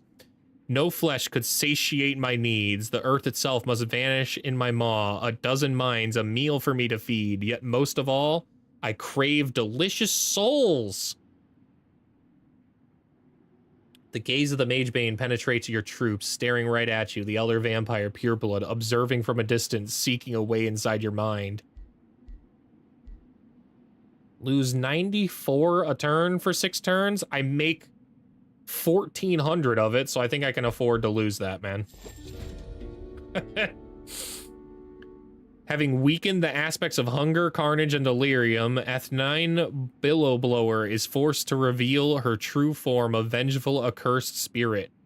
Who do you think you are to challenge me? To dare challenge me? What's my favorite world modifiers? Off the top of my head, there's one I pretty much always enable, and I think it's called Ancient Wonders. That just makes it so more of the wonders that appear around the map, more of them appear. The wonders are the most fun things in the game to me because you can only go in with one army. So you're your strategy has to be tight. Your formation has to be good. And that's interesting to me. So I want more of those. And that just simply makes more of them appear. I find it very hard to never play a game without that. Okay, I've outwitted the Eternal Council, escaped Archon Wrath. Dragon, shun your domain, afraid of your inescapable reach. You are hunger, you are death. Okay. Sure, buddy.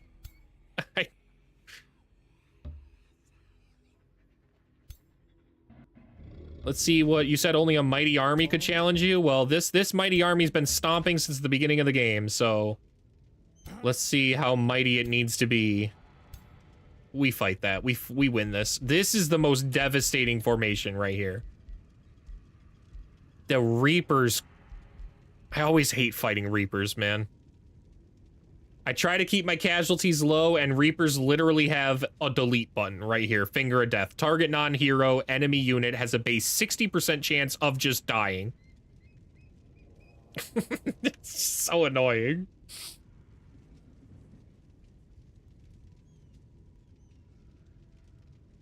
And it's a champion at that, too, so it's got killing momentum. I hate Reapers.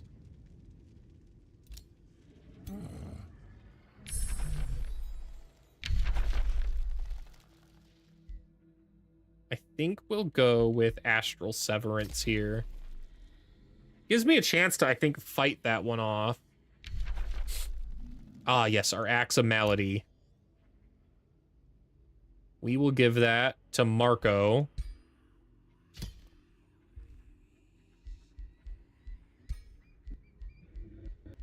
Still no shield or ring. Let's go check our Canadian friend. Maybe he's got some good gear for us to buy. What are you selling, buddy? A tier 3 ring. That's a pretty good ring. The Bottle of the Worldcaster is pretty good, and that is a shield. I suppose I'll buy all of this, man. I have so much money. I have 20,000 gold. You can sell me everything you've got. Thanks.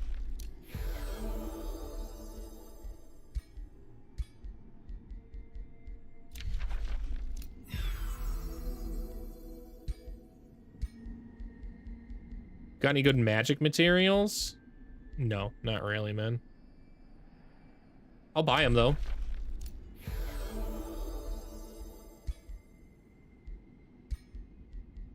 I got nothing else I'm spending my money on, so might as well.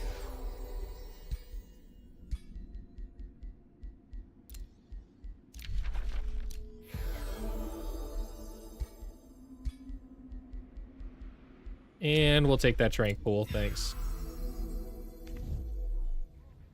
Where is Marco now? I think I need to get back to him.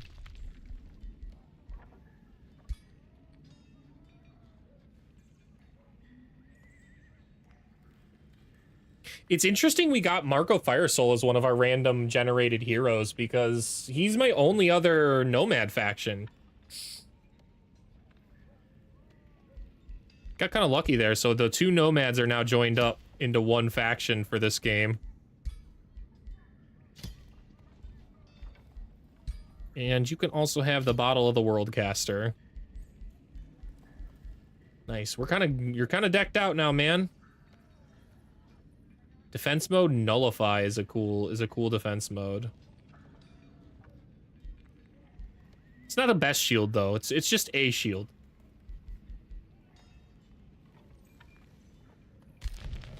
Ooh. The Canadians took down Tatiana. The Canadians are gonna crush her, man. They're gonna absolutely smoke her. There is no way she lives through this. Oh my god. I'm glad I didn't fight the Canadians. I knew I didn't want to fight the Canadians right from the beginning. I'm just more and more glad I didn't. I already want to destroy this anyways, so I'll accept that bounty too, man. Works for me. Oof.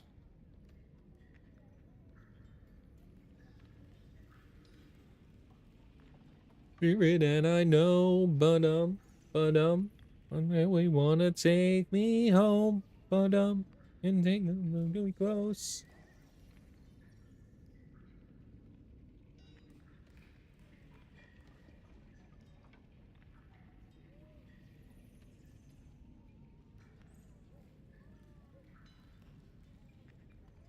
I did notice you could just buy items and disenchant them to make infinite tier 4 items. Yes. Yes, you can.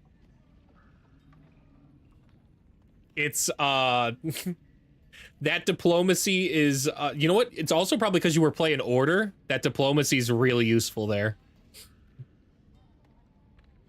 The Chosen Destroyer faction, I'm just lucky I have one ally that lets me buy gear, because otherwise I wouldn't be able to do anything with all that extra gold and diplomacy.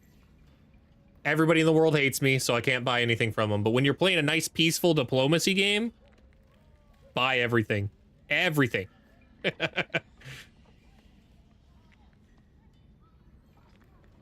I actually wouldn't mind if the devs increased the costs of diplomacy a little bit with the AI, because I absolutely exploit it, because it's, I mean, is it exploiting though if the game literally lets you do it? I don't think that's exploiting, but I think it needs to be more expensive, because you can pay, what, 9 gold is what I paid that guy for the rest of time per turn just to gain all of his magic resources? That's crazy. That's crazy cheap, man. Pretty sure you had 3 unkillable heroes, 3 or 4. Yeah. Once you start stacking those tier 4 items and really giga-braining them too. Like Marco here. Marco, the weapon I specifically made him, the Axe of Malady, will do bleeding, poisoned, decaying, and status vulnerability. And then because Marco is a spell blade, all attacks will inflict burning, all attacks will inflict electrified, and all attacks will inflict blind as well.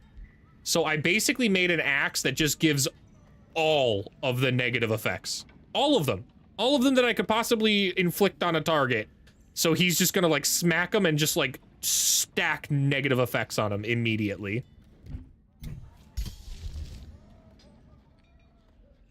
Let's go ahead and get that Baylor in the army. That's nice. I feel a lot better about that now.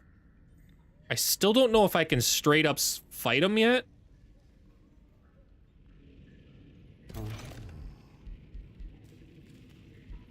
Rose Knights, the Beheaded Black Knight.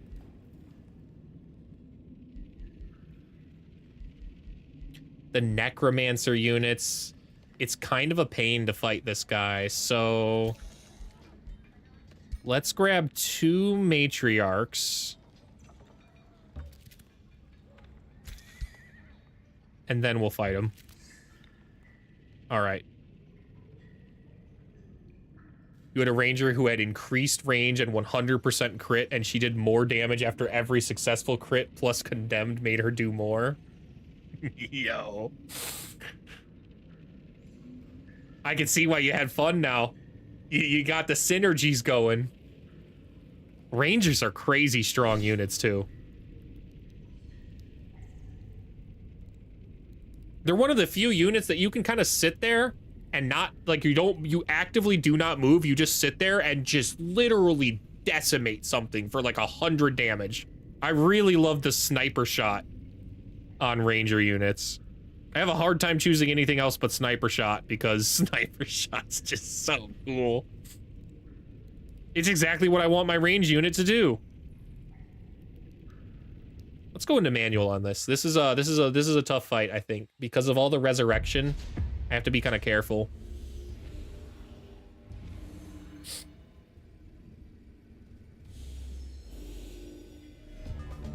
I wish I could cascade up there, but I cannot.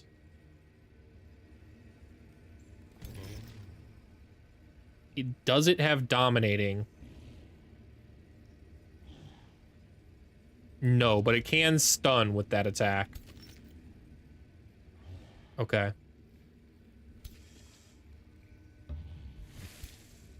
Send in the minions.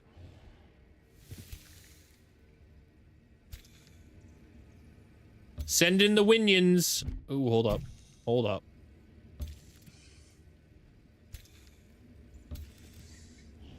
This should, in theory, yes, they can't charge through now.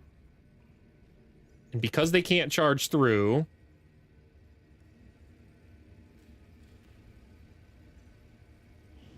I'm gonna move this one, move Marco right here. Ooh, what range do I need to be for the lightning evocation?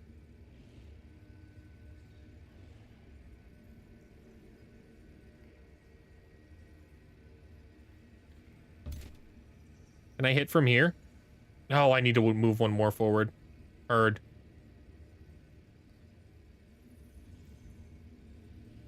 I need to move here. 2, 3, 4. And I'm not sure that's worth it just to hit a lightning bolt. I don't think that's worth it. So we're going to move. Can this unit charge through here? Yes, it can. We will move over here.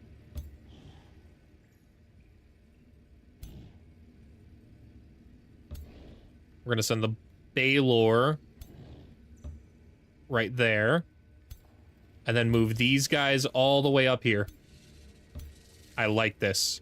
Okay, that's a good formation. They have to do a lot to bust through this. And it allows our Baylor to get in an excellent position to, like, sunder all these guys' defense.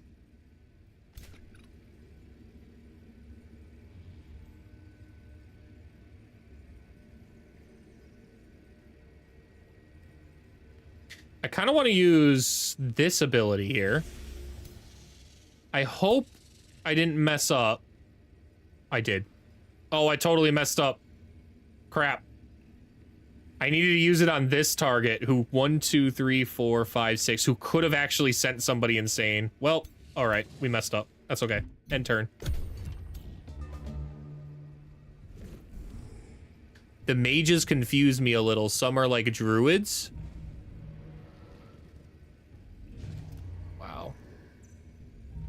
Wow. Wow, that was a lot of bleeding.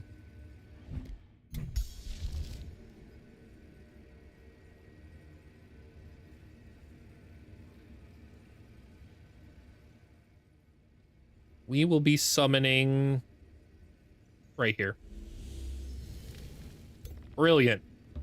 Go ahead and hit that guy. Now, we won't make the same mistake again. We're not going to Grave March.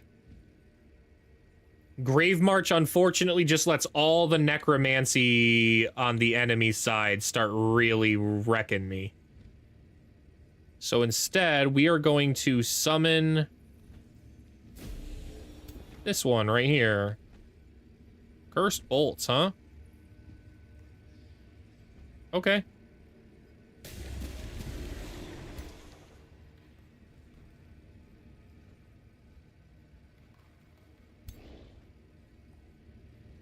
Wow, that is not the right move. How about if we move here and do that? That's the right move.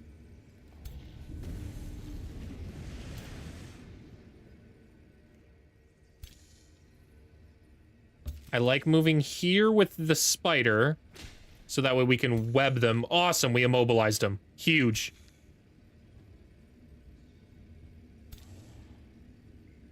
Marco doesn't have any regeneration. I have to kind of be careful about that, man. At most, I could siphon blood. So we're actually just gonna fly back here. And then lightning evoke. Kind of took a lot of damage, so I don't want to... Ooh. Oh, it resisted the immobilized. Dang. Still, I think we get some good kills here. That one dies.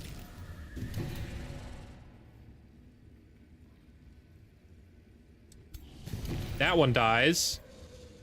And then this one dies. The problem is the necromancers will absolutely be raising the undead. Raise them right back up. Still, I don't think that's much of a problem.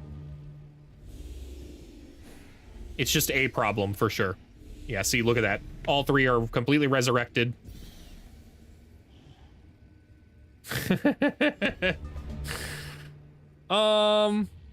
Okay, what to do now? Now, I would like to summon the progenitor golem. I think right here. We'll have to see, though.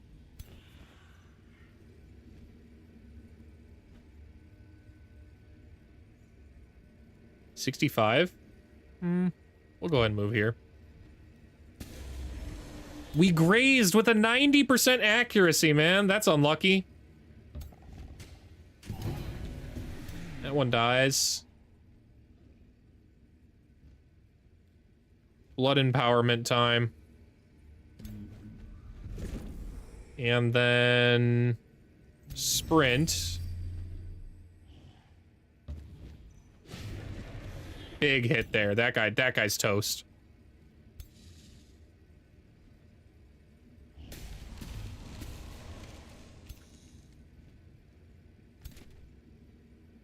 They're all adjacent to each other, so I can actually cascade. Yes. Huge. We'll try and kill this one. Dude, these little centipede battle mages are nuts.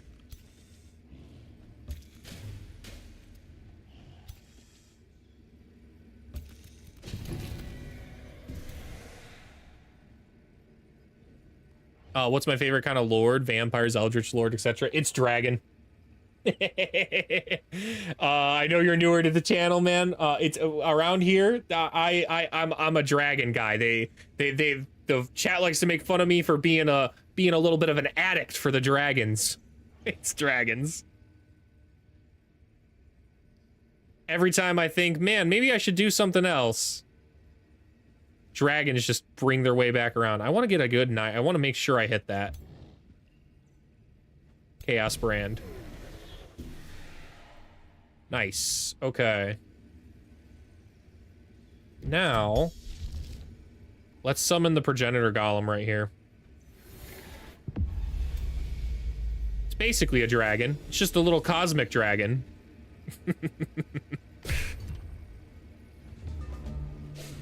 Yeah, that guy's smoke.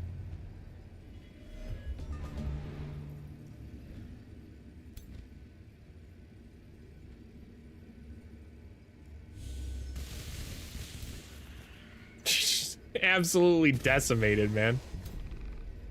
Goodbye. You can't mist away forever. If you go dragons, I'll give you the best dragon I ever made. It's a Chaos Dragon, man. Go Chaos Dragon. They get so much critical hit damage, and if you go with a warrior or a Death Knight, they have the ability where the critical hits generate them health. Really strong. Yes, we will recruit this.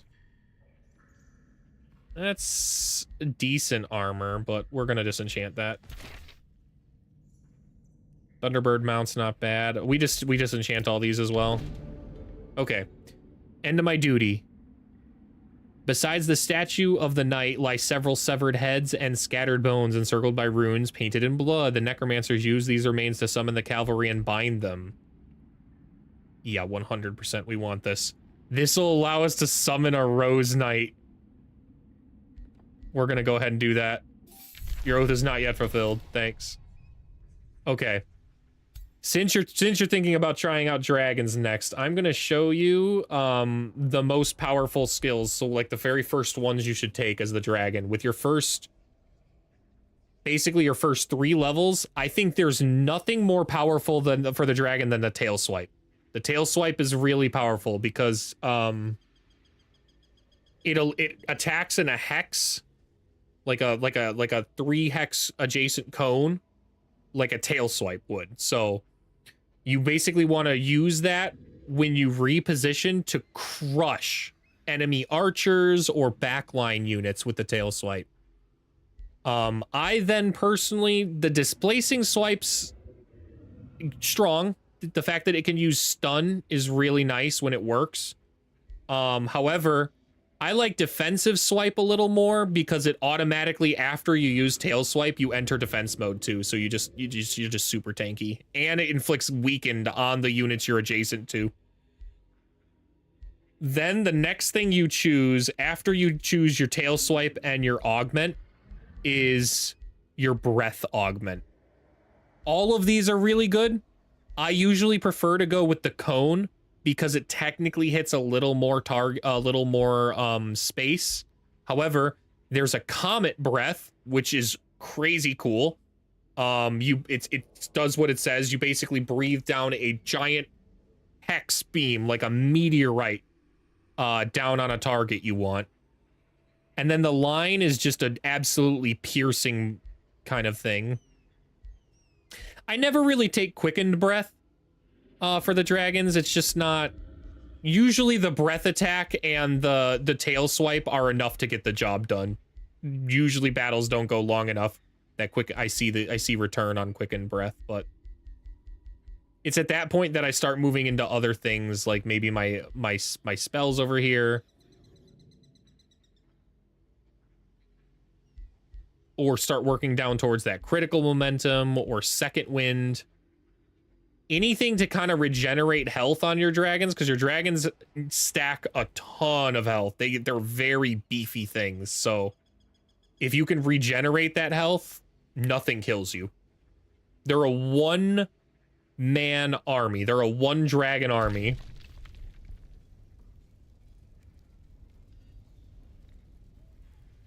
Let's pillage this tile.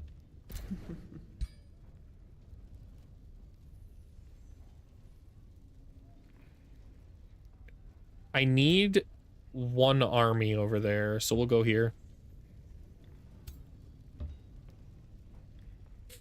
That way, if they get jumped, they're kind of together.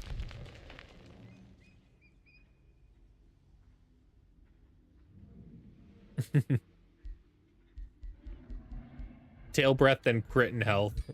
Yeah, tail, breath, then crit and health. Once you've really got the tail and breath though, you can probably just read the ability. If you already did a battle saint too, man, you're very comfortable reading abilities and seeing what they do. And just kind of like focusing down there. The best thing on dragons, you can build dragons with any kind of class too, which is pretty cool. I don't think you can build a warlock dragon, so I don't think they have mage dragons. I've never tried. I don't think they have mage dragons though. Dragons are always a some players struggle with dragons because they just charge them straight in alone without any kind of backup. And that can easily get a dragon killed. However, I think if you're like, you know when to just go in and absolutely decimate units, the dragon is an unbelievable force of nature.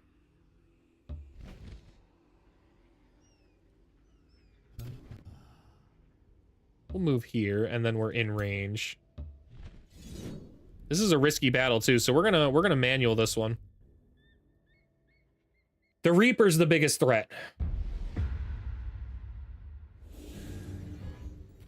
Wherever the Reaper is, that's the unit we gotta focus on. It's on the far left side, it looks like. Yeah. So there it is, right here. This is the problem. All these terrifying things around it, and this is the problem. The Spectral Giant's probably not fun to fight either. I just haven't checked the abilities. Yeah, it's it is not fun. Wow. Wow, it's a warlock. Okay. This formation gets crushed. What's my AI difficulty? I believe it's the highest it can be, except I know that there's a challenging plus. I don't play on challenging plus. I don't like difficulties that basically just make enemies spongier for no reason and make your units weaker for no reason. I don't much like those difficulties, man. That's just artificially making my games more difficult rather than actually making my games more difficult. Plus it gives you if you play multiplayer then too, the risks you would take are less. Like you make worse decisions in multiplayer for that. So I play on what, not challenging plus. I play on the next lowest one, and then anything else that's hard, I have cranked as much hard difficulty as I can possibly can out of this game. All right, let's start positioning here. We're gonna try and crush this formation and then swing over to the left and try and deal with the harder ones last. That's the thought process here. Call the Wild. All right. I'm gonna try and see if we can get lucky and the Finger of Death will get used on these guys. That's my hope. Or this guy even. It really doesn't matter. We're just gonna try and get the Finger of Death used. We're gonna use Grave March right here.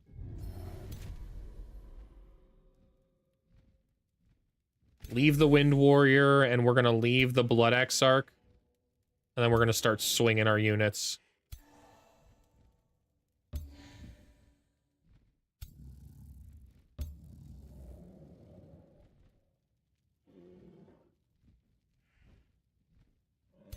We're gonna use the Light Spirit to heal up this one. Our heal is on decently quick cooldown. It's on a 2-turn cooldown, so. Can you not start a game with your Lord in your Pantheon? No, you should be able to. You just have to go over to the Pantheon section. So you should have 2 sections when choosing your when you click start new game. Should give you an option to like create a faction or load a new faction in, or load a faction, and you'll need to go from your customs rulers over to your Pantheon rulers.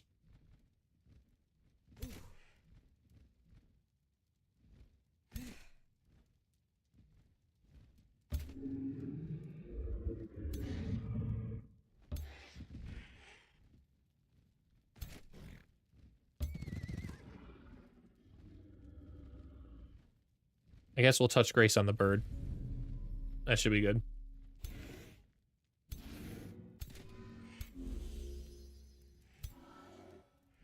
If that wasn't clear, I can probably save this real fast, back out, and show you exactly how to do that. If it still wasn't working for you, it wouldn't take too long. It would take like maybe a minute or two, and I can save right in the middle of the battle. And okay, we at least burned the breath attack, and we burned the finger of death. Okay, awesome.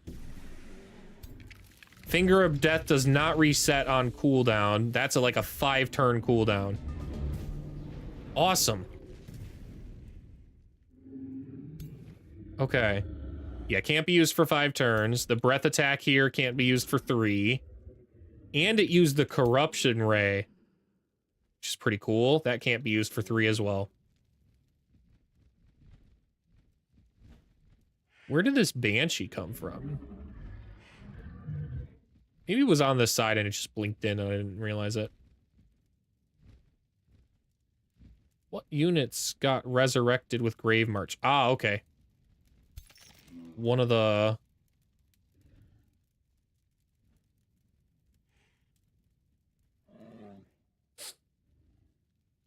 I'm gonna send this one over here. And we're gonna raise up the Bone Wyvern.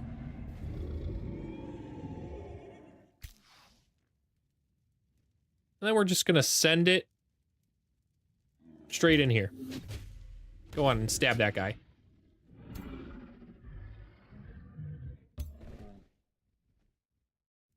Swipe. Nice. And then this unit. It's now Berserk. Okay. Did this unit go insane? Oh, it went Berserk. Are all of my units cursed by hunger too? Oh, okay.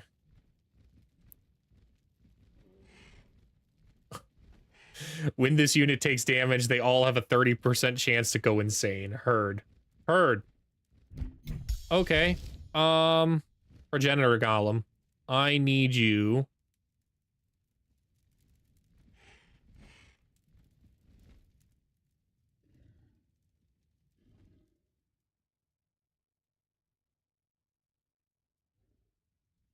I would do a lot of damage if I summoned it over there, but I kind of want to make sure I clear this side out. At the very least, we'll go here.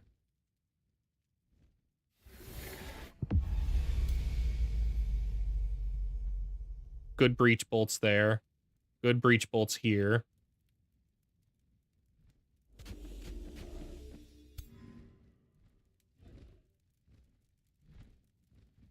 I'm going to lose this vigil, but that vigil's not real, so I don't need to worry about it too much.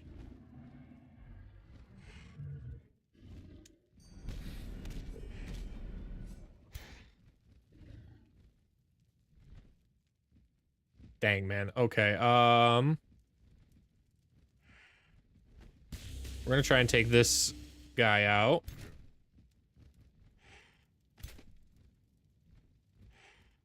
Dragon. Can you sprint and get in a good spot, like here? Will this kill?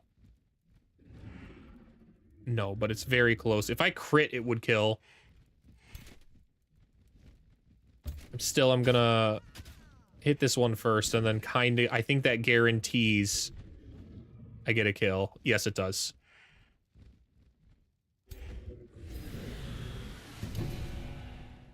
Do you like fighting battles that are hard when the enemy army is 700 plus more combat power? I love that.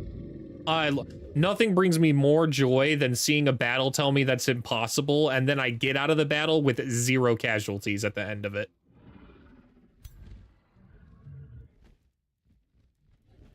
I should be able to sprint 1 tile forward and then tail swipe this guy. Bonk.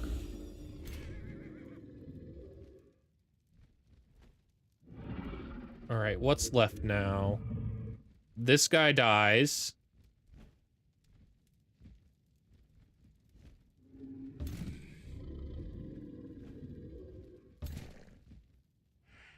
Sunder their defenses.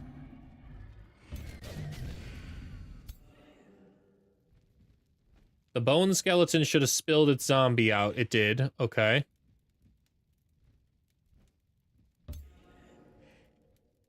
We're gonna brilliant phase in here and try and get this kill right here. Okay, morale's high.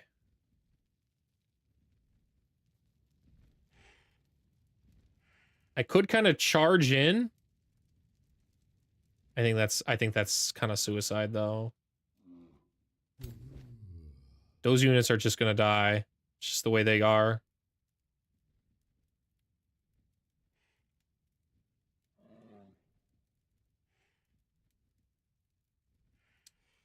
I like exhuming the undead right here. It's a banshee. Okay. The mission you took for your lord said I had to fight hard battles, and my major ambition said I needed to do one that was really hard. Oh, I think I know which, I think I know what you're talking about, which ambition that was. You had to win a battle that was over 500, I think, combat strength ahead.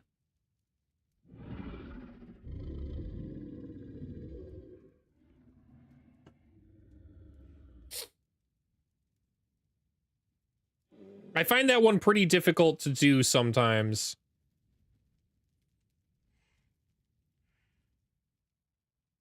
Just because oftentimes things won't really come and attack you like that. I think we're gonna go a little crazy here. We're gonna try and Banshees whale them all.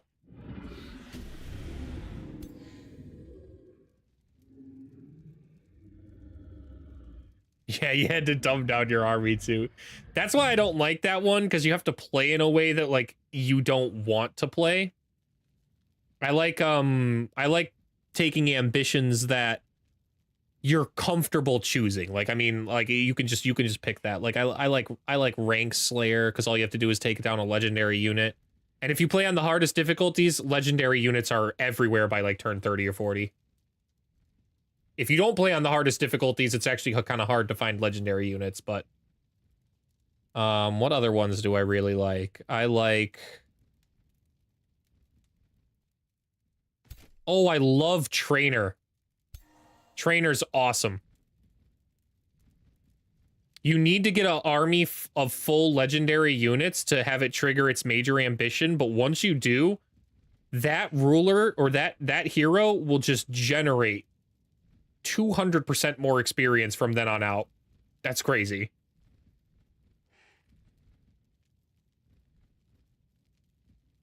I think we keep grouping up. I think we stick to plan A and just keep grouping up over here.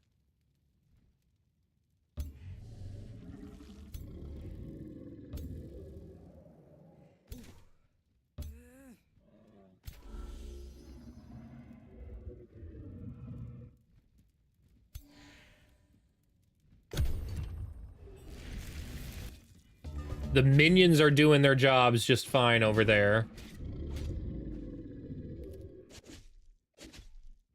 Not to mention all the accursed armors that we can possibly be doing.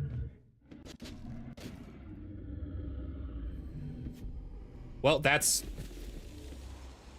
unfortunate.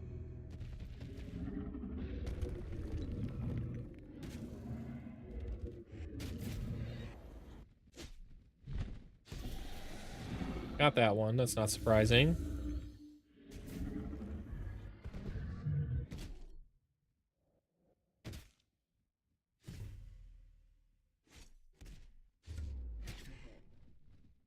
Resisted the curse. Nice. Who is Berserk? A couple units are Berserk.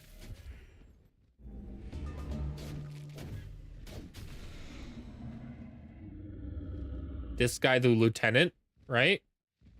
Yeah, the lieutenant got Berserk. That's okay. Everything else... Oh, man, and we resurrected this bone wyvern over here. I was hoping to keep resurrecting our guys down here.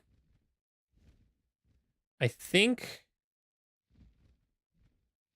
There lies a Rose Knight. There lies a Bone Horror. I think I'm going to need to raise the undead myself. So we're going to move over here. Raise undead. What do we got? Bone Horror, Rose Knight, Rose Knight. We're going to raise this Rose Knight up. And then we will also use our Thorn Skeleton on this guy, because I don't like the Bone Horrors. Missed, that's unfortunately. Do you limit the amount of ranks in the world setting? No. No, I do not. One of the coolest things they added about 3 months ago was the Exalted status. Ranks used to automatically be limited. Like this Light Spirit here, it's exalted tier 1. They used to have only Legend. Legend was the highest you could possibly rank units up. Now, with Exalted statuses, they can keep earning XP, and all it does is gives you an extra 10 health on the unit each time, which isn't much, but that's still something. Often what that actually does is it makes your tier 1 units from the very start of the game viable very late, like this guy. Dude, this Wind Warrior is a tier 1 Wind Warrior unit, but it has 190 health because it's Exalted tier 6. It's got 60 extra health from all the Exalted statuses, which makes it usable. Like, this is a tough unit. 200 health to get through is a tough unit.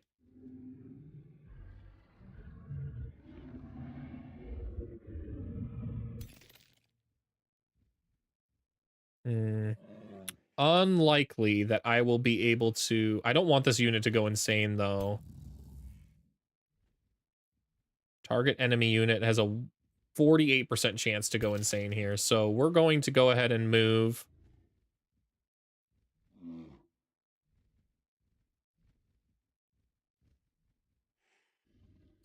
If I move, though, I'm going to take a hell of a big retaliation attack.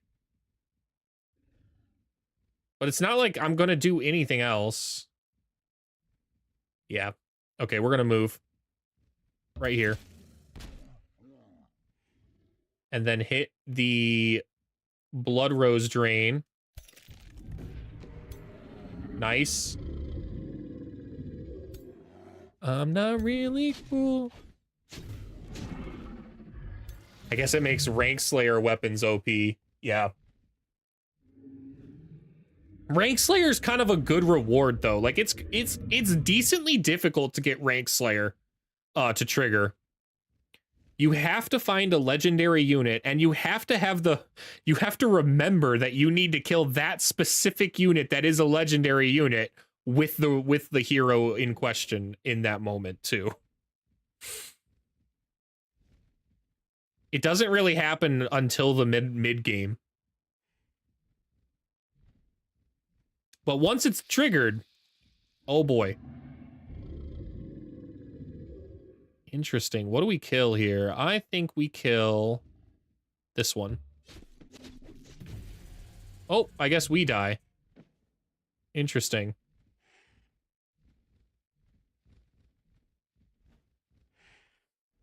What spell do I summon? I can summon another Progenitor Golem.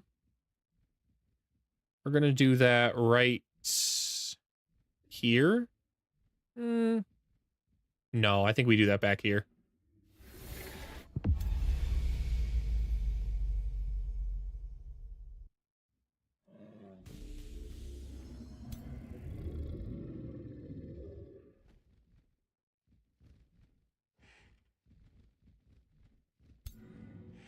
That Vigil's 2 in the army right now. It's pinned down by this unit.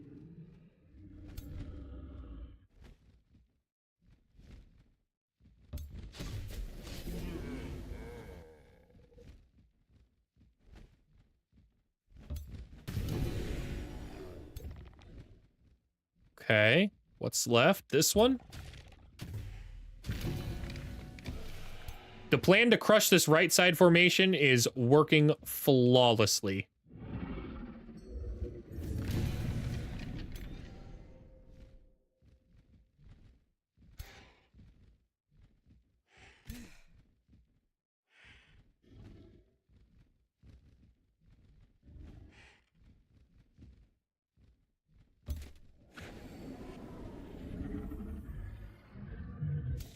Now, where does this one charge in? Oh, I see. Okay.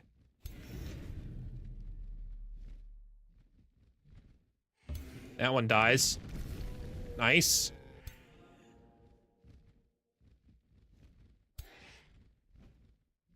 Triple lightning bolts. Followed by condemning blast, and that dies too. This whole formation is now dead. And we are free to start positioning ourselves in better spots. Like, I think I'm gonna send... I'm just gonna send it right here.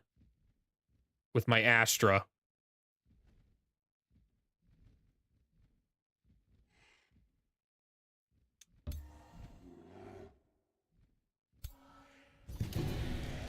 Killed 3 with that. Huge. And if we're sending it, we're sending it.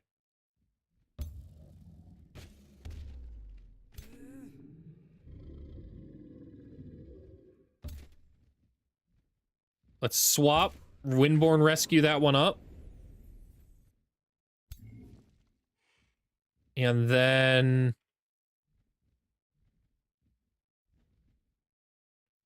will I destroy that? Let's see what we got here.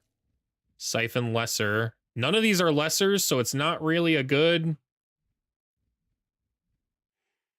I at least do a little bit more damage on that unit. I do 28 on this one, though. Oh, they're tier 4s, right. Alright.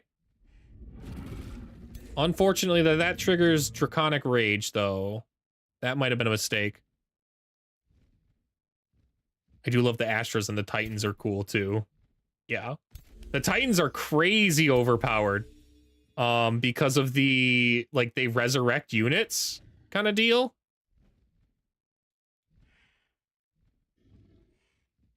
Target enemy unit has a base 120% chance of being sealed. Nice. And the seal does... does what now? Cannot move or act, is immune to all damage and status effects, doesn't count as being in a battle. Interesting. That's a really good unit to have sealed.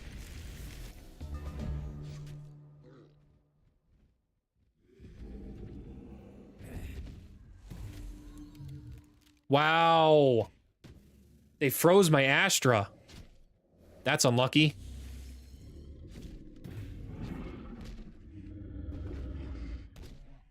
I might have my healing cleanse up, though. Let's see if we're lucky. We do. I just have to move close enough to use it. All right. Woo!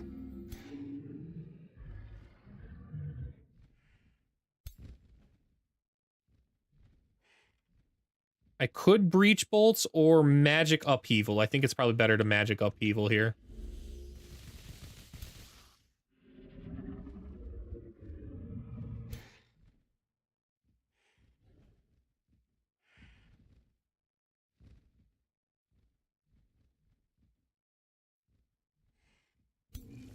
What are you trying to do? You can't consume me from here, man. You can only consume little units. The Reaper's Finger of Death still can't be used for 3 more turns. I'm pretty sure the big ray is about to be up. Yeah, the Ray of Corruption is, so I need to be careful about that. Can that be used in Zone of Control? Yeah. Heard.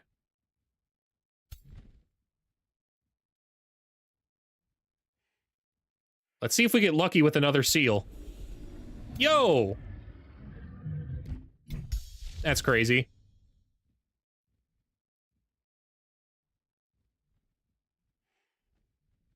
Who gets the blast now? I think we're gonna go right here and blast this one. Yeah.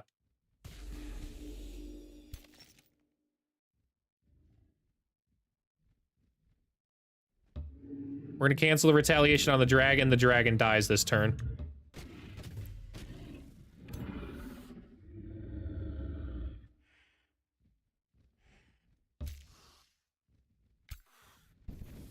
Dragon's dead. Nice.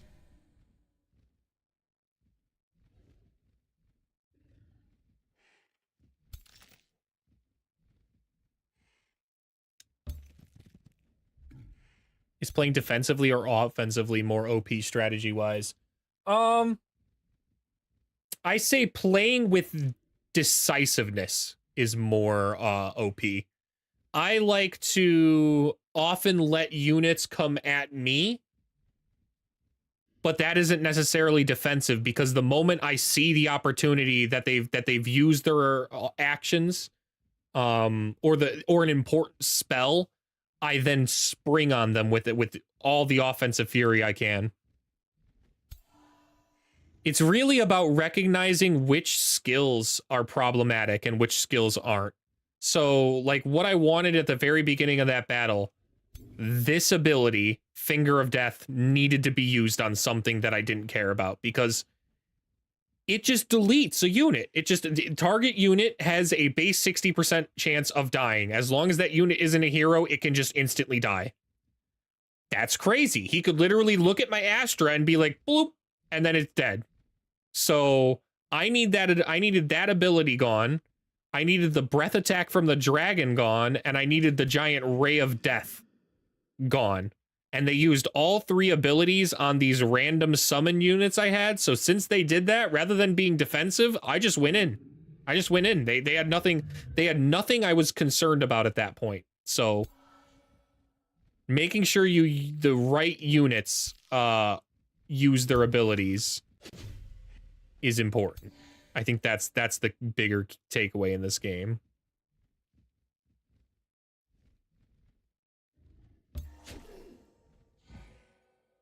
And then if I use... Yes, okay. Big heal, big grace. We finish that one off. Ooh. We're going to move our Wind Warrior right into the center and enter defense mode. Bolster everyone up. That's a terrific spot for that unit. Okay. Second wind. I like the idea of taking out... Is the Reaper a multi-hit? The Reaper's a multi-hit. Okay. I like the idea of the Kara here dying. What's my damage on that? Pretty big. I think we'll Blood and Power to do even more damage on it. I gotta be careful, though. That Blood and Power can trigger that Berserk that's happening this battle. That's a problem. Parasitic Cleave. If I get even 1 or 2 crits, it dies. Nice. It resisted all the blood parasites, though, so it didn't respawn. That's unfortunate. Let's see if we can pull the Reaper. Nah.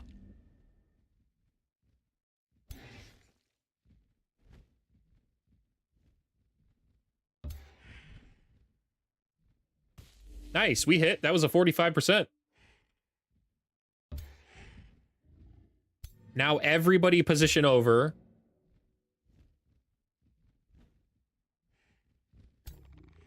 I have to be careful. This unit is sealed, but it's only sealed because this Kai is still up and he's about to disappear. So I kind of have to be ready to spring on him as he turns here.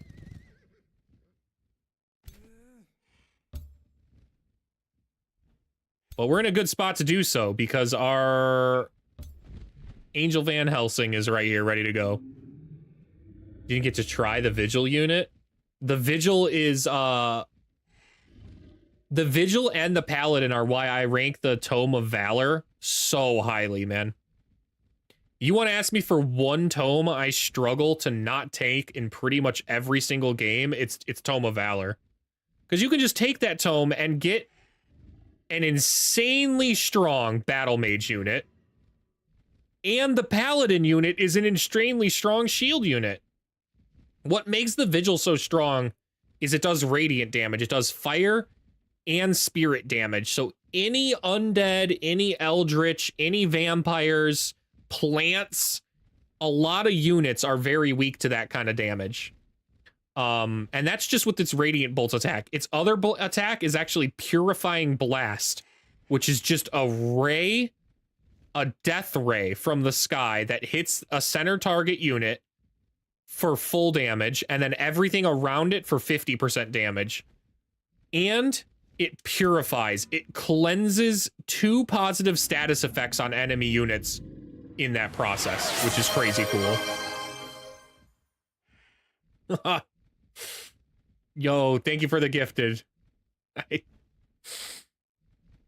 I haven't got the gifted subscription emote down yet, but I have an idea of which one I want for that. I think I want to have Boromir from Lord of the Rings being like, no, it is a gift. We must use the ring. But I haven't scrubbed through the right footage yet for it.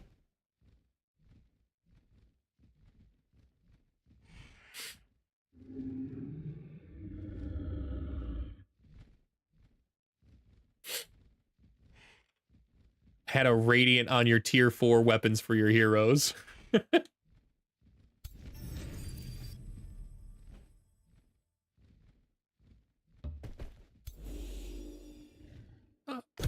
Up, la la la la la. Wow! Holy hell, that was a lot of damage.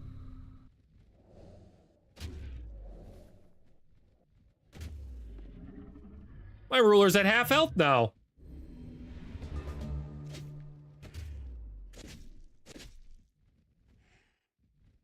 Jesus Christ, what did he do? Hurl? Oh, hurl lightning. Yeah. Yeah, hurl lightning does 108 damage, man. Jesus.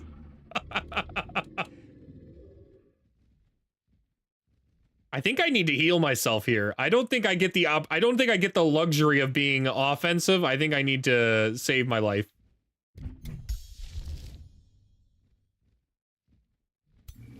Damn, that's a lot, yeah.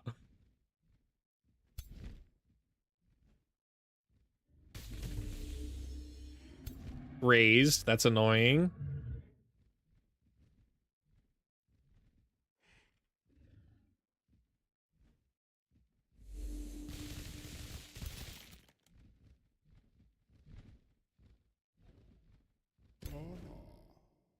Yeah, I really don't think I get the luxury here.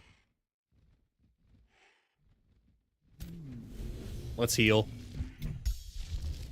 And summon another progenitor golem because they literally can't be stopped.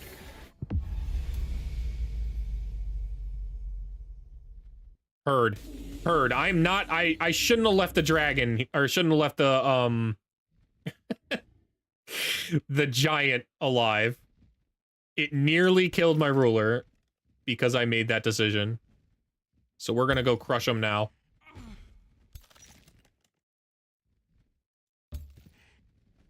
Got him.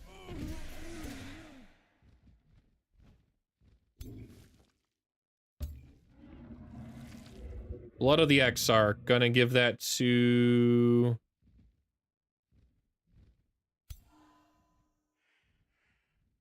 this unit. Now that it's in range. Siphon Lesser. Not bad. I probably should have used my Divine Sundering first. Ah, it won't matter. Heard.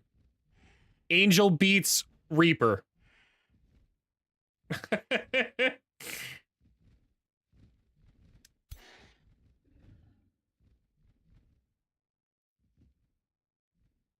Yep, let's try and blast him. Awesome, we moved him forward.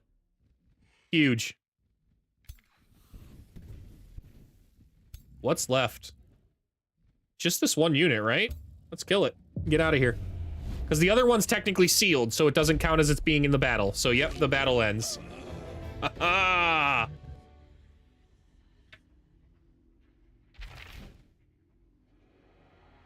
That's a strong wand. Let's see if we can, who gets that. Oh, and we've got our headless thing, too. We'll give them all the fire. We'll give them all the Marco. You can have the head of the horseman.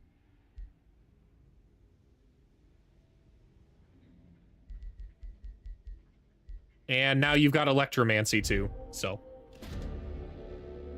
Famished Fields Aftermath. As the presence of Ethnin Billowblower fades, deep drawn sighs echo from the walls of the ruined city, and the scarce trees murmur in relief.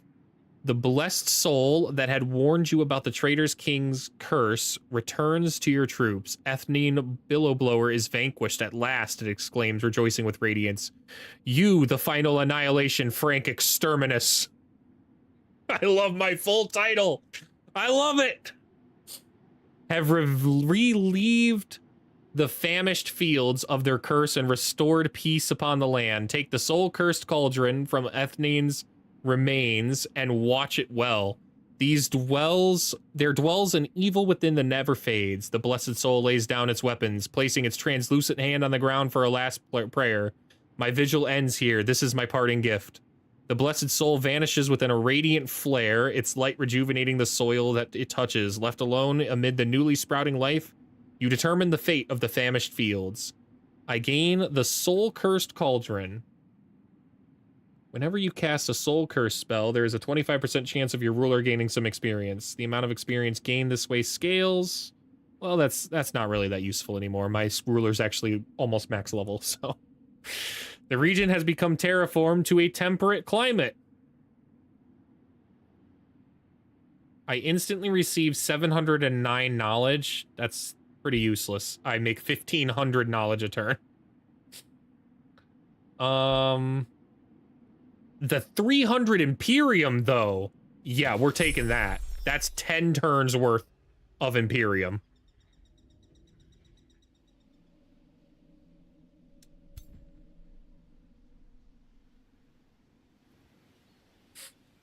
I'm at war with Kinslayer over here, so I guess we'll go pillage that. And then we'll head down to Aegis afterwards.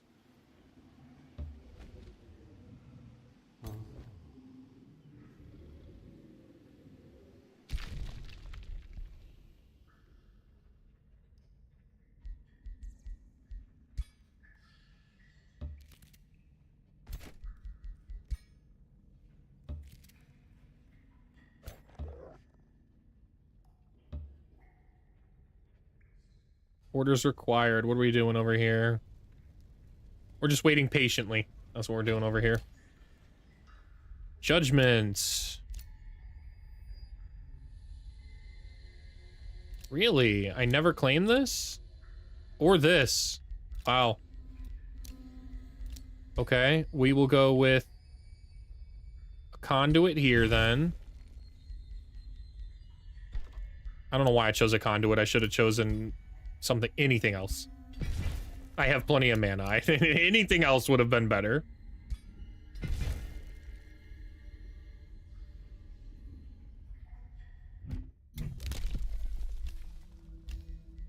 I would like to spend 500 Imperium next turn on this, the Right of Possession.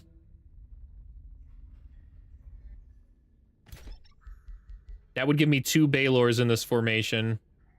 And an Inferno Hound to kind of combine into some extra units later on. Rivalry was declared. All right. All right, Tarnek. You want the smoke? You're going to get it, buddy.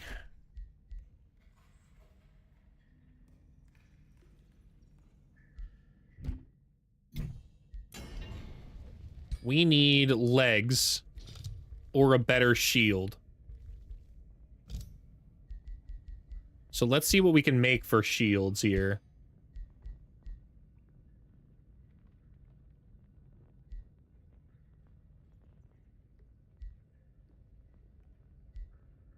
Stonewall's kind of strong.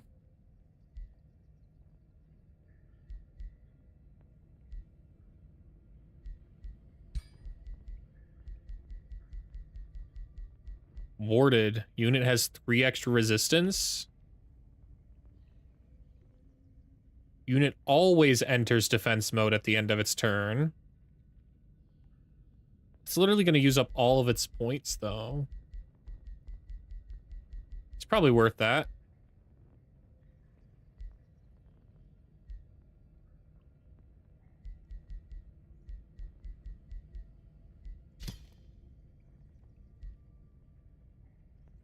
Dang, I don't know if I like that, though, for the shield. Like, that's... Okay, so if I don't like that, we're gonna try and go for some legs then and get him... We're gonna grab these greaves. And we will put... 3 defense. 2 resistance.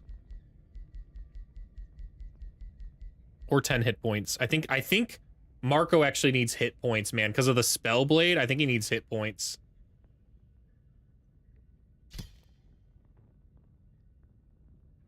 So we'll just forge those up. Not even bother naming it. Acrolympus? Acrolympus has sent a war party. All right.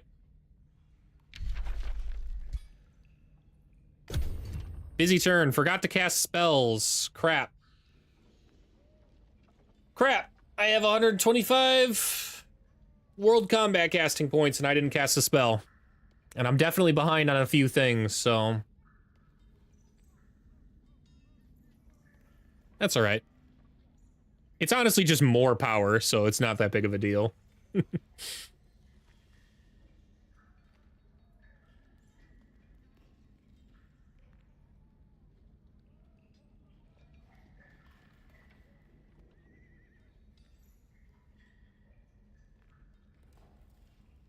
Let's go see how Tristan's been doing. Oh, hey, Heard. Heard. I see you, Peter. That's an actual army.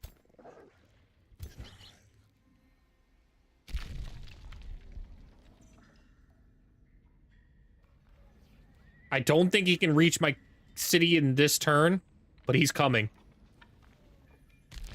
So rather than go for Kinslayer, I think we need to pivot and go save here, or even use the teleportation spell and bring an army down. I wouldn't mind regrouping.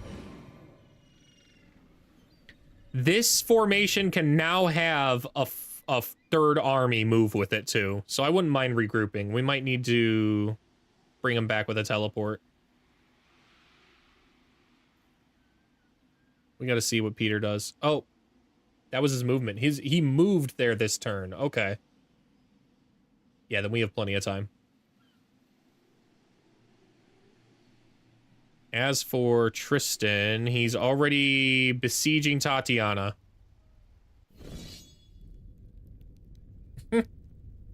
Well, that's easy. That's an easy auto. Thanks for the free XP, buddy. Yeah.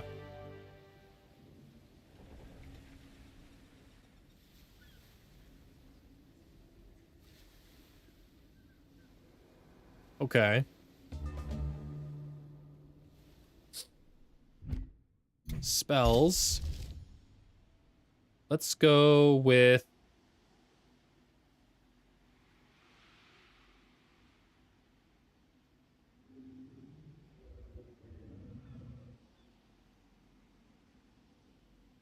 Do I grab the teleportation circle? Or do I just march across the land and go fight these guys? I'm not exactly sure. I know that this is what I want. I want the right of possession.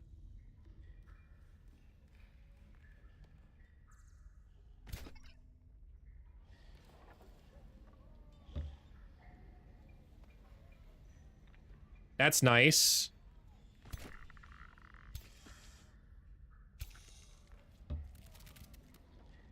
We've got a 1,400 army, a 1,900 army, and a 980 army. Versus an 11, 14, 11, 15. And is that Peter Piper himself? That's Peter himself.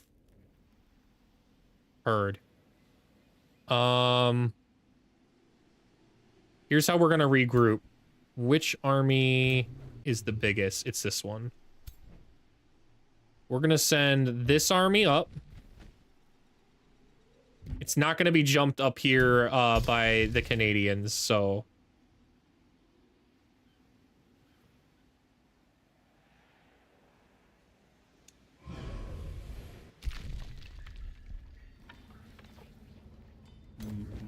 This lets us regen some health.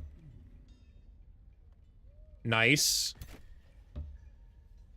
Both of these armies are regenerating health now. In fact, they can regenerate more. Where is my war camp? We're gonna build that right there.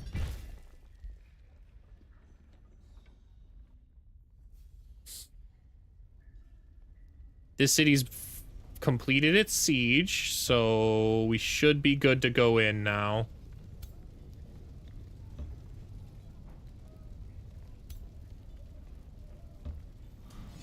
Completely safe battle. Easy auto. Don't need to do anything about that. Don't show me a casualty and make me manually do this, please. Thank you. Thank you for finally being nice. We will keep that selected unit.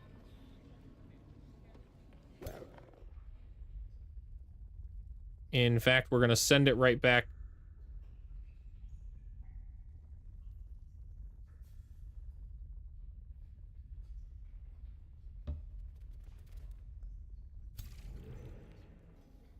And then we burn the city to the ground.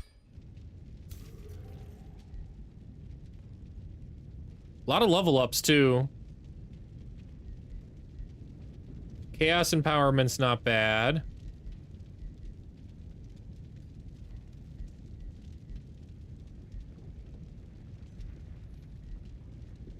Target suffers -10 morale a turn. Tax and debuff abilities inflict 1 status vulnerability for 3 turns. I think we go with Withering Magic here. Anything to add more status drop on the Eldritch Sovereigns just makes our dominations that much better, that much sweeter.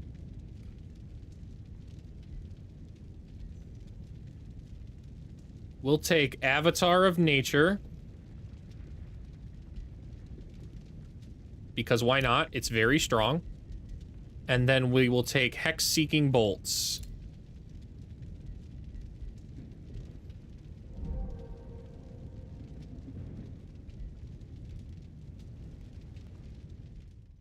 Now, where do we go? If they're besieging Tatiana...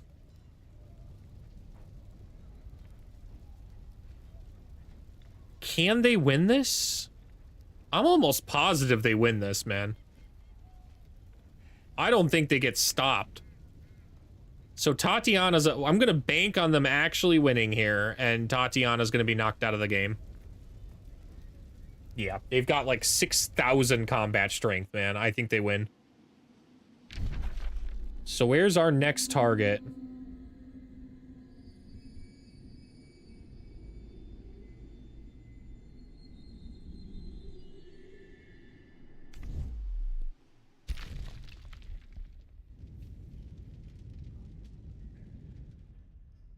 How far can we move is the question. I guess we can move to here.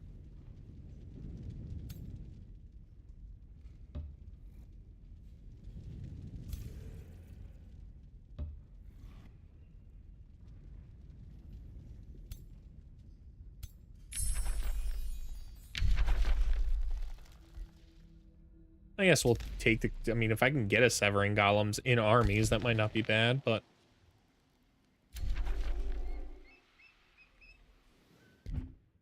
Spells.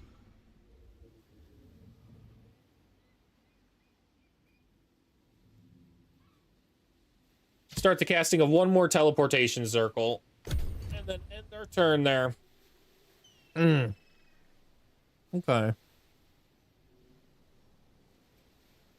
Yeah, my headache is coming back with a vengeance. So I think that is where I'm going to end today's stream. My schedule for the upcoming week was pinned at the top of the Twitch chat, but I'll make sure to change my page as well. I'll be streaming from like 3 p.m. Central Time to 9-ish p.m. Tomorrow and Wednesday. And then Sunday, this coming Sunday, I might not be here for that Sunday. I'm almost positive I will not be here for that Sunday because that's going to be a traveling day from the bachelor party. So Monday, I'm going to try and be back Monday, though. You redeemed a posture check just now. I'm up. I'm sitting up. I'll make sure to have a couple more things for channel points to be spent on tomorrow. And